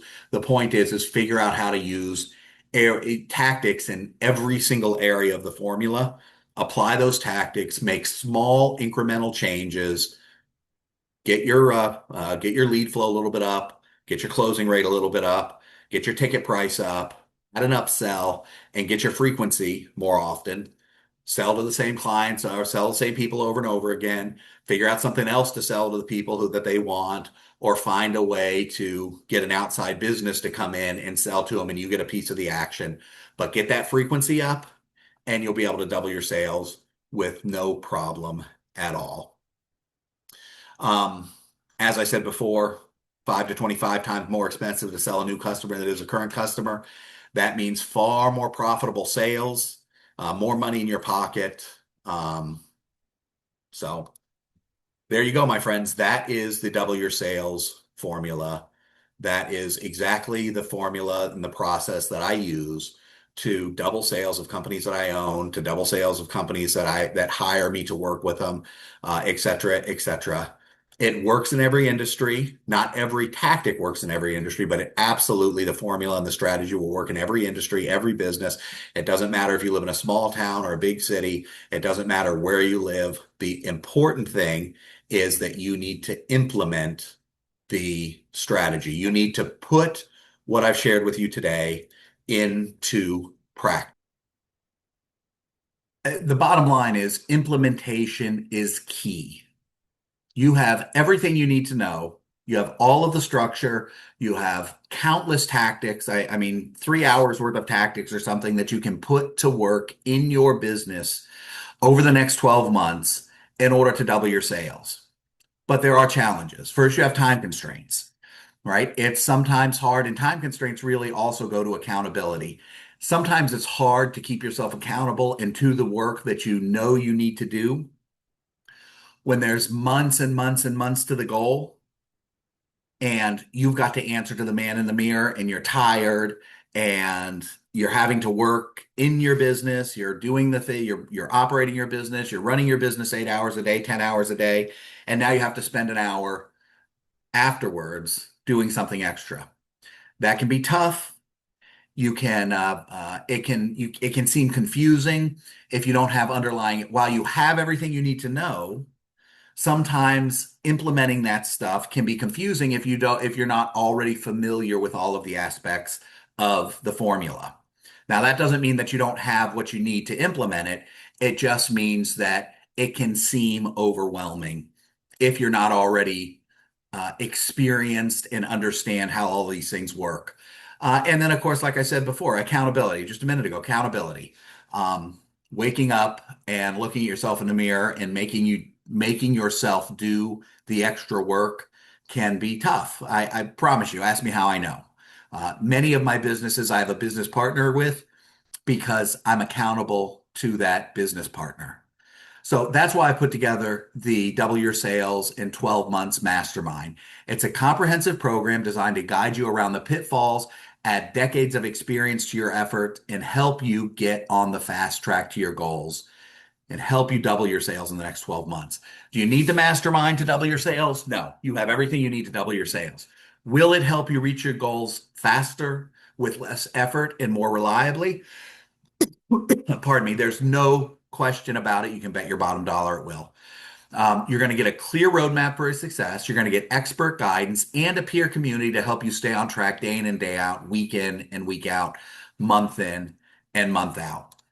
Here's what you get with the Double Your Sales in 12 Months Mastermind. First, you're gonna get a half day onboarding call. So we're gonna spend 4 hours together delving into your business. The first 2 hours, I'm gonna work to understand your business. The second 2 hours, I'm going to work with you to design a very specific pathway to doubling your sales. It's going to include time frames. It's going to include goals along the way, et cetera, et cetera. So you're going to know that in the first 2 weeks you have to do this, in the first 2 months you have to do this, in the first 3 months you have to do this, in the first 6 months you should be here. So you will have a level of accountability to make sure that you're actually making the changes you need to make in order to hit your goals. You're also going to get a monthly newsletter. I'm going to mail you a newsletter every month that's going to highlight at least one part of the formula, give you real life examples, explain how it works, and break it down. This is an actual hard copy. It's not going to come to you in email, and something you can put on the side of your desk so that if something comes up and you say, oh my God, wait a second, I need to do something to get more leads, you can go into the newsletter and you can figure out a way to seamlessly integrate another strategy or another tactic in order to generate more lead flow. Same thing with closing rate, same thing with ticket price, same thing with upsells, and same thing with frequency. Now, you're also going to get a bi-weekly coaching group. So that's all 10 of us. So that each cohort will have 10 members in it. So we're going to get on with your cohort and we're going to bounce ideas around. I'm going to teach, and then we're going to discuss how to implement these things. You're going to bring up challenges that you're finding along the way in your business. Now, here's the really cool part. If we have 10 business owners together and you have a challenge, one, two, three, four of those business owners have already overcome that exact same challenge, and they can share with you exactly how they did it so that you can then take that information and put it to work in your business. You might get two or three solutions. It's no right or wrong. The opposite of a good idea can be another good idea, right? So you will have the information that you need in order to overcome any challenges you're having. And that's not just challenges with doubling your sales. It can be any business challenge whatsoever. You're also going to get one 20-minute strategy session with me every month. That's going to make sure that you stay on track to our plan. And we're also going to be able to make adjustments in the plan as we go in order to make sure that you do double your sales in the next 12 months. On top of that, you're going to get a 911 front of the line pass. Now, what that means is that if you have an emergency, if you have a real emergency, you can just send an email or a text or whatever you need to send, and we'll get on the phone within 24 hours, Monday through Friday. So if you send it Friday at 5 o'clock, it might be Monday before we talk. But outside of that, you get on the phone with me within 24 hours and Monday through Friday, and we will address the emergency. I'll spend what time I need to with you in order to address that emergency. I do ask that you use that for real emergencies, not for something that is bothering you or is kind of shocking to you or something you didn't expect. That's why we have the 20-minute one-on-ones, and that's why we have the 2 4-hour group calls every month, is to handle things that were a little shocking or you didn't expect. But if you have an emergency, we're going to go ahead and help you handle that emergency. You get one front of the line 911 pass. On top of that, as a bonus, and I'm not going to keep offering this forever. This is, for the first one or two cohorts. I'm going to include an option for you to come down to Gainesville, Florida, and have a one-on-one full day in-person consulting session. Now, this is not something that you want to do in the beginning. You certainly can, but it's not something that you want to do in the beginning. This is something as we get towards the end of the 12 months. This is something that we'll do so that we can develop a plan beyond the 12 months so that you can continue doubling your sales. You can continue driving exponential sales growth. Um, I don't do many in-person consulting days. Most of them are, I mean, honestly, they're really not something that I like doing. I much prefer virtual consulting. I charge $12,000 for the day. I do everything I can do to dissuade people from doing that. I do virtual consulting on Zoom, even for a full day. I do it much less expensive. It's 5,000 for a half day, or it's 8,000 for a full day. I do everything that I can do to try and limit the number of in person consulting days. But you will have the option of taking that no charge. I'm limiting it to two people a month, so first come, first served. But there'll be two spots a month that people can schedule a one-on-one consulting day. Come down to Gainesville, Florida. Now, I'll tell you, this is not a time for entertainment. We're not going to be hanging out and eating dinner together and going for drinks together. We're not doing any of that stuff. We're going to spend 8 hours digging into your business. You need to provide your own hotel room and your own entertainment and your own food and all that stuff. But I promise you, if you choose to take that bonus, by the end of that day, you will be blown away at the plan you walk away with. Now, you get all of that for, well, the value of all that is over $33,400, or $33,340. And you can see the values listed right next to the things here. Um, you get the half-day onboarding call. You get the monthly newsletter. You get the biweekly coaching group. You get the one-on-one sessions every month. You get the 911 front of the line pass, and you get the 1 day of in-person consulting. Normally, the Double Your Sales Mastermind is going to be priced at $49.99 and an absolute bargain at that point. Now, let me just cut in here for a second to give you an idea of what I normally charge for consulting. So for one-on-one, or pardon me, for one-on-one Double Your Sales consulting in 12 months, in other words, if you say, look, I want to hire you to teach me how to do this without having other people involved, without having a group of 10, I just want to work with you one-on-one, that's $15,000 a month. Now it's well worth it for a business who's doing the kind of revenue that can afford that, because I mean that's usually $5 million or more for the businesses who are doing 5 million or more. But if you figure 180,000 a year, but in return they get to double their sales, that's strong as Ajax, right? I mean, it makes a lot of sense for them. If we want to do the same program, only they say, Everett, I want you and your team to handle everything for me. That's 19,000 a month plus 20% profit split of the upside, and they have got to agree to a marketing budget that I control. So they're going to say, here's the marketing budget. We're going to pay you $19,000 a month. Plus, we're going to give you 20% of the profits on the sales that you generate. And here's your marketing budget that you can work with over the course of the year, and you control it. Now, for agencies who want to work with the Double Your Sales, who want to use the Double Your Sales in 12-month framework for their clients, that's a $250,000 a year program. Then I'm going to train their staff. I consult with their people on specific clients. I don't consult with their clients. I consult with their people about specific clients, et cetera, et cetera. Now, I can charge those prices because what I do works. However, like I said before, the businesses I'm targeting with those are usually doing at least $500 million, or pardon me, $5 million a year in sales minimum. So that's why, I mean, $49.99 is a great price to be part of a group of 10 to do this program.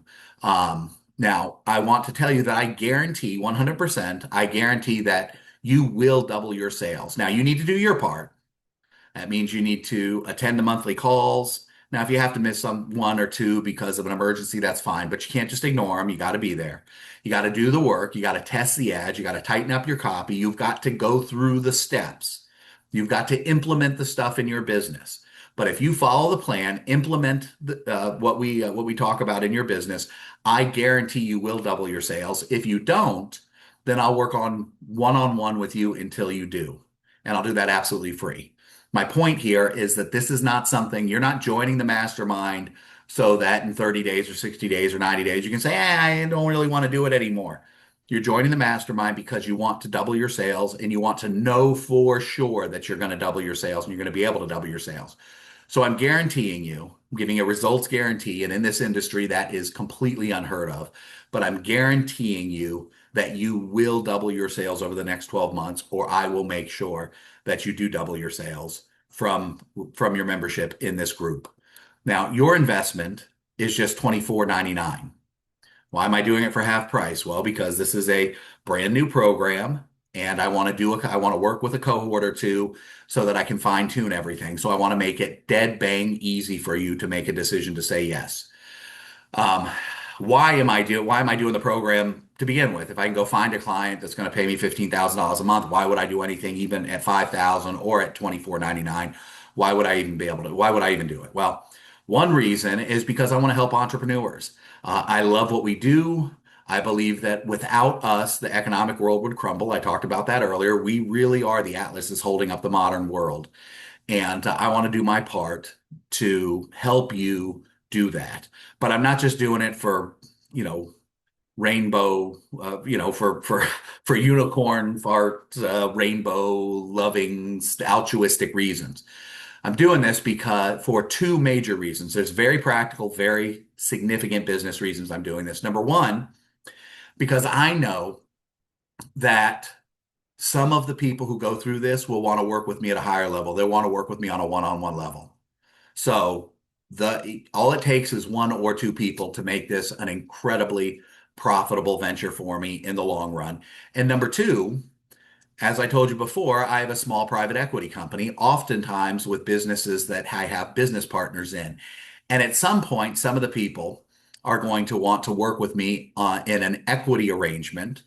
And I'm going to want to work with them in an equity arrangement. So we'll work out a buy into their business and I'll become their business partner. And all it would take is one of those people at $1 million or $1.5 million a year in sales to have me working with them as a business partner to honestly create valuations that are in the 7 and 8 figure valuations, very easy, very quickly.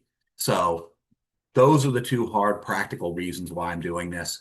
And then, of course, there is that I want to help people. I want to help you do more to reach your goals. So this is your decision point. You can ignore everything you've heard here and go on about your life. That's option one. Option two is you can commit to doing this yourself. It's commendable, it's hard, it's slow, but you can decide to just do this yourself.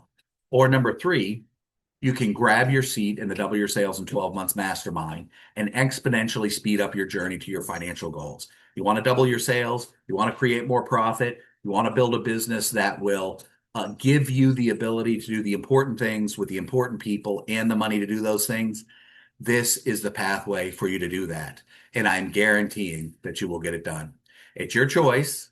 But if you'd like to join, just head on over to Double Your Sales in 12 months/MM. Double your sales in 12 months/MM to secure your seat.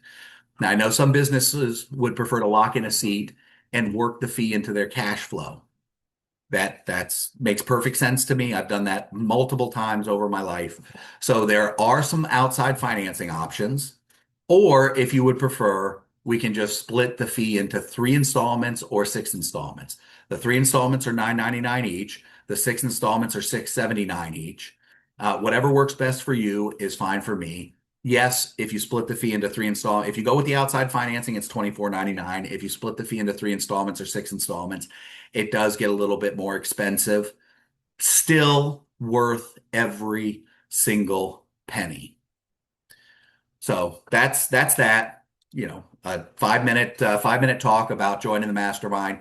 Now we're going to do some Q&A. I'm going to tell you the free gift at this point. If you stayed to this point, then you can go to helpfromev.com, HELPFROMEV.com, dwysev.com and schedule a call with me. It's a free 30-minute call. What I'm going to do on that call is, even if you don't join the mastermind, I'm going to give you 30 minutes to try and translate some of the things that we've talked about today into your specific business.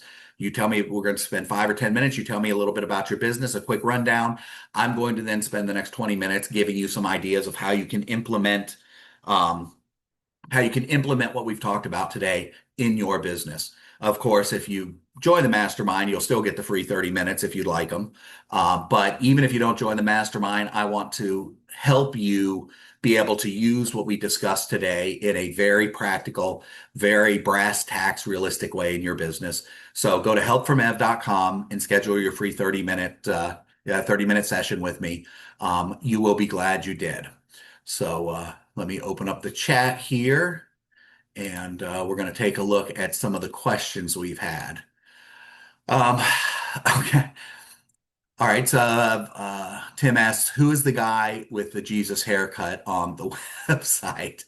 That is Brad Jordan. Brad is a entrepreneur. He cut his teeth in entrepreneurism with a commercial roofing company that he later sold. He built it. He did federal contracts, and he later sold that company for I don't feel at liberty to tell you what he sold the company for, but it was very good.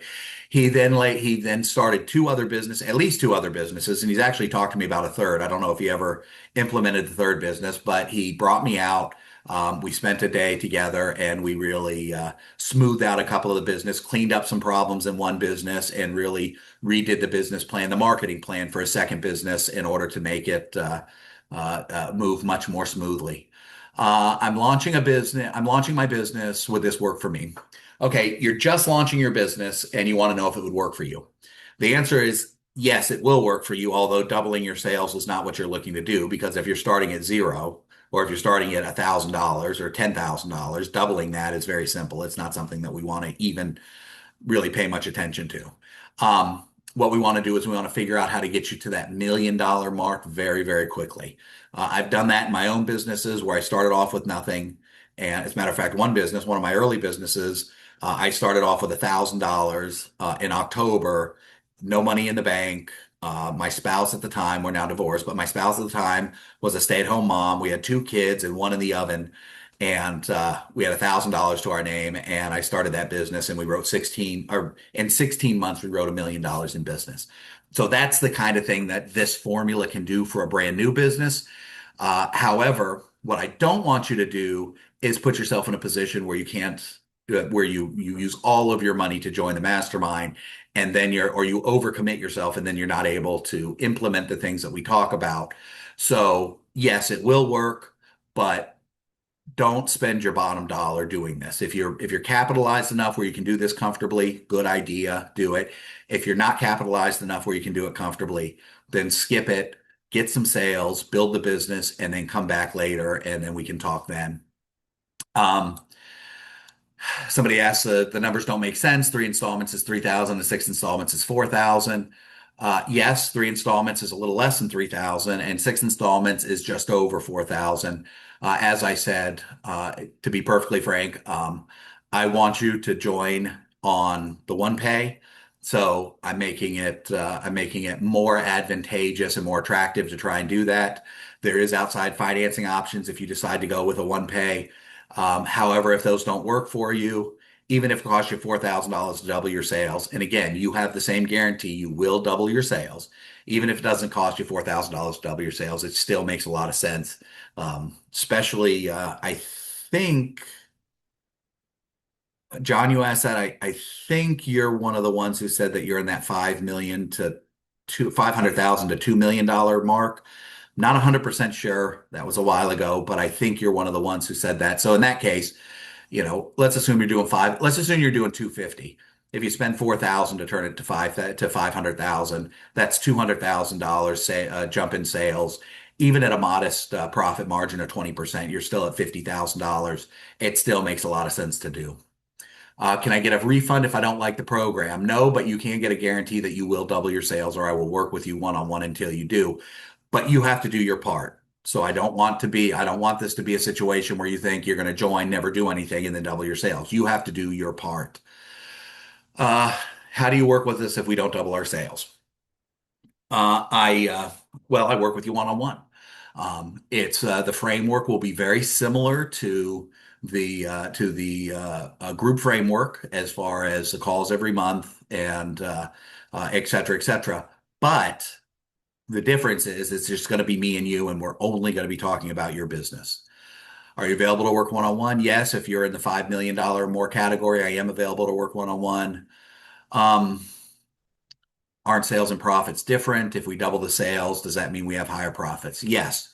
It does mean you have higher profits, generally speaking, because when you double the sales with the framework that I've described in this presentation. Now, if you go from 1 million to 10 million in sales, your profit margin, your gross profit margin may drop, or your net profit margin even may drop. But when you double your sales in the framework that I've given you, you don't have to hire any new staff. You don't have to you just double your sales with the staff that you have right now. You don't have to expand your operations. You don't have to get into bigger office space, anything like that. I mean, if you go crazy and go out and you start selling more, and then you go start spending more money and getting new offices and doing a lot of work and hiring a bunch of new people, willy-nilly. Yes, it can lower your profit, but that can lower your net profit margins. So doubling your sales does not necessarily mean doubling your profits. However, when you do this the right way and double your sales with your existing staff or your existing size staff, and you don't go out and get a whole bunch of new offices and go out and spend a bunch of money on new equipment and all that kind of stuff, generally speaking, you will more than double your profits because your underlying costs stay the same. So you double your sales, you're making profits from that, but your underlying costs stay the same, which means that your profit margins actually oftentimes will go up as long as you're smart about how you operate your business. But frankly, that's on you. I'm going to encourage you. I'm going to talk to you. I'm going to try and get you to I'm going to try and get you to do it the smart way, but it's up to you to do it the smart way. Uh, I want to join the mastermind. They payment up, but I don't have the cash right now. Yes, like I said, there are payment options, outside financing, and you can split the fee into monthly installments. Um, if this works so well, can I pay you after the year is over? Of course, there's always somebody. The answer to that is no. Frankly, if I thought people would follow the program, if I did it for free, I would do it for free just because some people are going to want to work with me one-on-one, and some people are going to want to give me an equity position in their business or have me buy into their business, buy an equity position into their business. So if I could do that, then yes, I would love to do that. But the truth is, as a mentor once told me, the wider they open their wallets, the wider they open their ears. So the fact is that if I did it for free, people would not, they wouldn't pay attention. They would drop out after a month or two, and they wouldn't do the work. So no, you can't pay at the end of the year, but you can take care of it now. And I do guarantee that you're going to double your sales. When are the calls scheduled? I don't know if I can make them. Okay, I'm going to be a little blunt here. If you can't carve out a half a day twice a month and 20 minutes once a month, then you need this more than most of the people on the call. I understand sometimes there's emergencies or there's sometimes it happened, but the will be scheduled at a time that works anywhere in the continental United States. There's a 3 hour difference, obviously, but they're going to be scheduled at a time that will work easily during business hours from California to New York. If you can't schedule that time so that you don't have a bunch of interruptions, it's incredibly important that you start getting more sales, start getting more profits, and start building a business that is not controlling your life. We're talking about a half a day twice a month and 20 minutes once a month. A month, not a week, a month.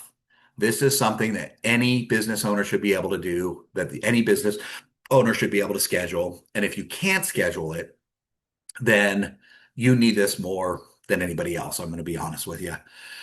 Um, if I can't get you on the phone, if I can get you on the phone for free, to apply this to my business. Why should I join? Well, because there's a difference between 30 minutes to discuss something and a 4 hour intake call, and then 20 minutes a month for 12 months, and then two half-day sessions where you talk to me, where we talk for 12 months. Our two half-day sessions a month where we talk for 12 months. I mean, obviously I want to do the right thing by you. You spent a lot of time, you listened to this, you went through everything. So I want to do the right thing by you. But if the difference isn't obvious, then I'm not sure what to say. So anyway, that's it. That's the whole program. You have everything you need. Go to doubleyoursalesin12months.com/MM and go ahead and jump on with us. It will make a massive difference to your business. I assure you it will make, even if you don't, schedule your free 30-minute call and start implementing. You can do this on your own. It's going to be tough. It's going to be a lot of work, but you can do it on your own. But won't, if you won't join, at least start. If it takes you 2 years to double your sales on your own or 3 years to double your sales on your own, you can still get this exponential sales growth. And like I said before, earlier, we're heading into a hard time financially all over the world, but particularly in the United States. And that's not a political statement. That has nothing to do with who's president, who's not president, who was president before, nothing. It has to do with economics, and it's going to be a tough row. So spend some time, implement this, start testing, start working, and start working towards doubling your sales. And if you really want to make sure that you do it, then go to doubleyoursalesin12months.com/MM. And if you do your part, I guarantee it'll work for you. So we're going to wrap that up for today. Thank you so much for spending some time. I know we spent quite a bit of time on here. I hope you got a lot out of it. I put everything I had into it, and go out there and go sell something, my friends. Talk to you later. Bye.